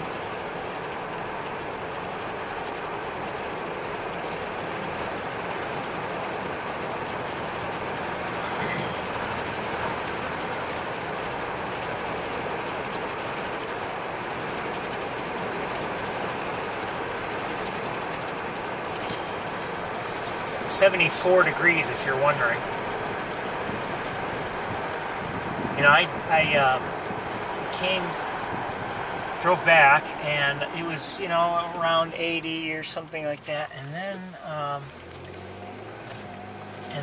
as I was essentially on final approach to the city limits,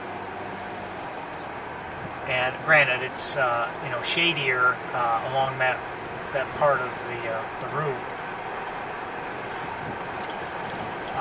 all of a sudden it was down in the, you know, mid-70s and 73, and you know, and so that was quite honestly a welcome drop in the temperature.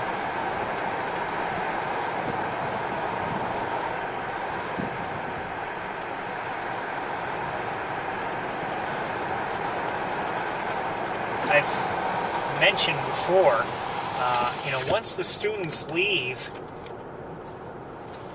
Ithaca, you know, between Ithaca College and Cornell University, it's very often, you know, you see it's a noticeable drop in the amount of traffic, just overall. Not just, you road traffic, but and obviously we go to the campus and we see fewer people around. But just even like in various places all around, just the entire area, you see less traffic, you see fewer people.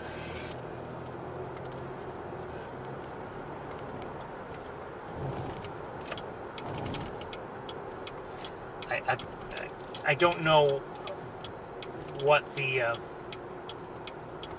total number of students at Cornell is, for instance, but I'm guessing it's somewhere around 20,000, maybe a little more, maybe a little less. I don't know. But if this were New York City, 20,000 might not be all that noticeable. A change of 20,000, but in an area of like Ithaca, and I don't know how many live in Ithaca, and maybe it's around.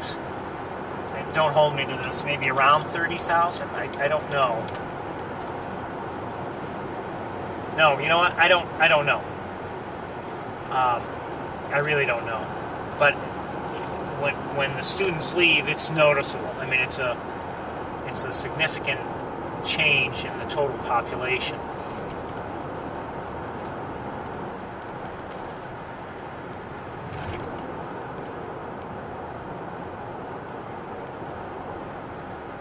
That being said,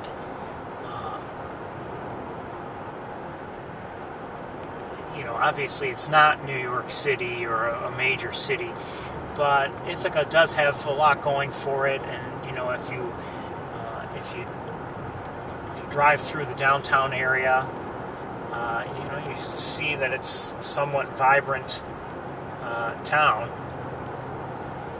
and there's usually a fair amount of activity and everything, and stores, activities, events, whatever.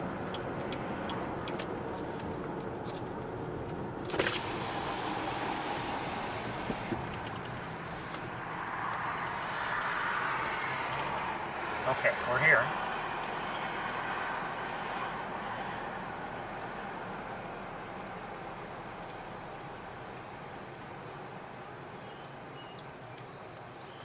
Song sparrow, and I believe I heard a yellow warbler. Frog. Oh, by the way, I did at red-winged blackbird, American robin just flew and landed on the edge of the road. As I was about to leave Shockey Pool, I also heard calling from overhead and flying by a killdeer.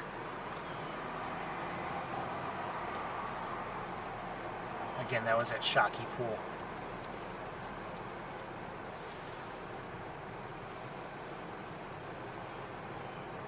American robin.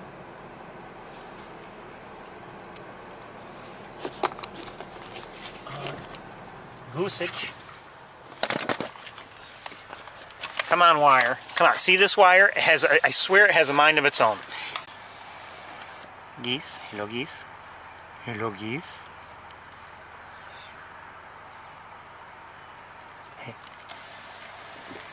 And I think I may have just heard an American redstart. I'm not sure. I don't want to bother the geese. More goslings than we had seen recently, so that's good. Hello.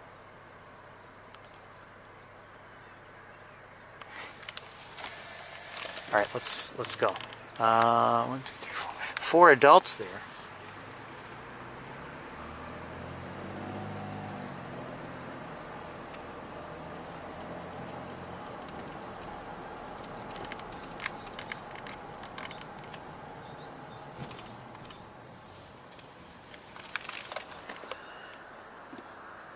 Not sure what I just heard.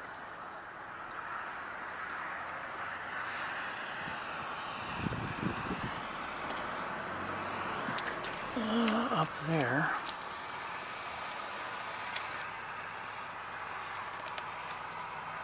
Mourning dove. Starling.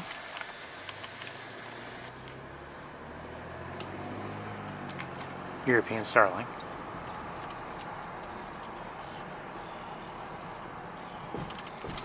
Red-winged blackbird.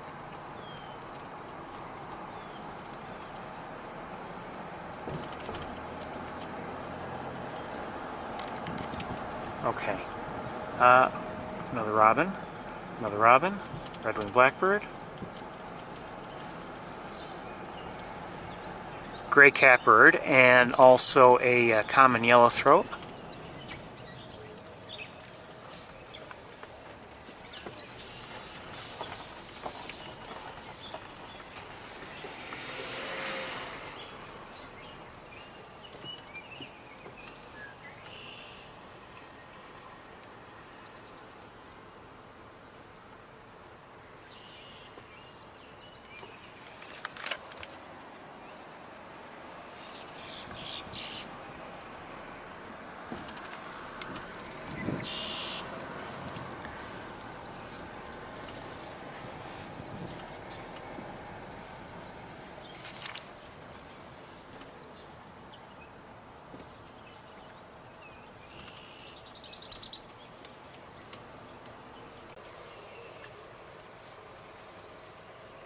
Try to find a safe spot to park. Ahem, ahem, ahem.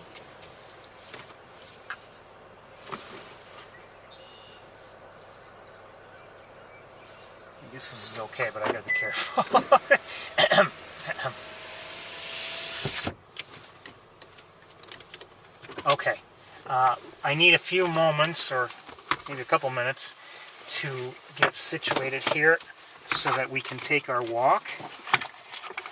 We have to change some things.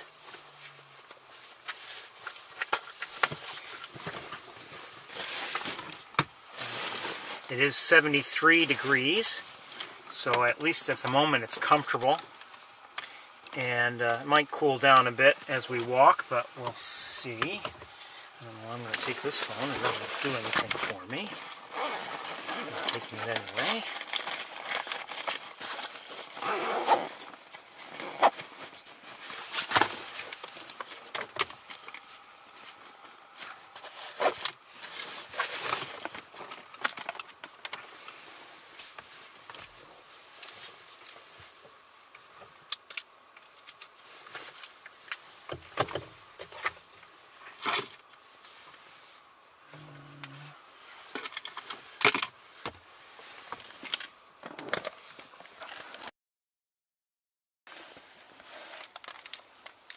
Hold on a second, I've got to switch power.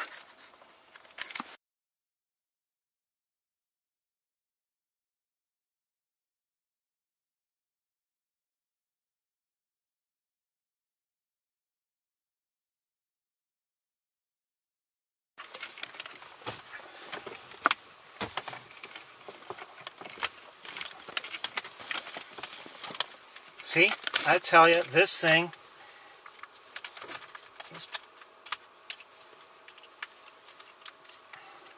this wire gets into more trouble.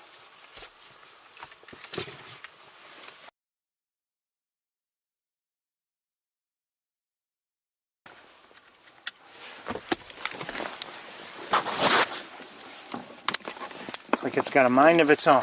All right, I just need to deal with a few more things and then we can get to walking.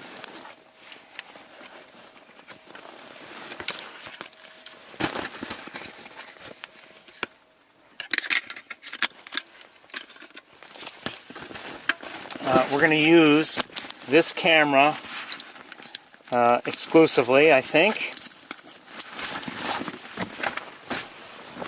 Let me just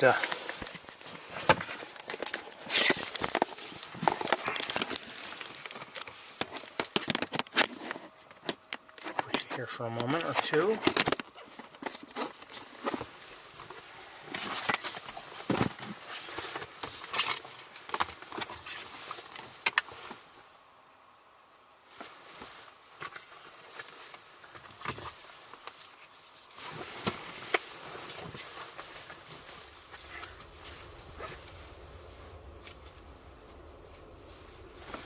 Plane taking off. Oh, hold on 1 second. Okay, it's a red-winged blackbird and a robin.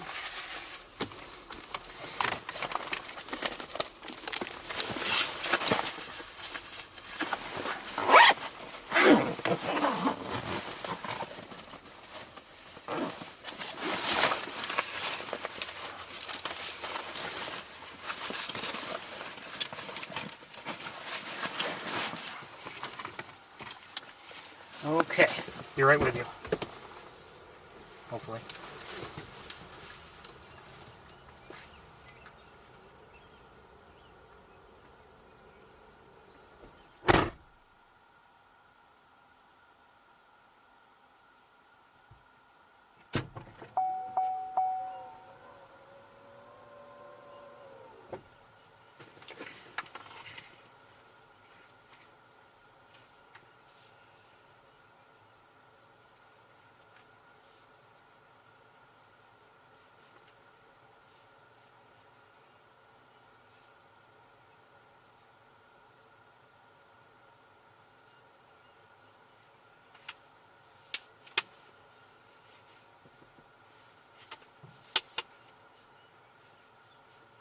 I'm not sure what I'm hearing sing.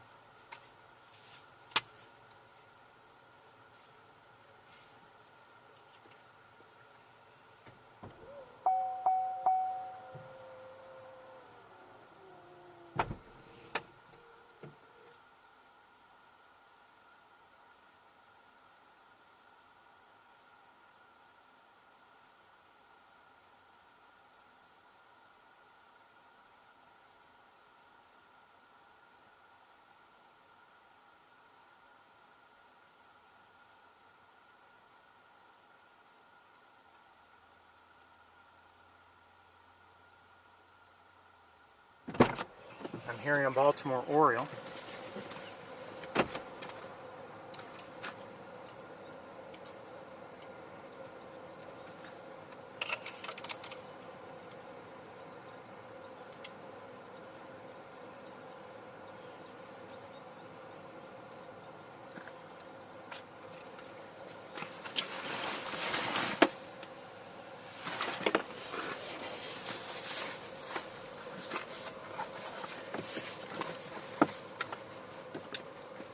Oh, almost forgot something. Almost forgot something. Carry with you.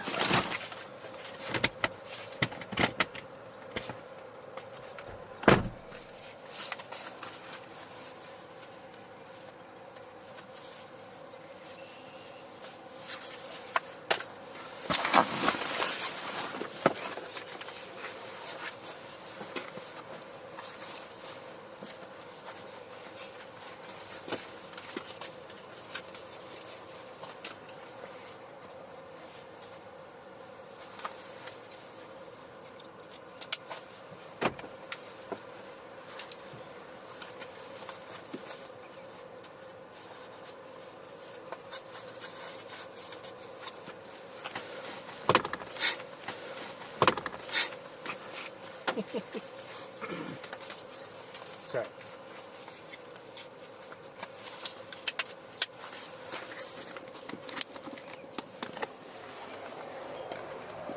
Okay. Off we go. Welcome to Sapsucker Woods. Let's take a walk.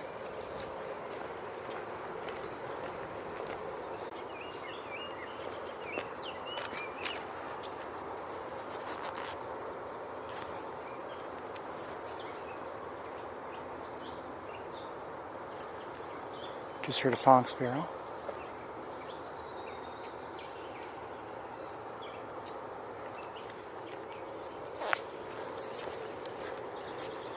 Oh, whoa. I think I just saw an eastern kingbird, and I just kind of wonder why it went where it went. Just heard a song sparrow again. The kingbird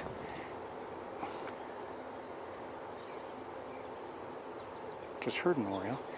I thought I saw the kingbird go over here.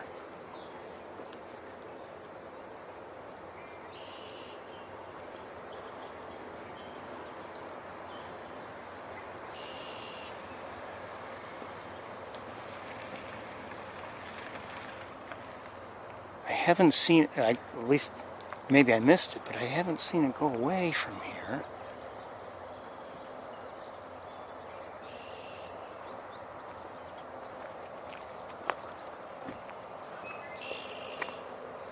I don't know where it is.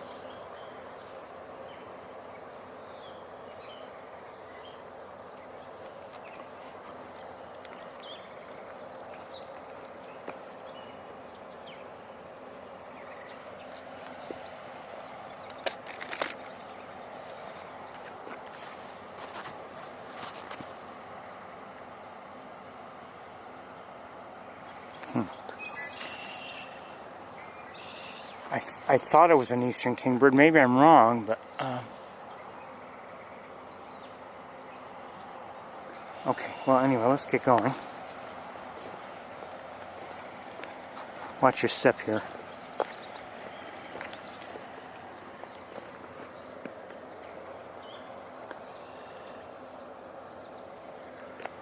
Just heard an American goldfinch or two. Keep, keep, keep, keep, keep, keep. Red-winged blackbird. We're hearing frogs also.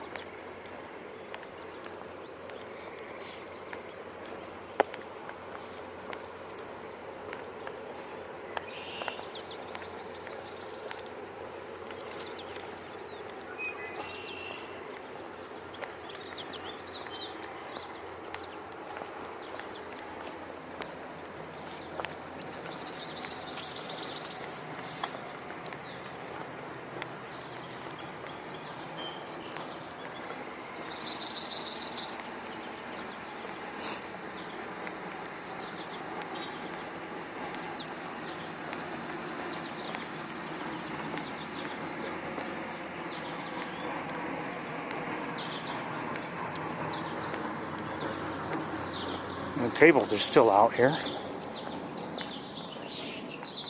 and I'm still wondering why.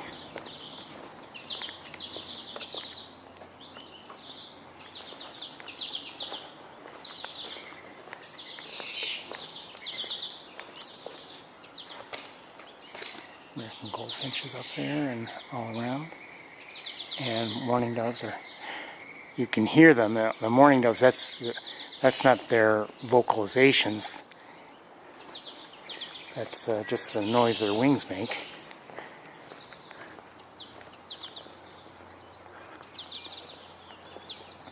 You may wonder, why would they make such noise? What's the purpose of that? You know, maybe it would give them away if they're flying away from predators, and that may be. But I wonder if, and I don't know this for a fact, but you know, maybe I wonder whether that helps to alert others. I see some song sparrows here. Hold on. I can't get the scope here, but let's see if we can take a look.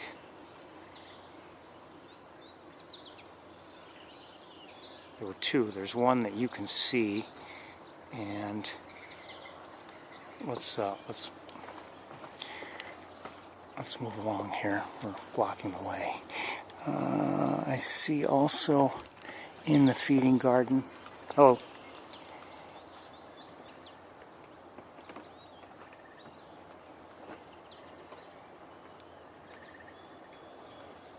Young starling.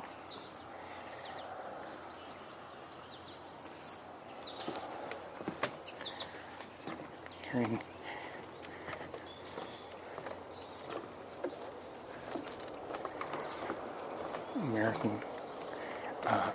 American goldfinches again, and I see a red-winged blackbird. The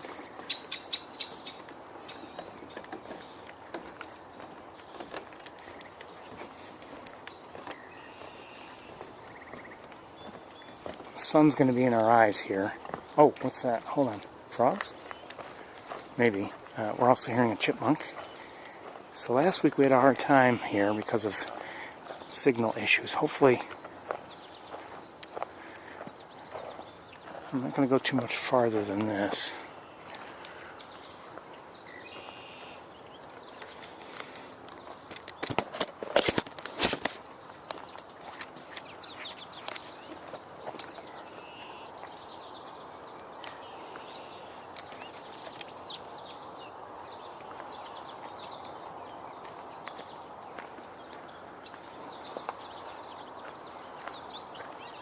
Nope, not frogs. I'm not sure if the water is, it's got to be lowering a little bit. All right, I'm gonna, oh, I've got to make an adjustment, hold on. I'm going to look around a bit. Let you look out at the,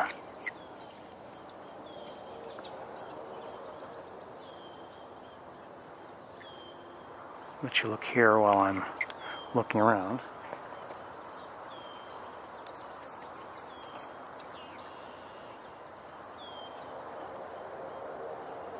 Oh, I just saw a belted kingfisher go to the water in the on the other side of the berm, and it did catch something by the looks of things.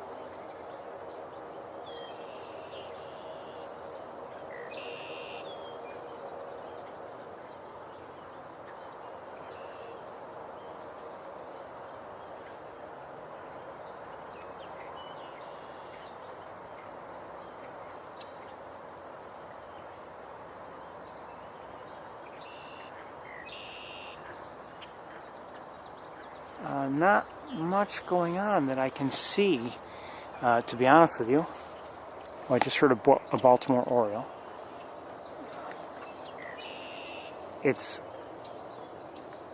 I'll say this, it's very beautiful right now, but in terms of bird activity, there's not much activity that I can see.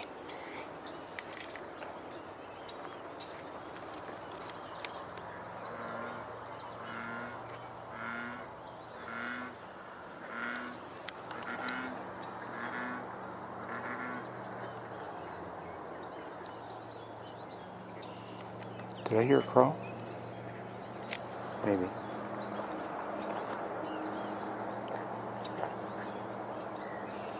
Okay, we're gonna get to the trails and hopefully have some luck.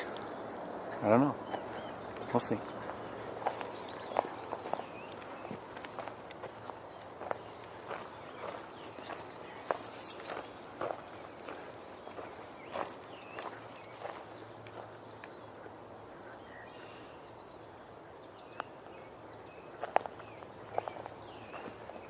Do you hear that in the distance? Here, here, here, here, here, here.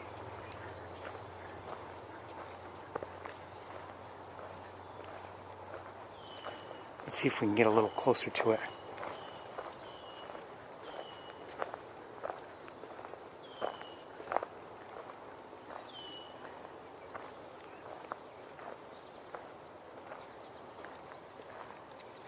I'm not hearing it anymore.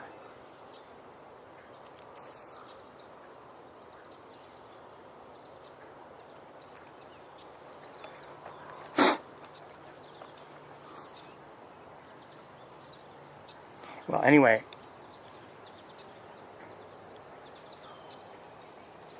what am I hearing? Am I hearing a...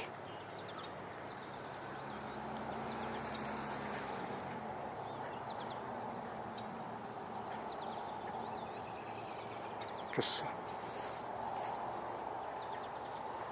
It almost sounded like a...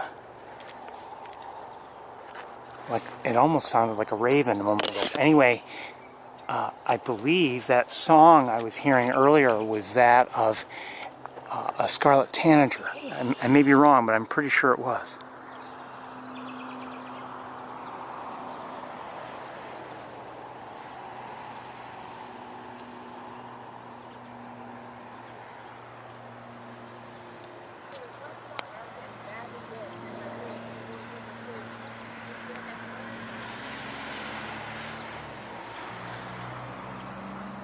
What's with this thing? There we go.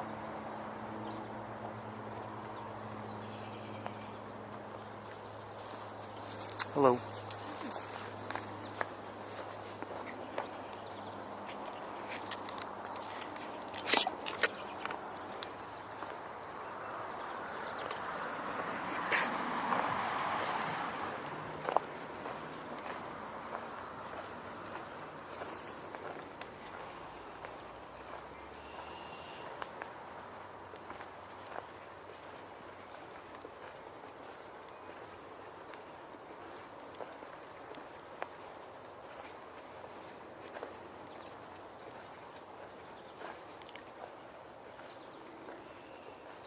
Chip, chip, chip, chip, chip. Chip, chip, chip. That's an American goldfinch.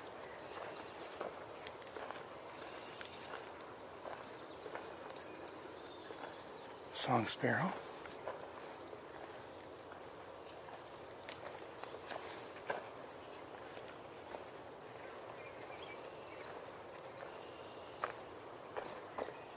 American robin. Red-bellied woodpecker. Hear that? Brrr, brrr. That's the red-bellied woodpecker.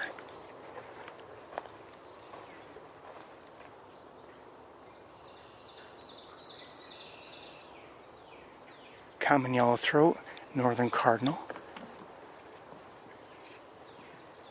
Yeah, that's the cardinal. And yeah. That was a, well, my imitation sounded more like that of an ovenbird, but that was actually a, there it is again, that's a common yellowthroat.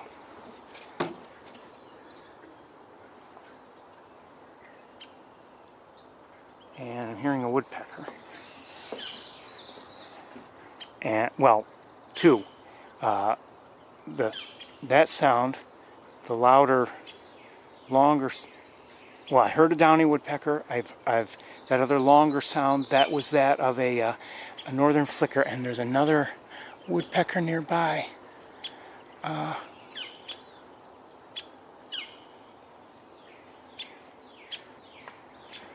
I don't know if it's a hairy or a downy. It's right near me.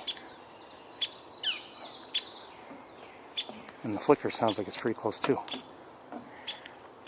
Okay, okay, that is a downy woodpecker that we're hearing. Hold on. Stay still, you. Ooh. Oh, I can't get it.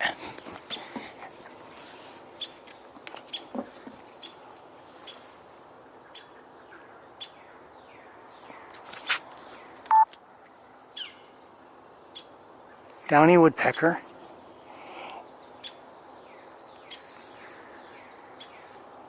And I can't get it now. And there's somewhere nearby, there's a northern flicker. I'm not sure where it is.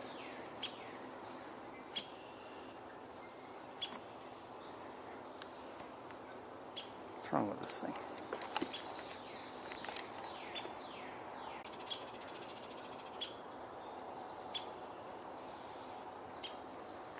Okay, let's move.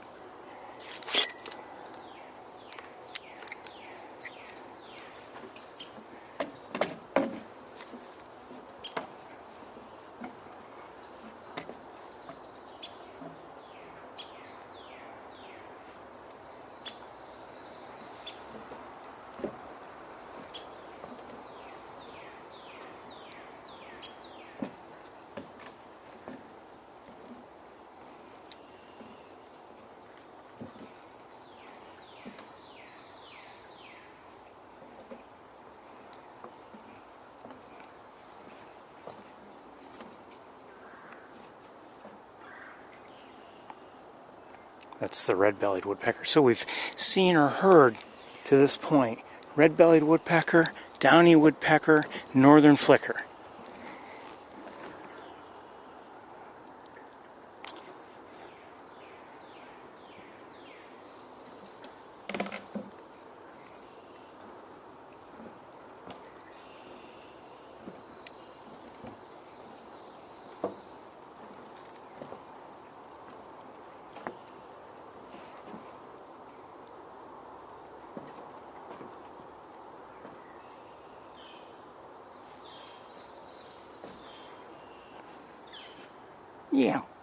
Yeah, that's the, you're hearing the northern flicker now. Hold on.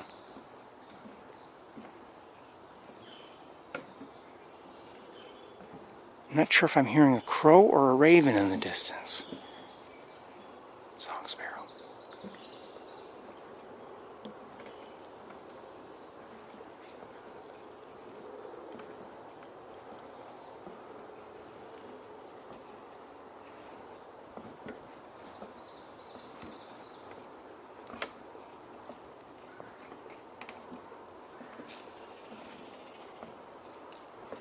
more oriole, the rattle.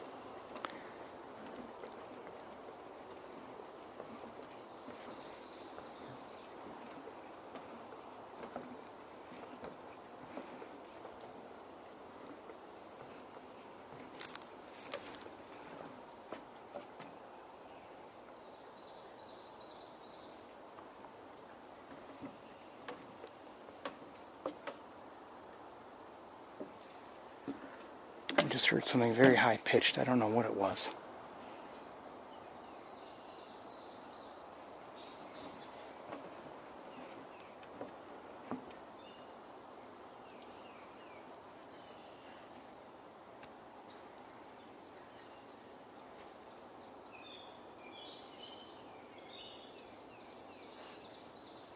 I think I might be hearing a catbird, gray catbird.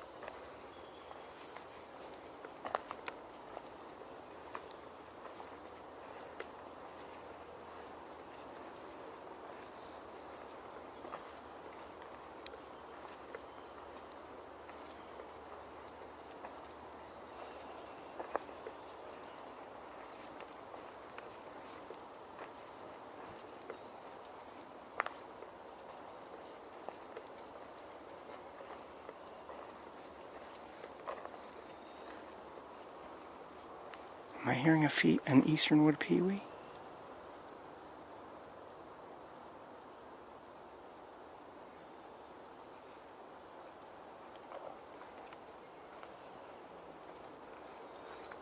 Yes, I believe so, in the distance.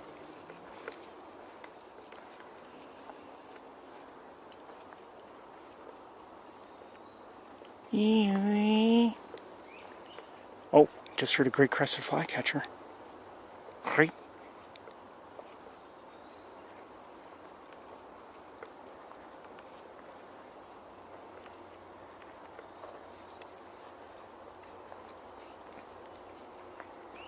Yep, there it is again. Sounded like it was from a different direction, so I wonder if there are a couple of them. Maybe.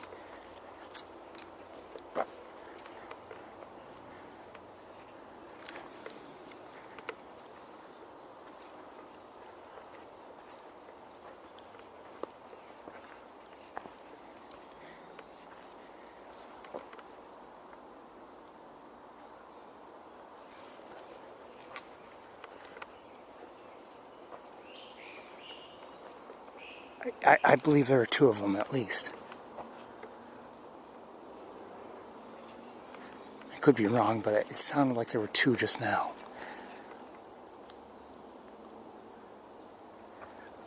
Not necessarily that close to us either, so robin on the trail.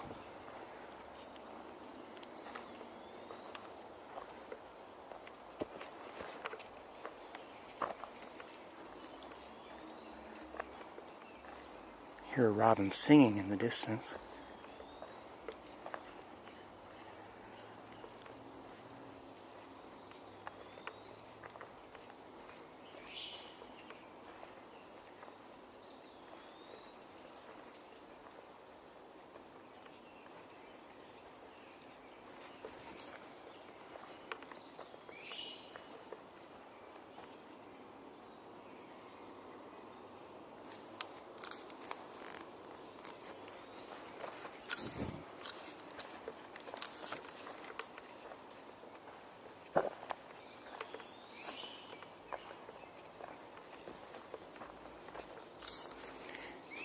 Somehow, it sounds like the great crested flycatcher is not that high up in the tree. Oh, not that high up in the trees. I think it's a robin I'm seeing, but I'm not sure. Red-bellied woodpecker again.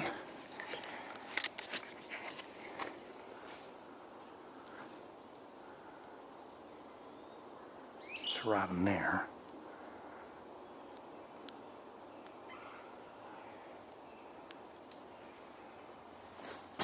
Come on, bugs, leave me alone.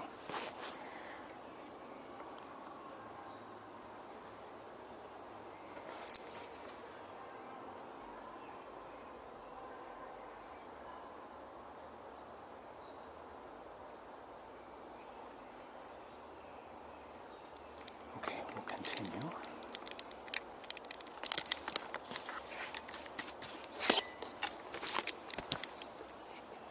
That was a mosquito I just saw. Yes, I think so. Yep. Leave me alone.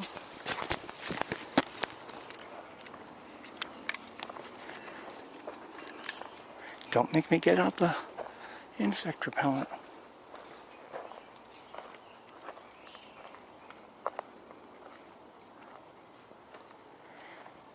Fresh sawdust here and there. It looks like they must have chopped some things down.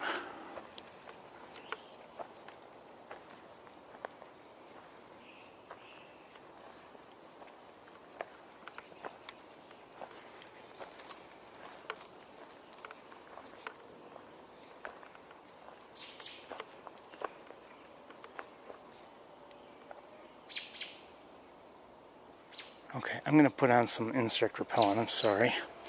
I need a moment to do that. I always hope that I can get away with not doing it. Come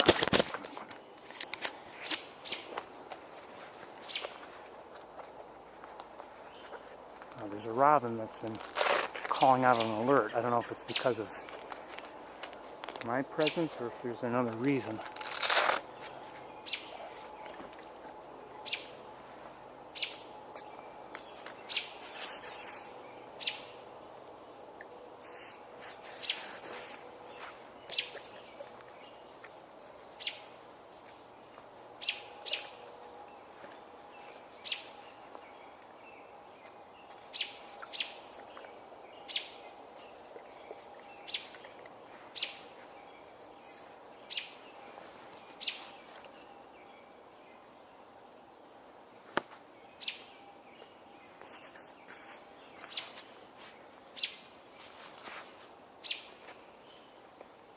Looking around, I don't see anybody else.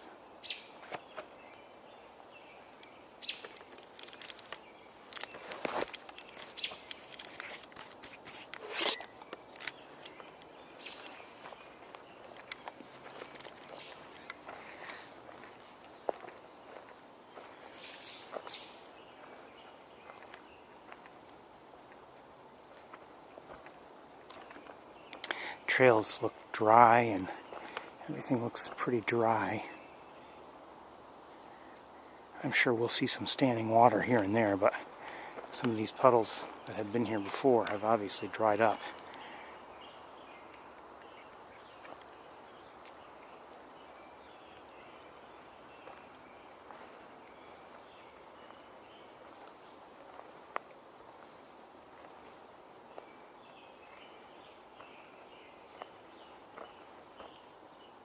That looks like it was freshly done.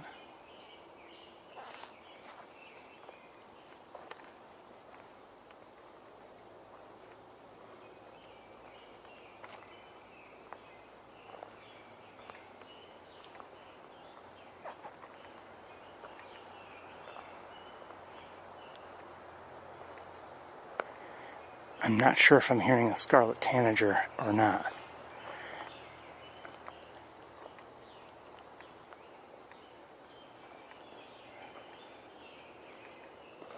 I see a couple robins on the trail.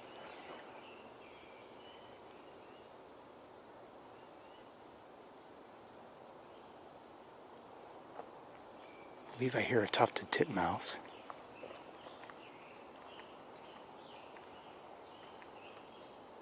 I believe I am hearing a scarlet tanager singing. And the titmouse is calling out its agitated sounds.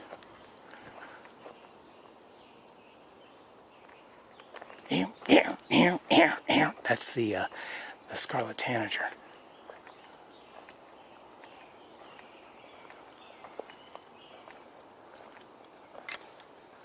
egg right through my shirt.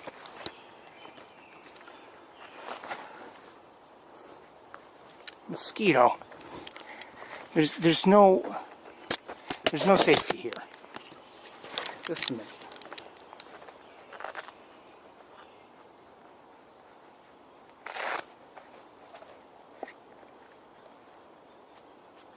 I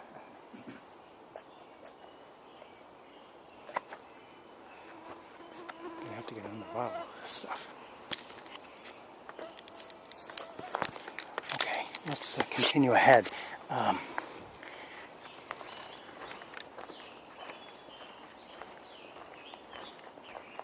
That's almost, yeah, I'm pretty sure that's a scarlet tanager we're hearing up ahead somewhere.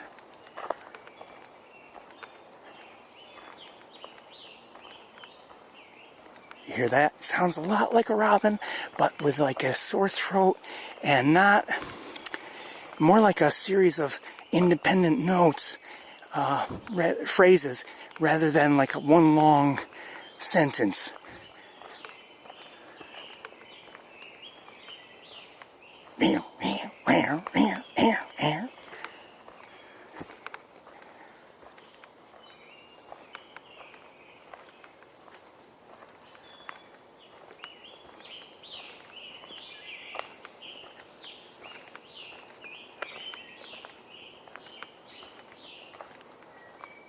Oh, wood thrush also.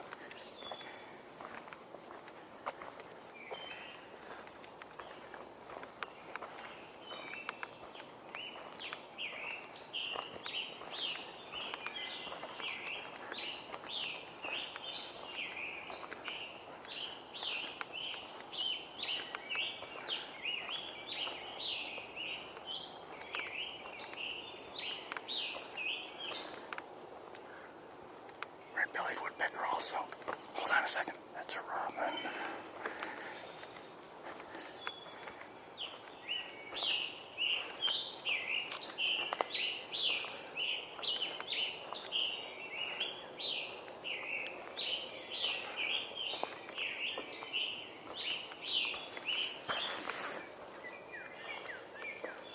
That's a cardinal, northern cardinal.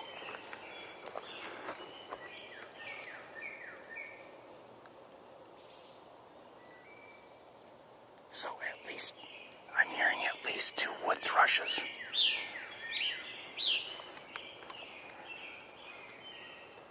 American crow also.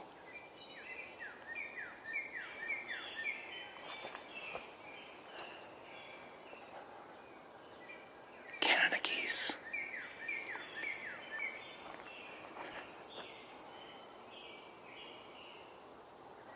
Maybe 2 tanagers. One which was over here, I thought somewhere.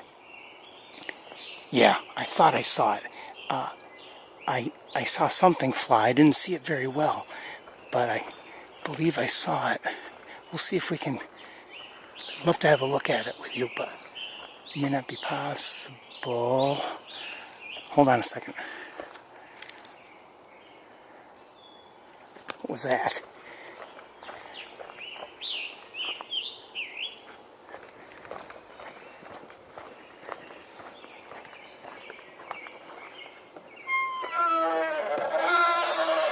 Thanks.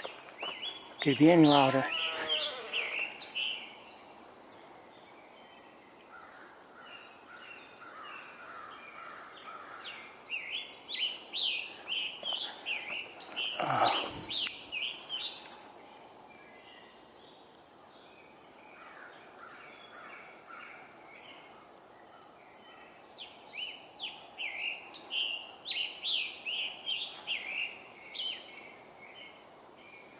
I don't see it. I believe it's in there somewhere. The scarlet tanager that we've been hearing sing. You can hear it. It's similar to a robin, but with a hoarse throat, and the notes are more.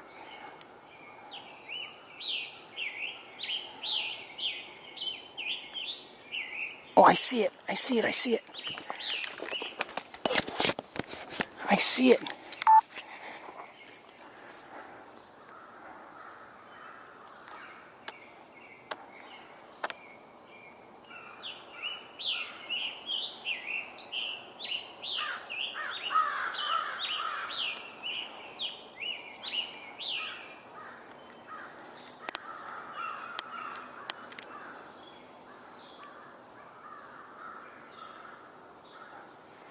This is a scarlet tanager, a male.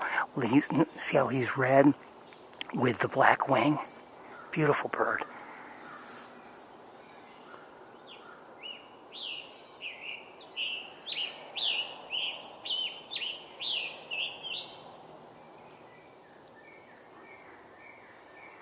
There's a cardinal singing. There's also a gray catbird vocalizing. And some American crows. Oh, sorry. All right, come back here. He may still be nearby, I'm not sure. Oh, wait a minute, maybe not.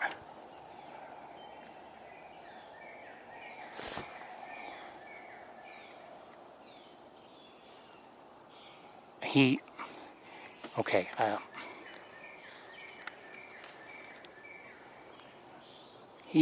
the way he flew, I think, I don't know where he is. Okay, let's continue our walk.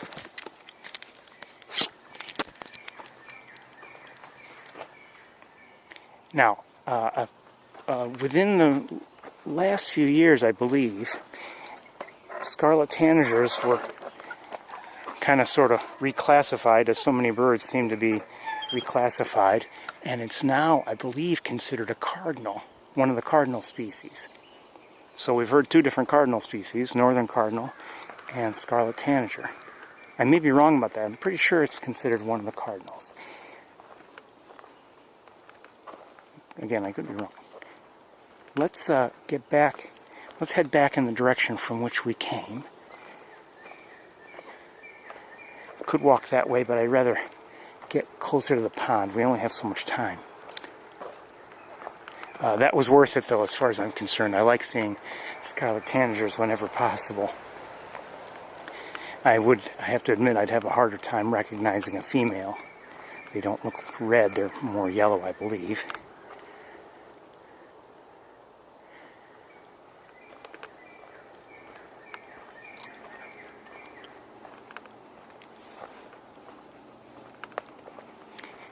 As I was saying earlier today, I had a quick but nice look at a scarlet tanager last night, just while taking a walk.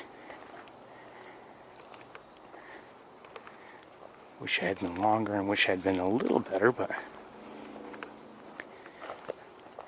take what I can get sometimes.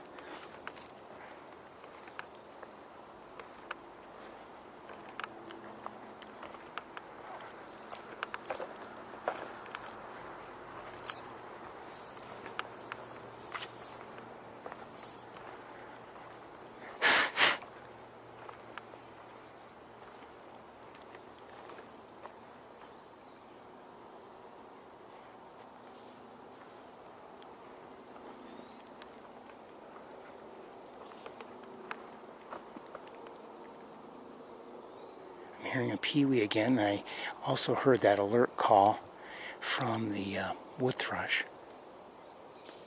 There it is again. I can't really describe it or duplicate it. Sounds like it's not too far away.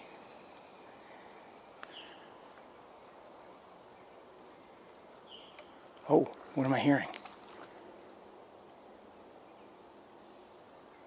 That might have been a veery.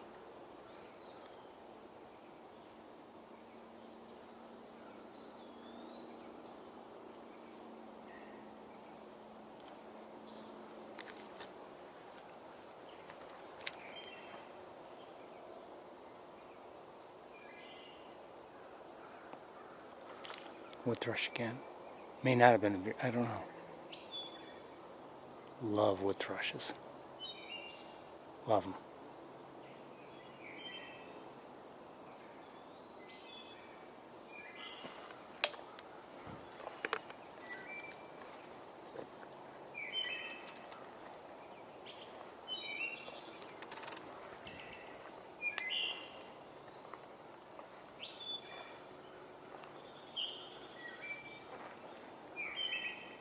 I don't believe I've heard a veery. I think it was a partial call from a wood thrush that I had heard.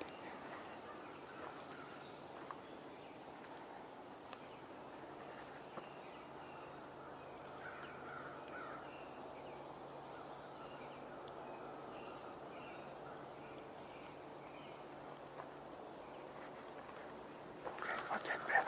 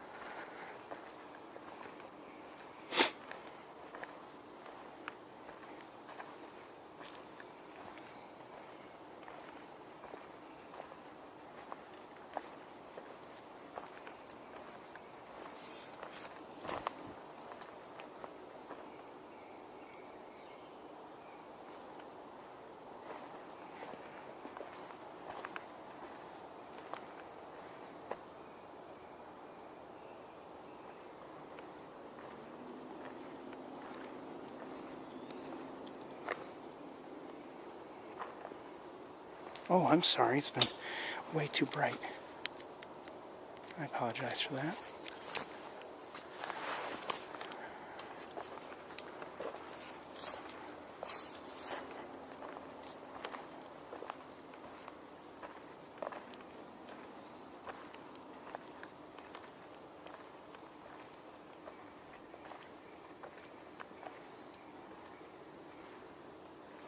Still hearing that cardinal sing in the background.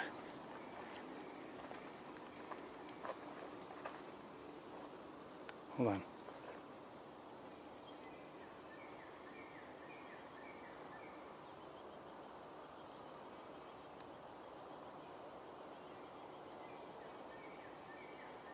Thought I might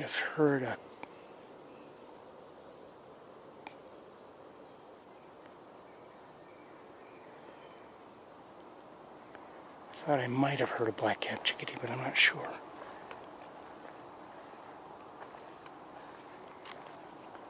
It was very faint, whatever it was.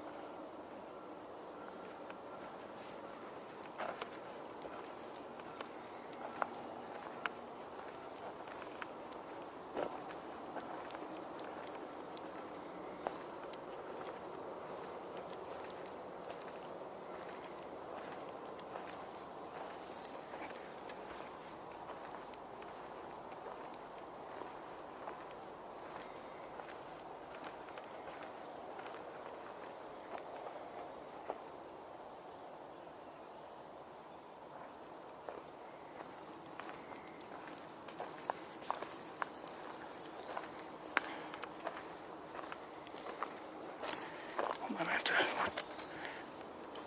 adjust something.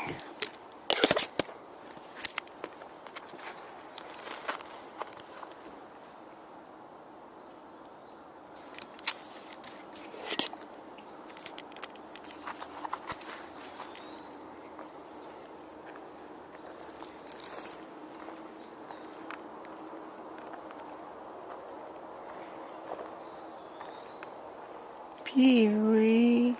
That's the easternwood peewee.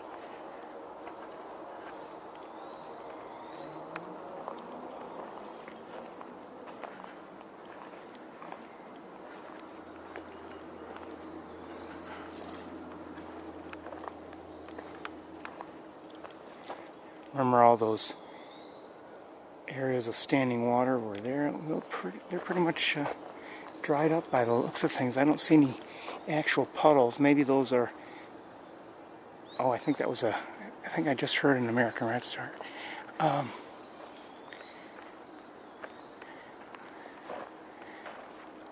They may be muddy, those areas, by the way, but there's certainly there's no standing water there any longer.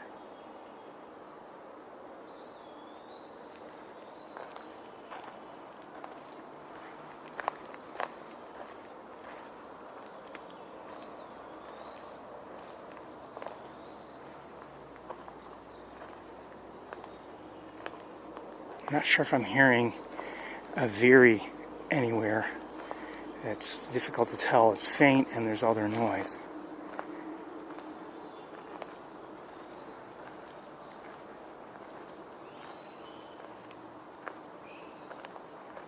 Great crested flycatcher again.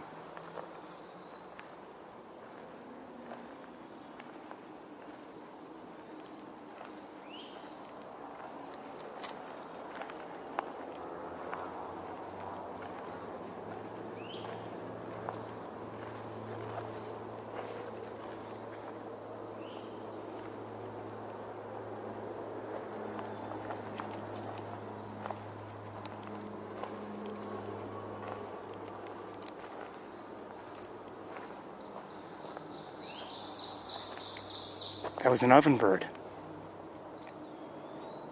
We heard one earlier today, and this is our first here at Sapsucker of the year that we've heard.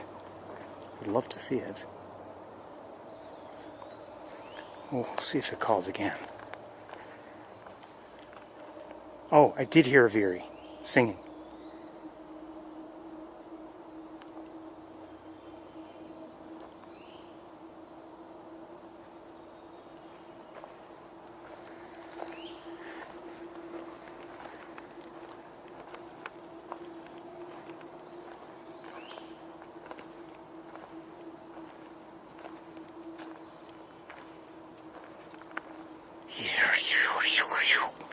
That's what the veery sounds like. It's almost it's if you could visualize sound, it's like it's a spiral.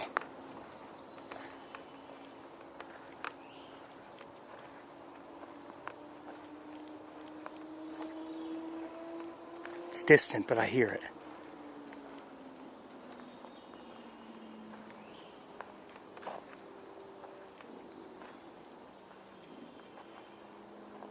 Yeah, it doesn't sound like we're going to get close to it, but I hear it in the distance.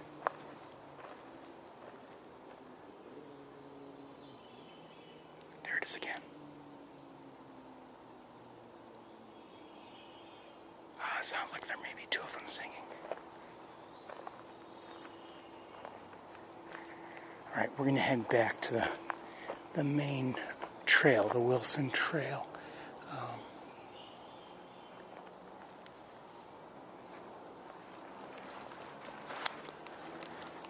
Wouldn't mind seeing a veery. We saw one last week, I believe.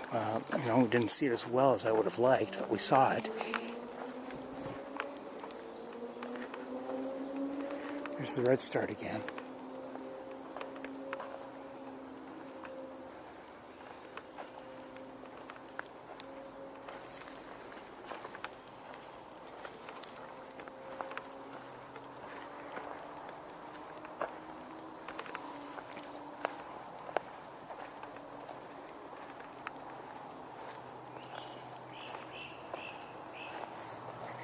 I don't know if it's the same great crested flycatcher, but it sounds like there's one up ahead somewhere to our right singing.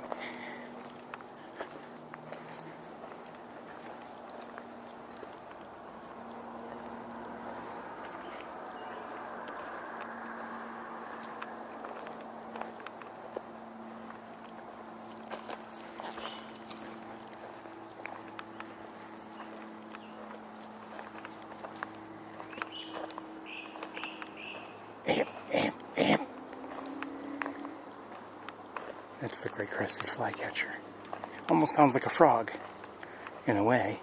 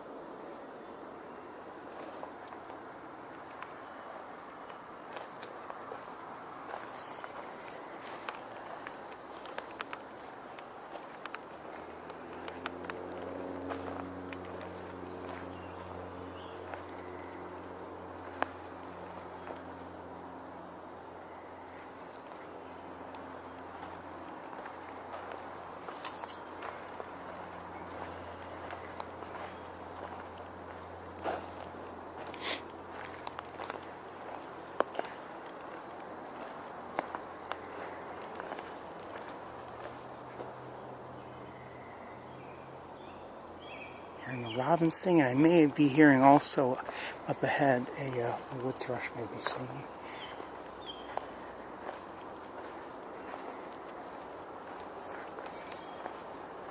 Oh, maybe it's not ahead, but I just heard one.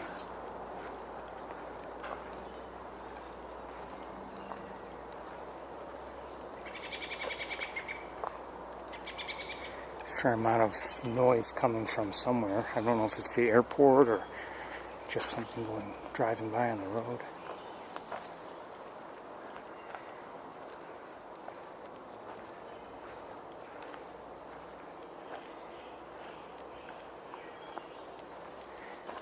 Wood thrush is singing again. Maybe it might be two of them.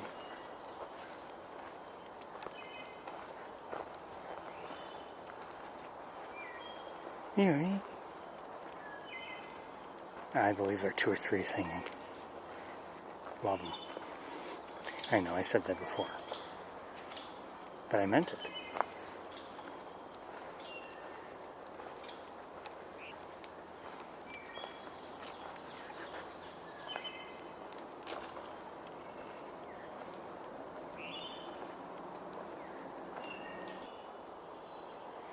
Doesn't sound like anything is really close.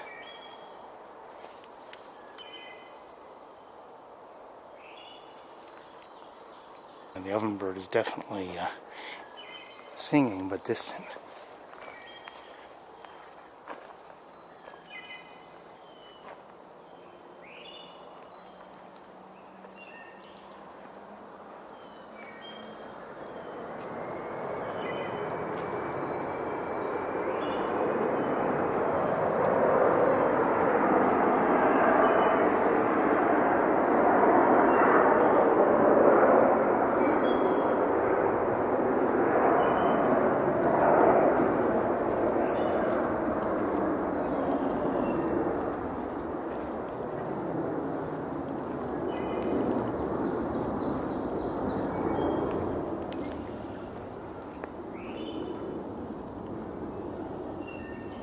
So you hear the wood thrush singing.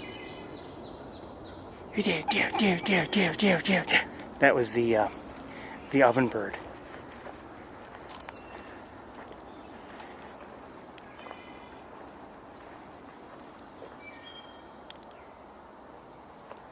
And I might be hearing a swamp sparrow. Not sure.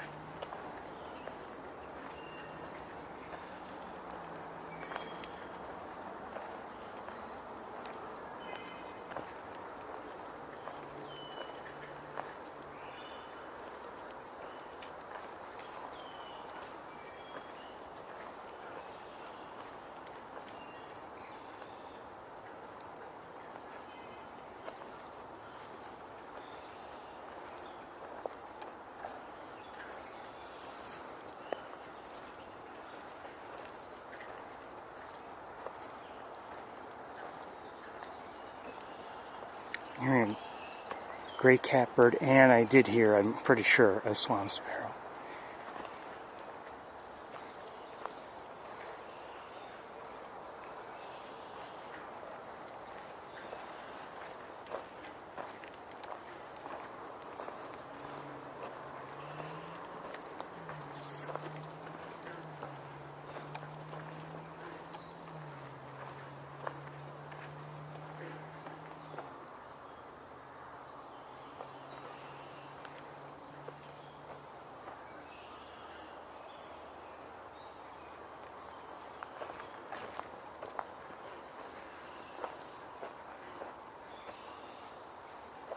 Let's just walk this way a little bit.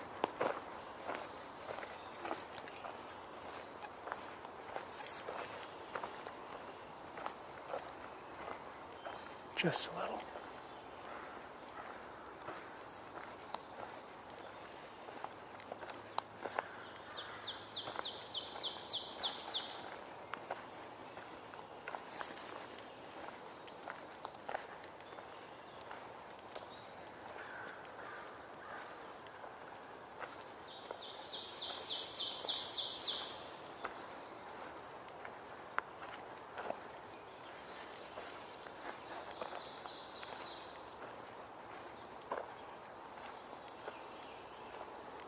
just heard a veery again. And there are a couple different ovenbirds.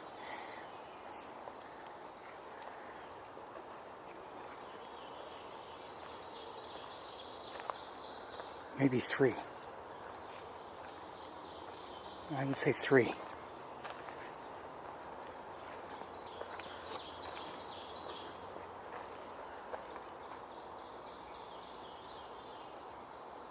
Okay, let's turn around.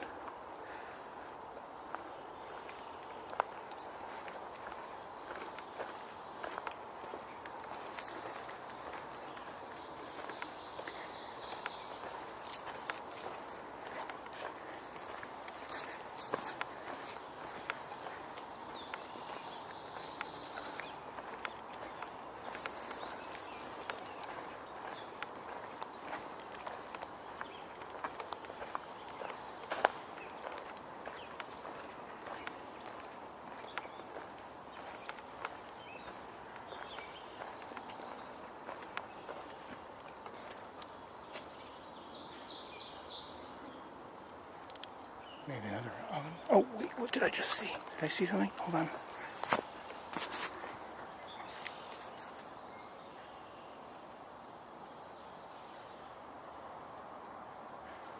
I don't know. Thought I saw movement.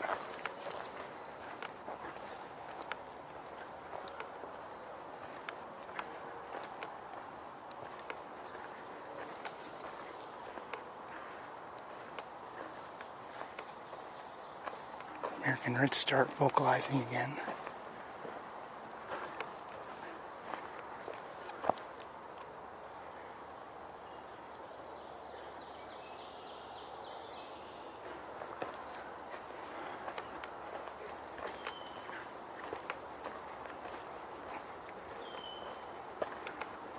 Red-winged blackbird.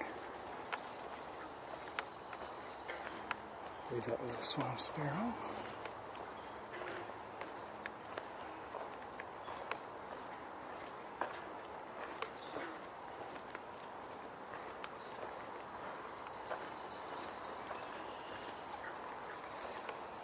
A couple robins.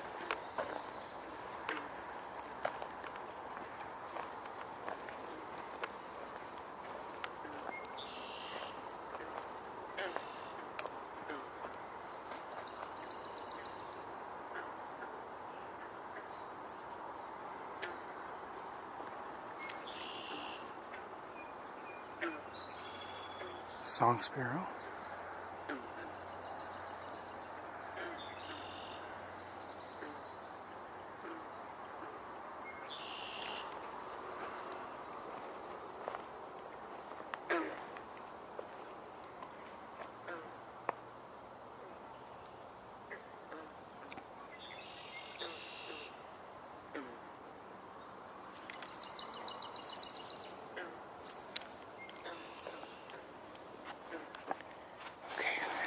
Move along.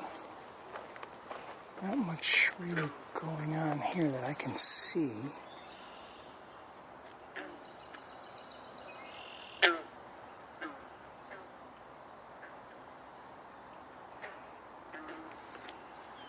I'll give you a quick look.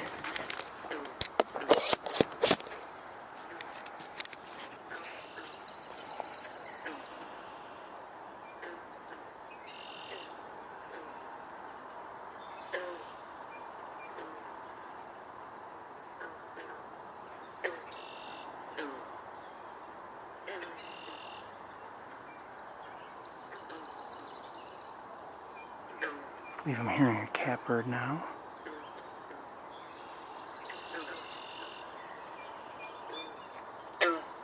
And a song sparrow. Okay, let's I believe I'm hearing the rattle of a Baltimore Oriole.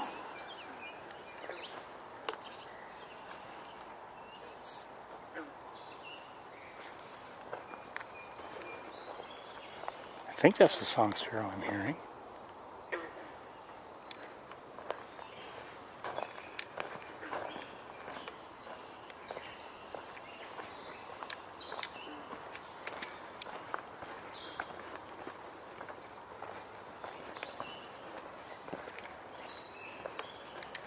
I was hoping we'd see our friendly young adult red-tailed hawk, but no sign of it yet.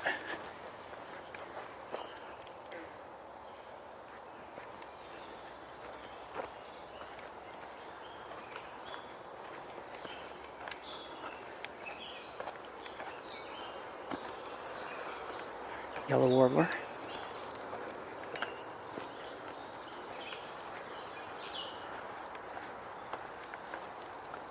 Haven't heard any house wrens today. Not yet, anyway.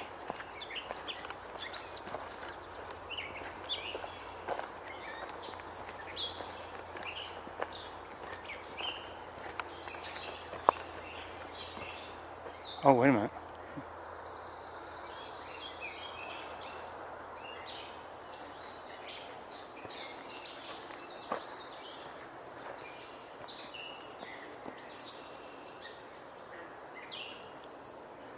I'm not sure if I heard one or not, and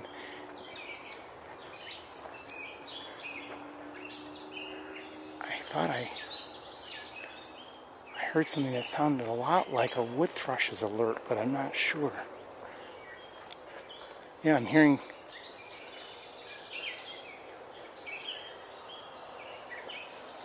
I think in the distance I'm hearing a wood thrush sing.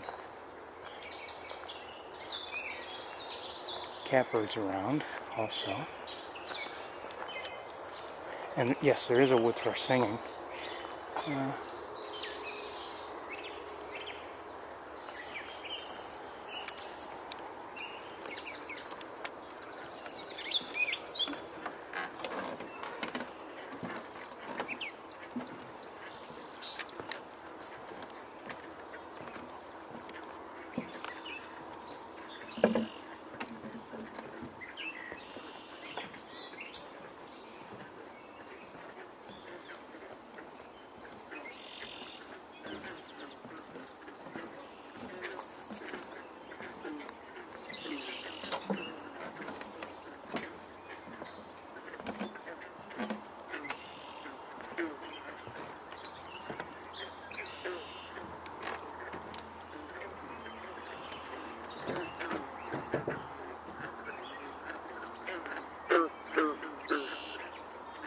Quiet frogs.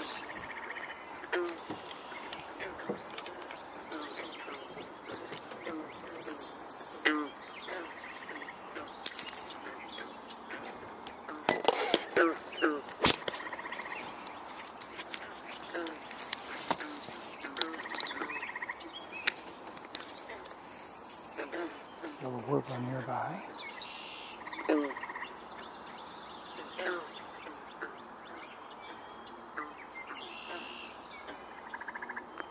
Wood thrush singing in the distance.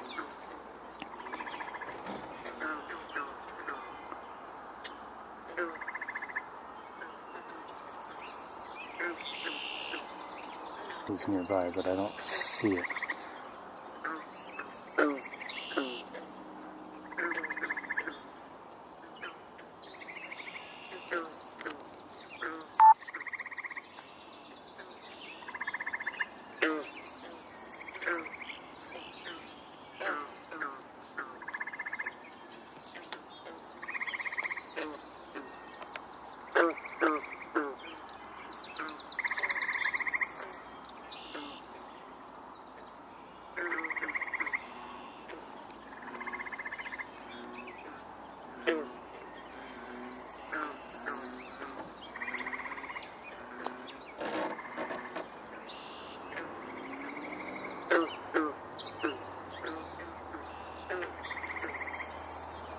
Just looking around right now, I'm sure the beaver has moved on, and it has.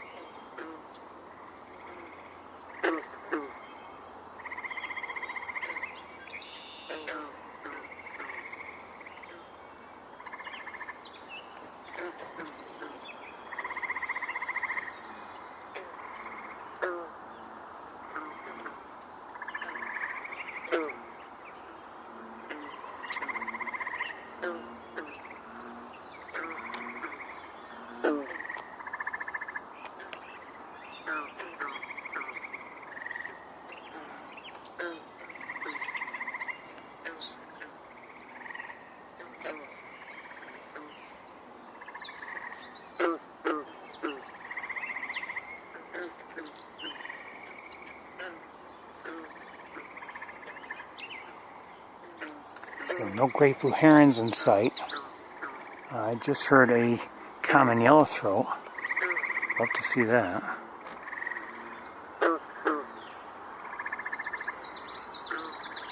Would love to see a yellowthroat.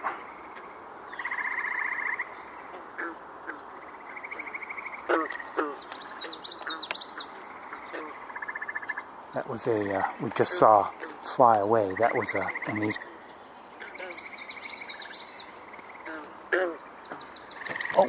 Oh.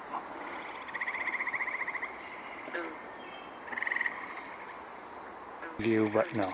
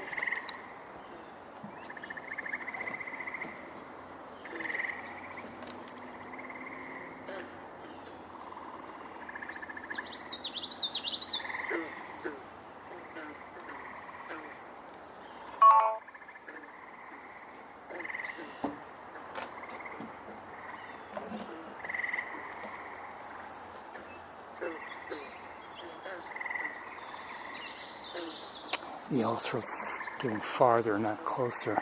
And, you know, I could handle the distance, but I can't handle the vegetation between us.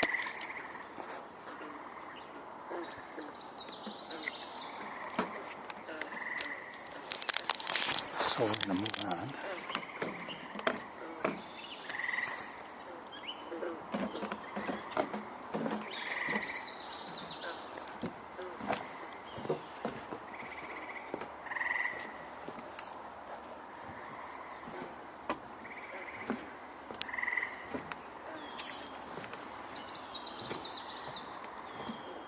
Hoping for a little more activity from that point of view, the Sherwood platform. I was hoping to see more from there, but not to be.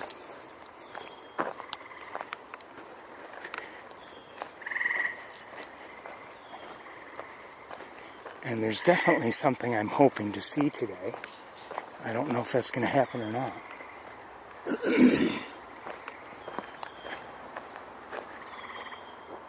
Hearing some red-winged blackbird calls. Maybe not quite the coordinated alerts that you often hear if all of a sudden a bird of prey comes in.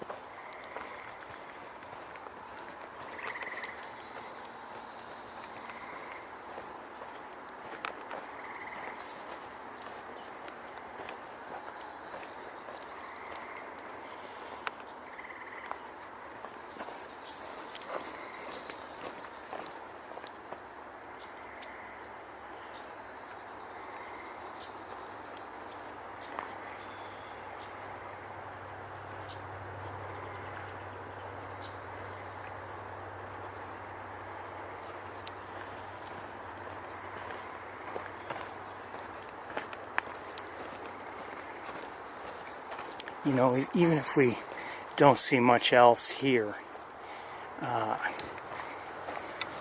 have to say, we've, you know, sure, Wildlife Drive was disappointing, but overall, the Montezuma area worked out pretty well for us. And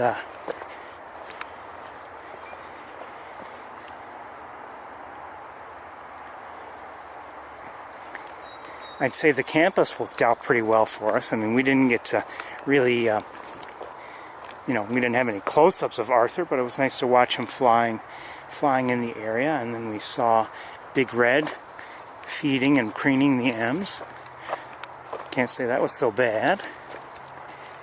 And I've enjoyed this walk. I just, you know, just even seeing the scarlet tanager was wonderful.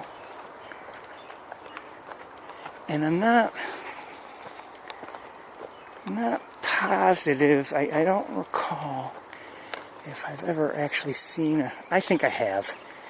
I was going to say, I'm not sure if I've ever seen a scarlet tanager singing before. But I think I probably have.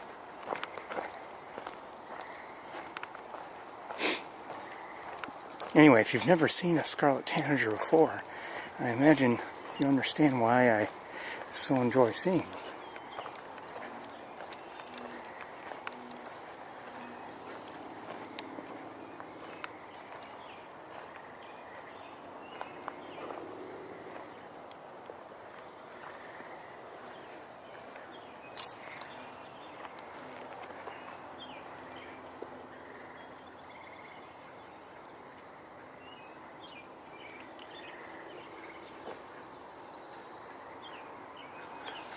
Shoot. Did I ruin it?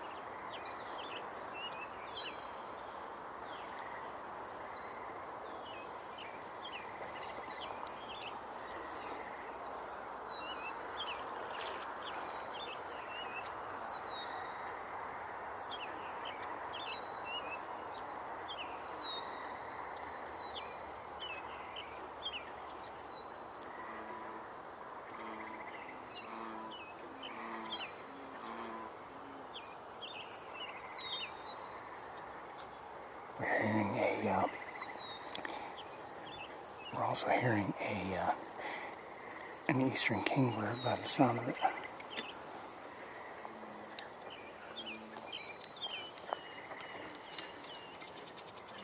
You too. Good night.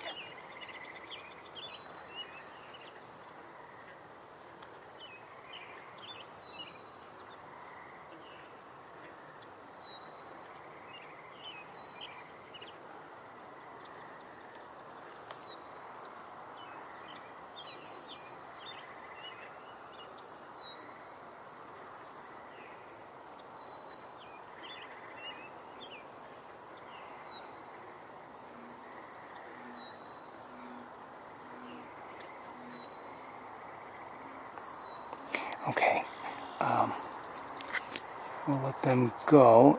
The beavers were doing some work here, and here at the outflow area, we just give you. Oh, hold on.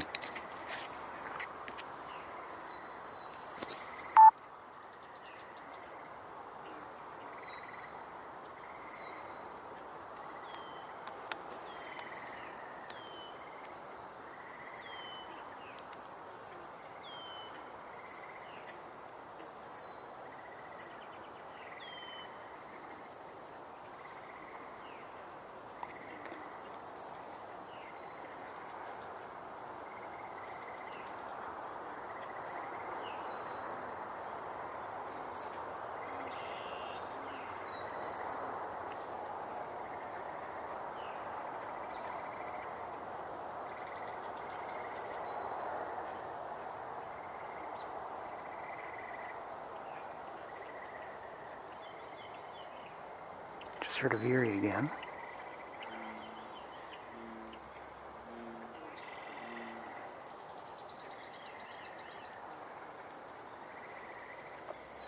So we've seen at least 2 beavers, maybe a third. We saw one elsewhere, but they could have made its way over here by now. And I'm just kind of starting to look around.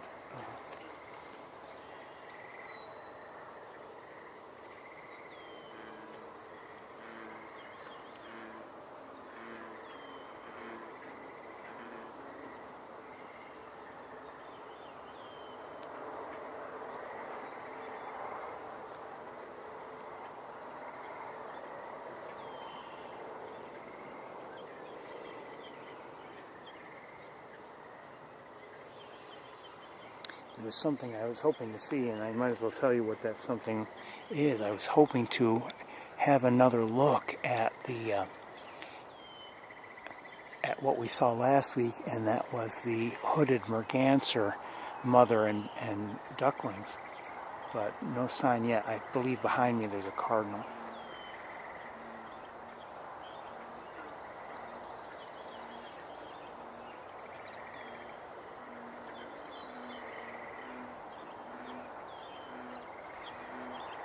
Like I said, I was just hoping we'd get another look.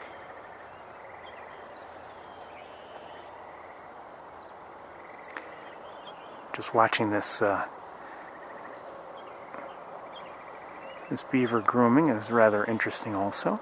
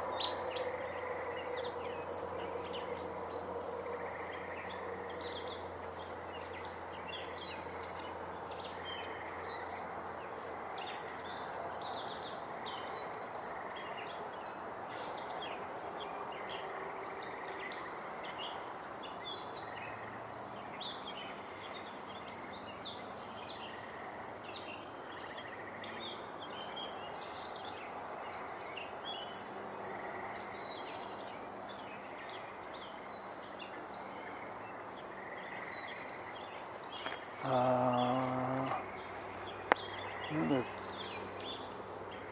different beavers coming in. Let's take a look at it if we can. 1 second.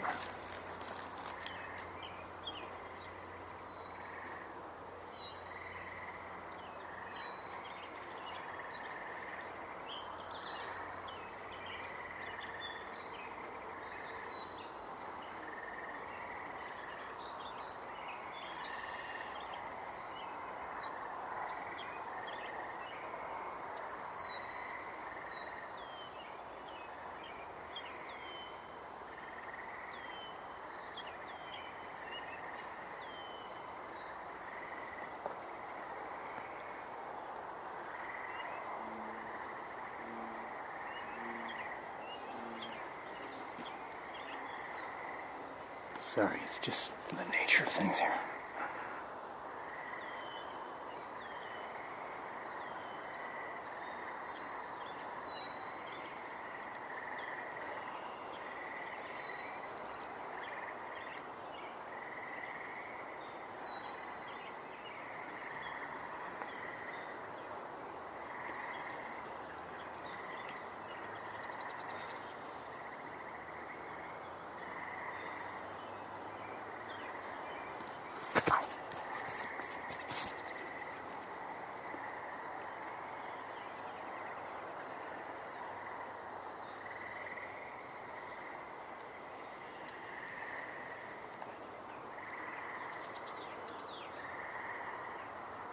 That other beaver was there, I believe, so looks like it's moved on.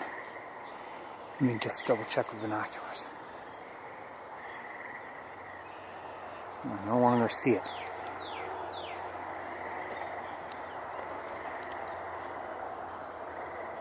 And that one just dove. We're going to move on, I think. Like I said, I had hoped we would see the hooded mergansers again. You know, just imagining that would, and hoping that they would still be around and visible. Now they could be here, but just hiding very well. Very, very possible.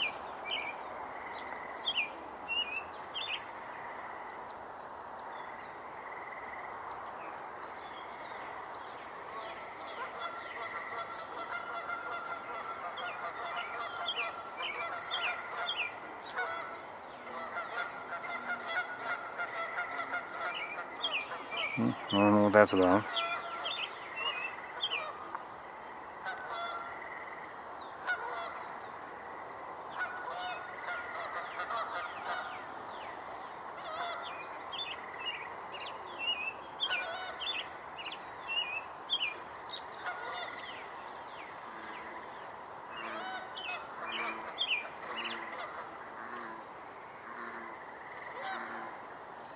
I don't know.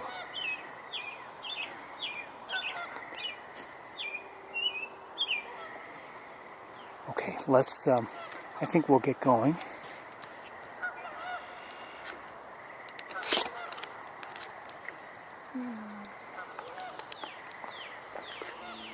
Hearing a cardinal sing.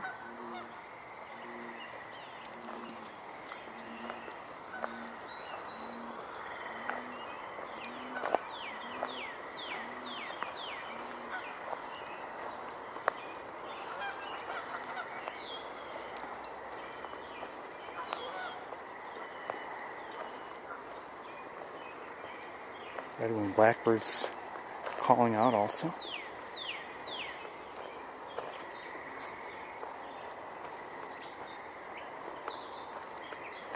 It sounds like a gray catbird nearby.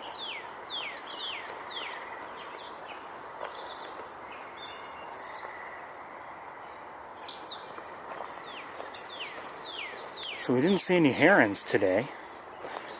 Not here. No ducks of any sort, not here.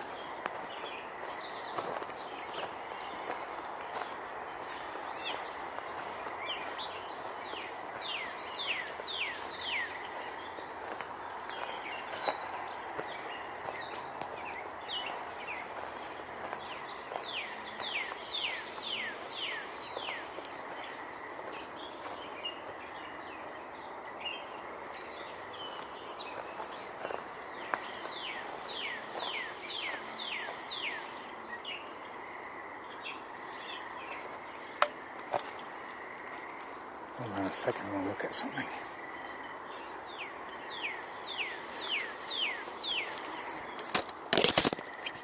And I'm glad I did.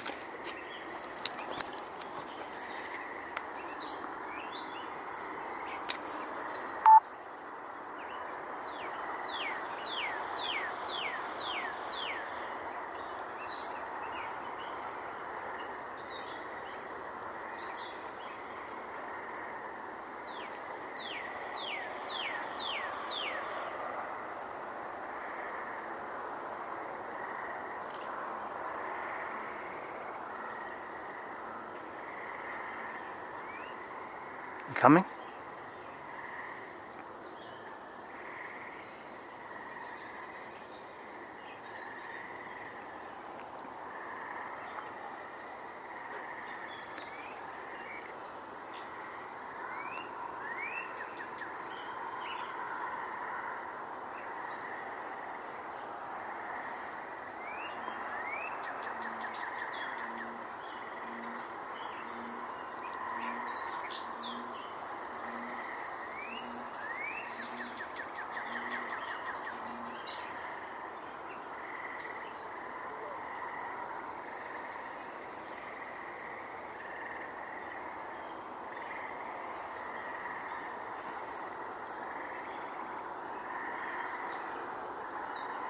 We won't watch them too much longer, but these are most likely the same geese we saw on our way in.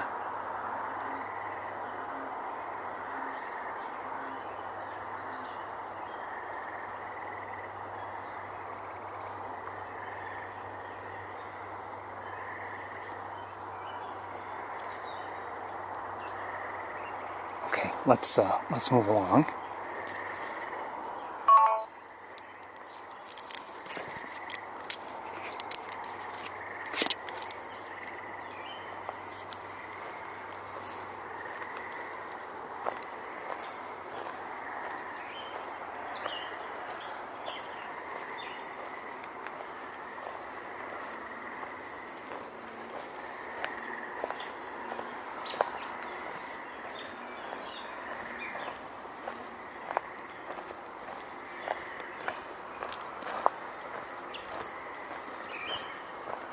It's a catbird to our right.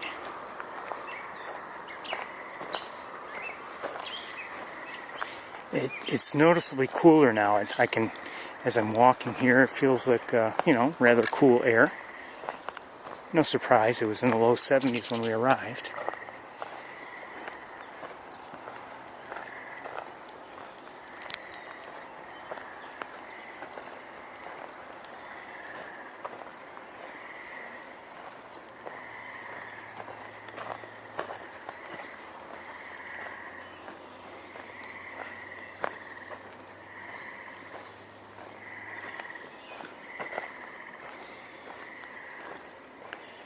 I hope you've enjoyed the walk.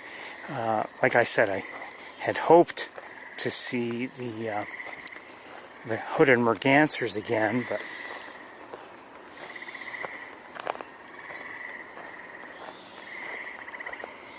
it's still possible. Don't know where they might be. They could be anywhere. Maybe they're not here at all any longer if something happened.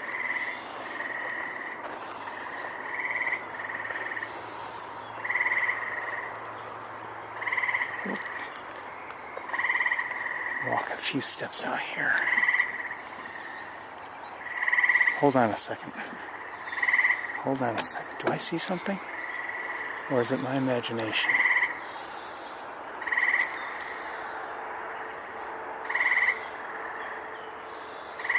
Well, it's not my imagination, but it's not anything. Just a tree limb. But it's getting dark, obviously.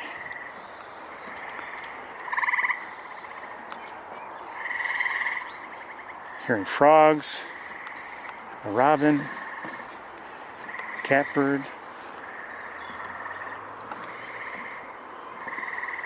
Yeah, yeah.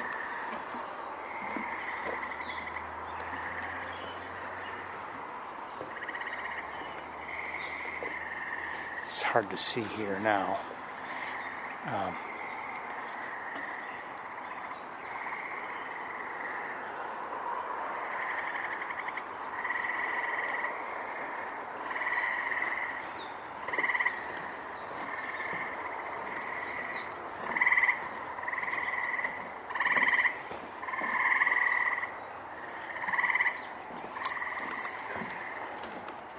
I know I didn't take a good look and probably could have looked a little bit better, but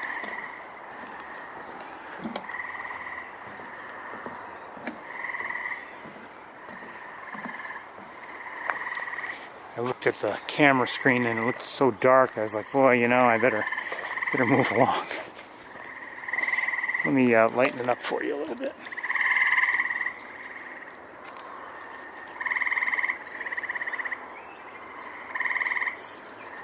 How's that, a little better?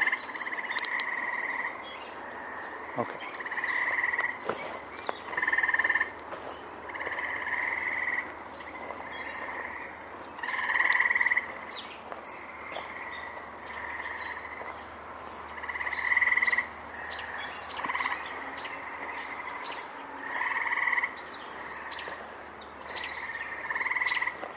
Hate to bother this robin who's on the trail.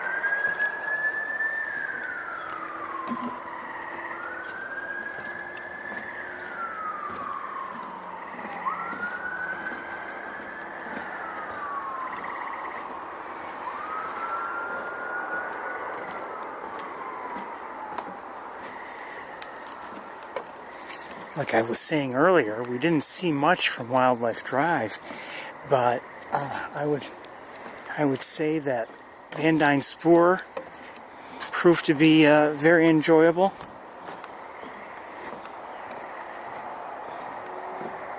And we saw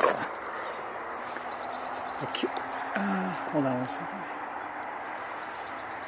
Okay, we saw the killdeer there, you know, mating, and we saw some interesting pied-billed grebe behavior, I thought. Saw a few swans, didn't see them very well, but we saw them. Saw the, what I believe were blue-winged teal ducklings.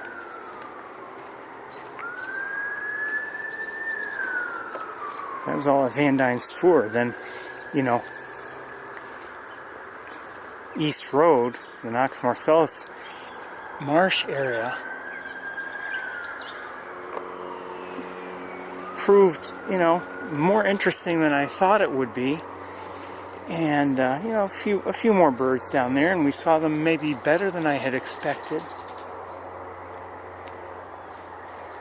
But then we were, at least I was surprised, or very pleased anyway, to see the sandhill cranes, include, you know, 2 adults and 1 baby. And had a few looks at bobolinks as well. Not great looks, they weren't really close, but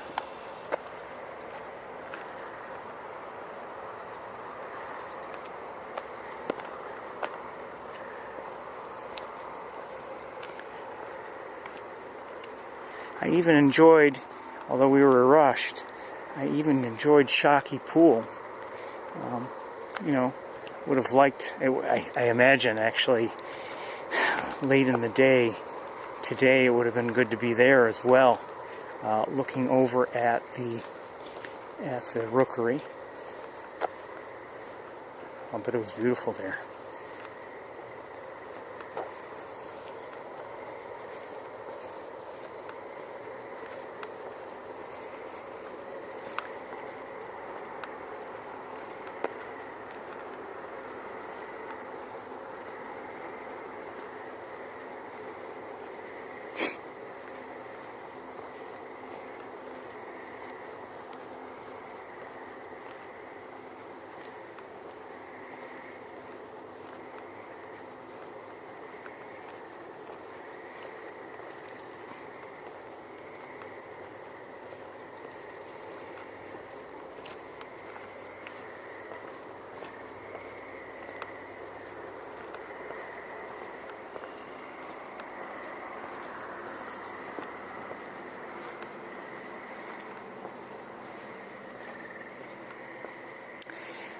there's a chance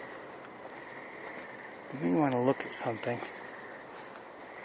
Maybe. I don't know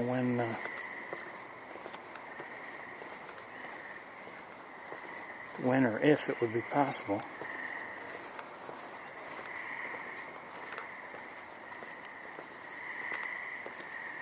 I enjoyed this walk as well. Like I said, I would have loved to have seen the hooded mergansers, assuming they're around. But I like seeing that scarlet tanager, for instance. And just walking around has been enjoyable, as far as I'm concerned.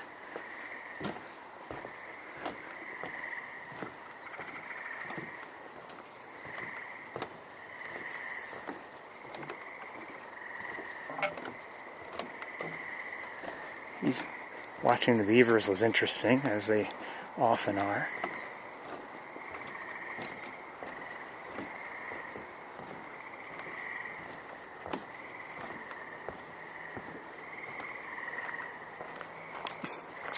Hold on a second. Last night, I'm taking a walk. It's not like I'm really standing in place for any, in any kind of any length of time, really. And all of a sudden I see there are already cobwebs or spider webs on my tripod. And it's like, hold on a second, I'm seeing something.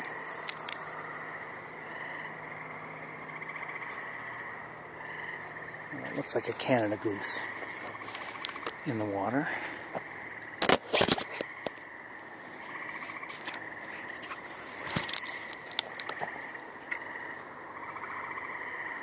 Another one.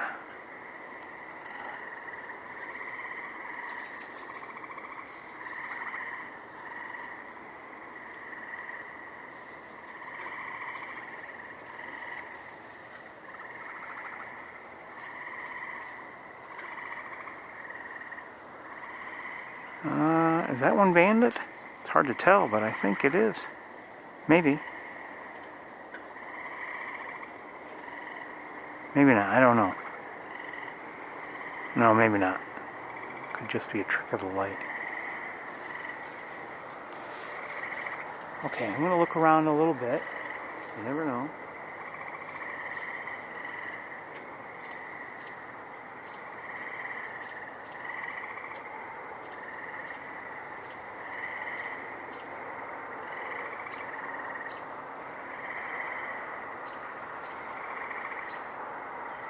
Oh, I need to do some research. Hold on.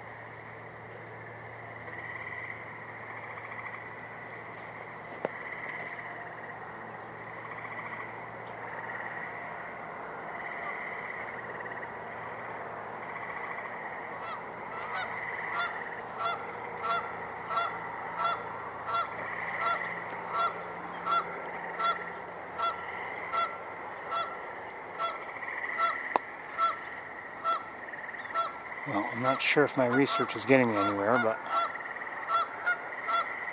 Oh, hold on. Thought I saw something just come in, but it seemed too small to be a Canada goose.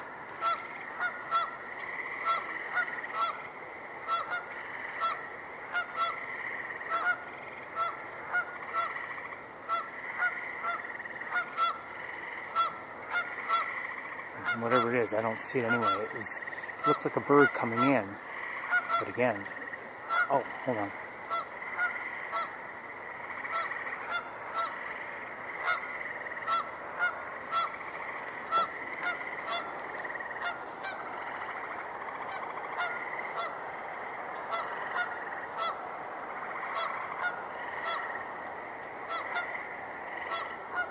Something was disturbing the water. I don't know what it was or where it is.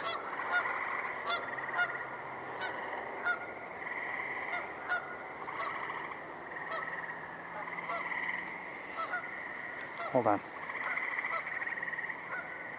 The geese have both left the former nest tree.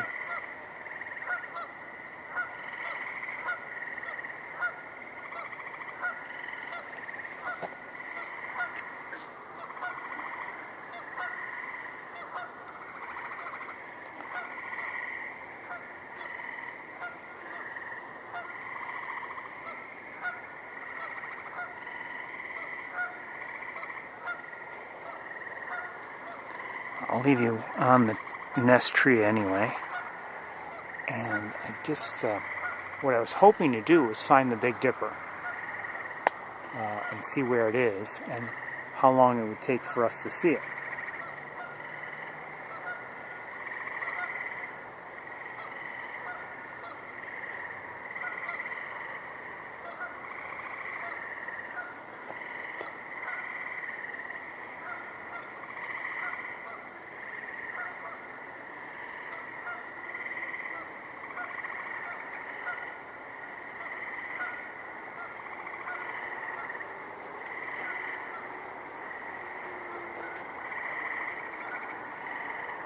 And I'm not sure where it is, how long it would take for us to see it.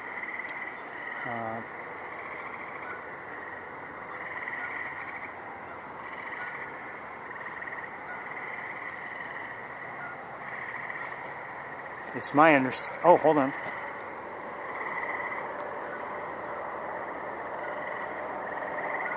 Okay, it's a beaver again.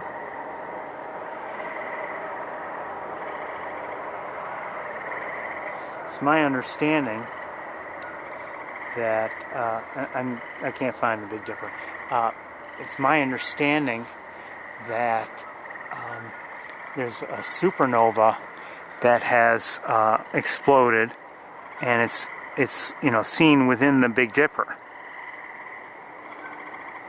At least that's what I thought I remember hearing. If you're not familiar, a supernova is a star that explodes. It's a large star that explodes, and apparently it was still brightening, I guess, or still happening anyway. And it would have been nice to possibly see it. I don't know if we'd really be able to notice it, but I was hoping to look at it. And I don't know where the Big Dipper is at this time. Obviously, we're not seeing any stars now. It's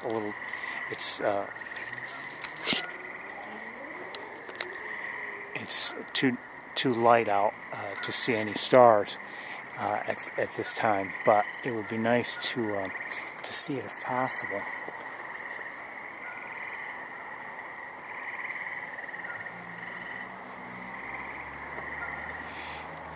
Maybe I'll kind of sort of give up on it.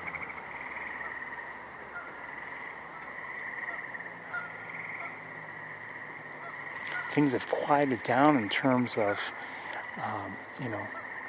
road noise, airport noise, and now it's primarily frogs and the A little bit of road noise, and the Canada goose that's honking.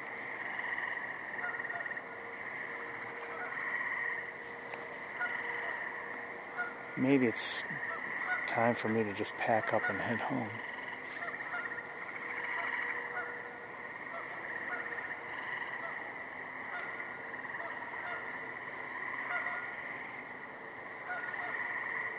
I think that might be a good idea.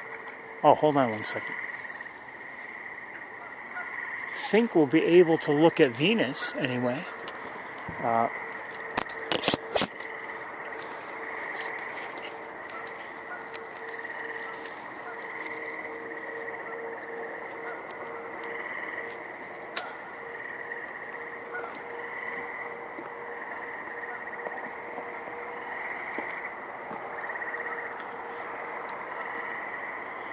Be interesting to see it. To the naked eye, Venus looks like a point of light, but there's a chance it'll show, a phase like the moon.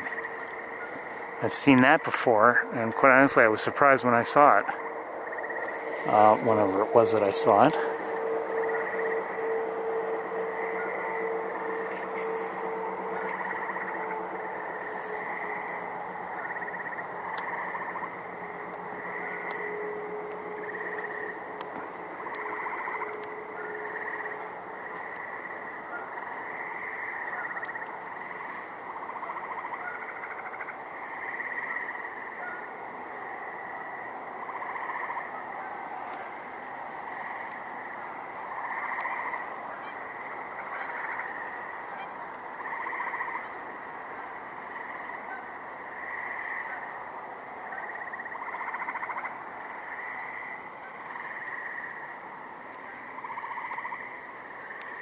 That is Venus.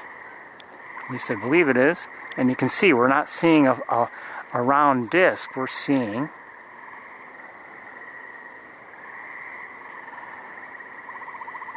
hold on. Okay. We're seeing something that is, we're seeing a phase of something.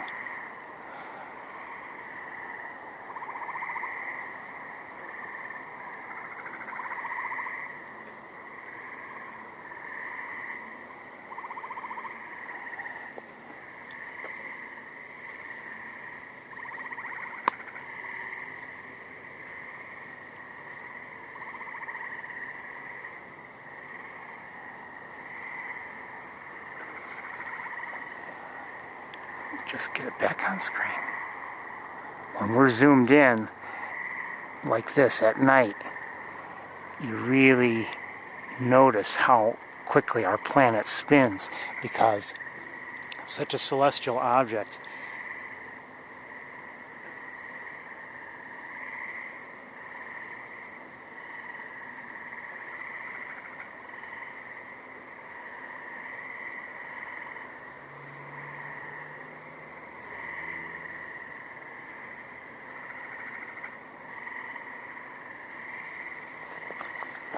Okay, let me get it back on.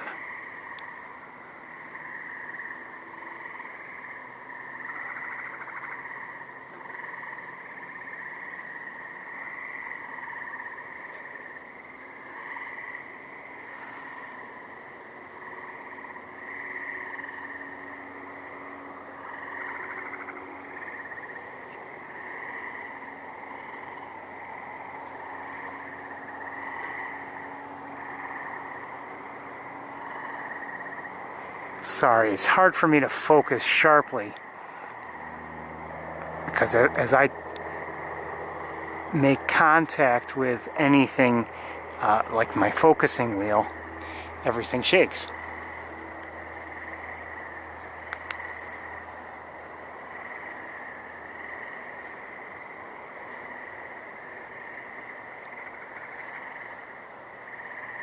Look how quickly it moves through the frame. That's its own. That's the Earth's movement that's causing that. Oops, hold on. There we go.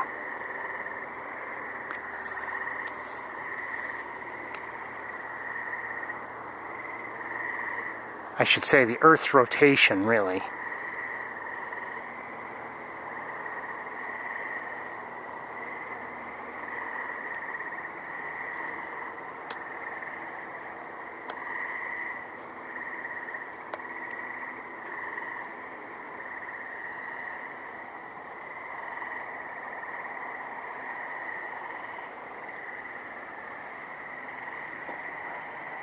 Okay, well, I think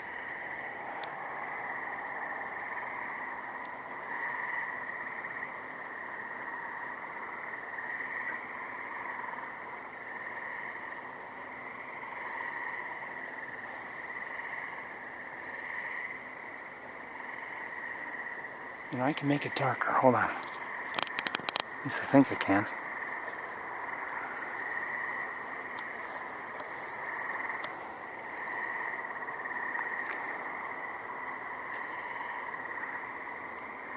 Hold on, I'm gonna start all over here. Find it again.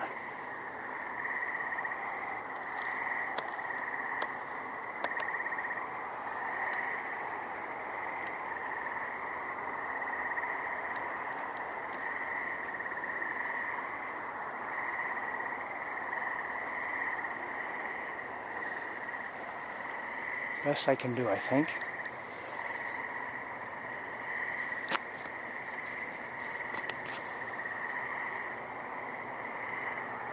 The sky is not really super clear tonight.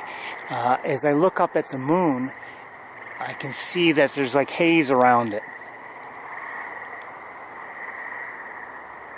So that's not helping.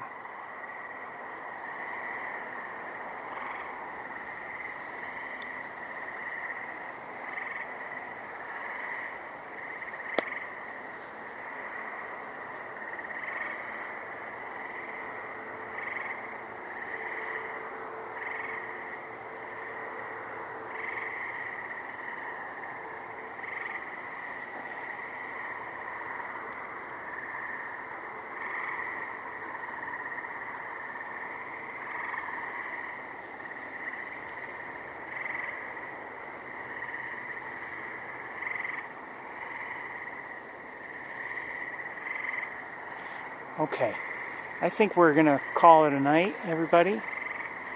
I want to thank you for joining me. It's been a pleasure for me, as always. We are out of light, out of time, out of birds.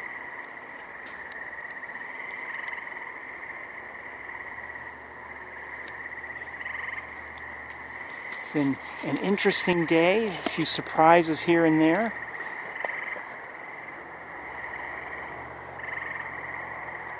And I guess, it's the surprises that keep it all very interesting.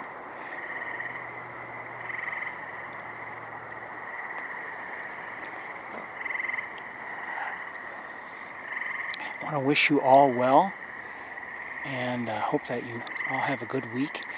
But time for me to head home. I also want to wish you all a very happy Memorial Day. Of course, we celebrate that here in the United States. And hopefully you'll not just have time with family and friends, but time to think about what the holiday means, what it's all about.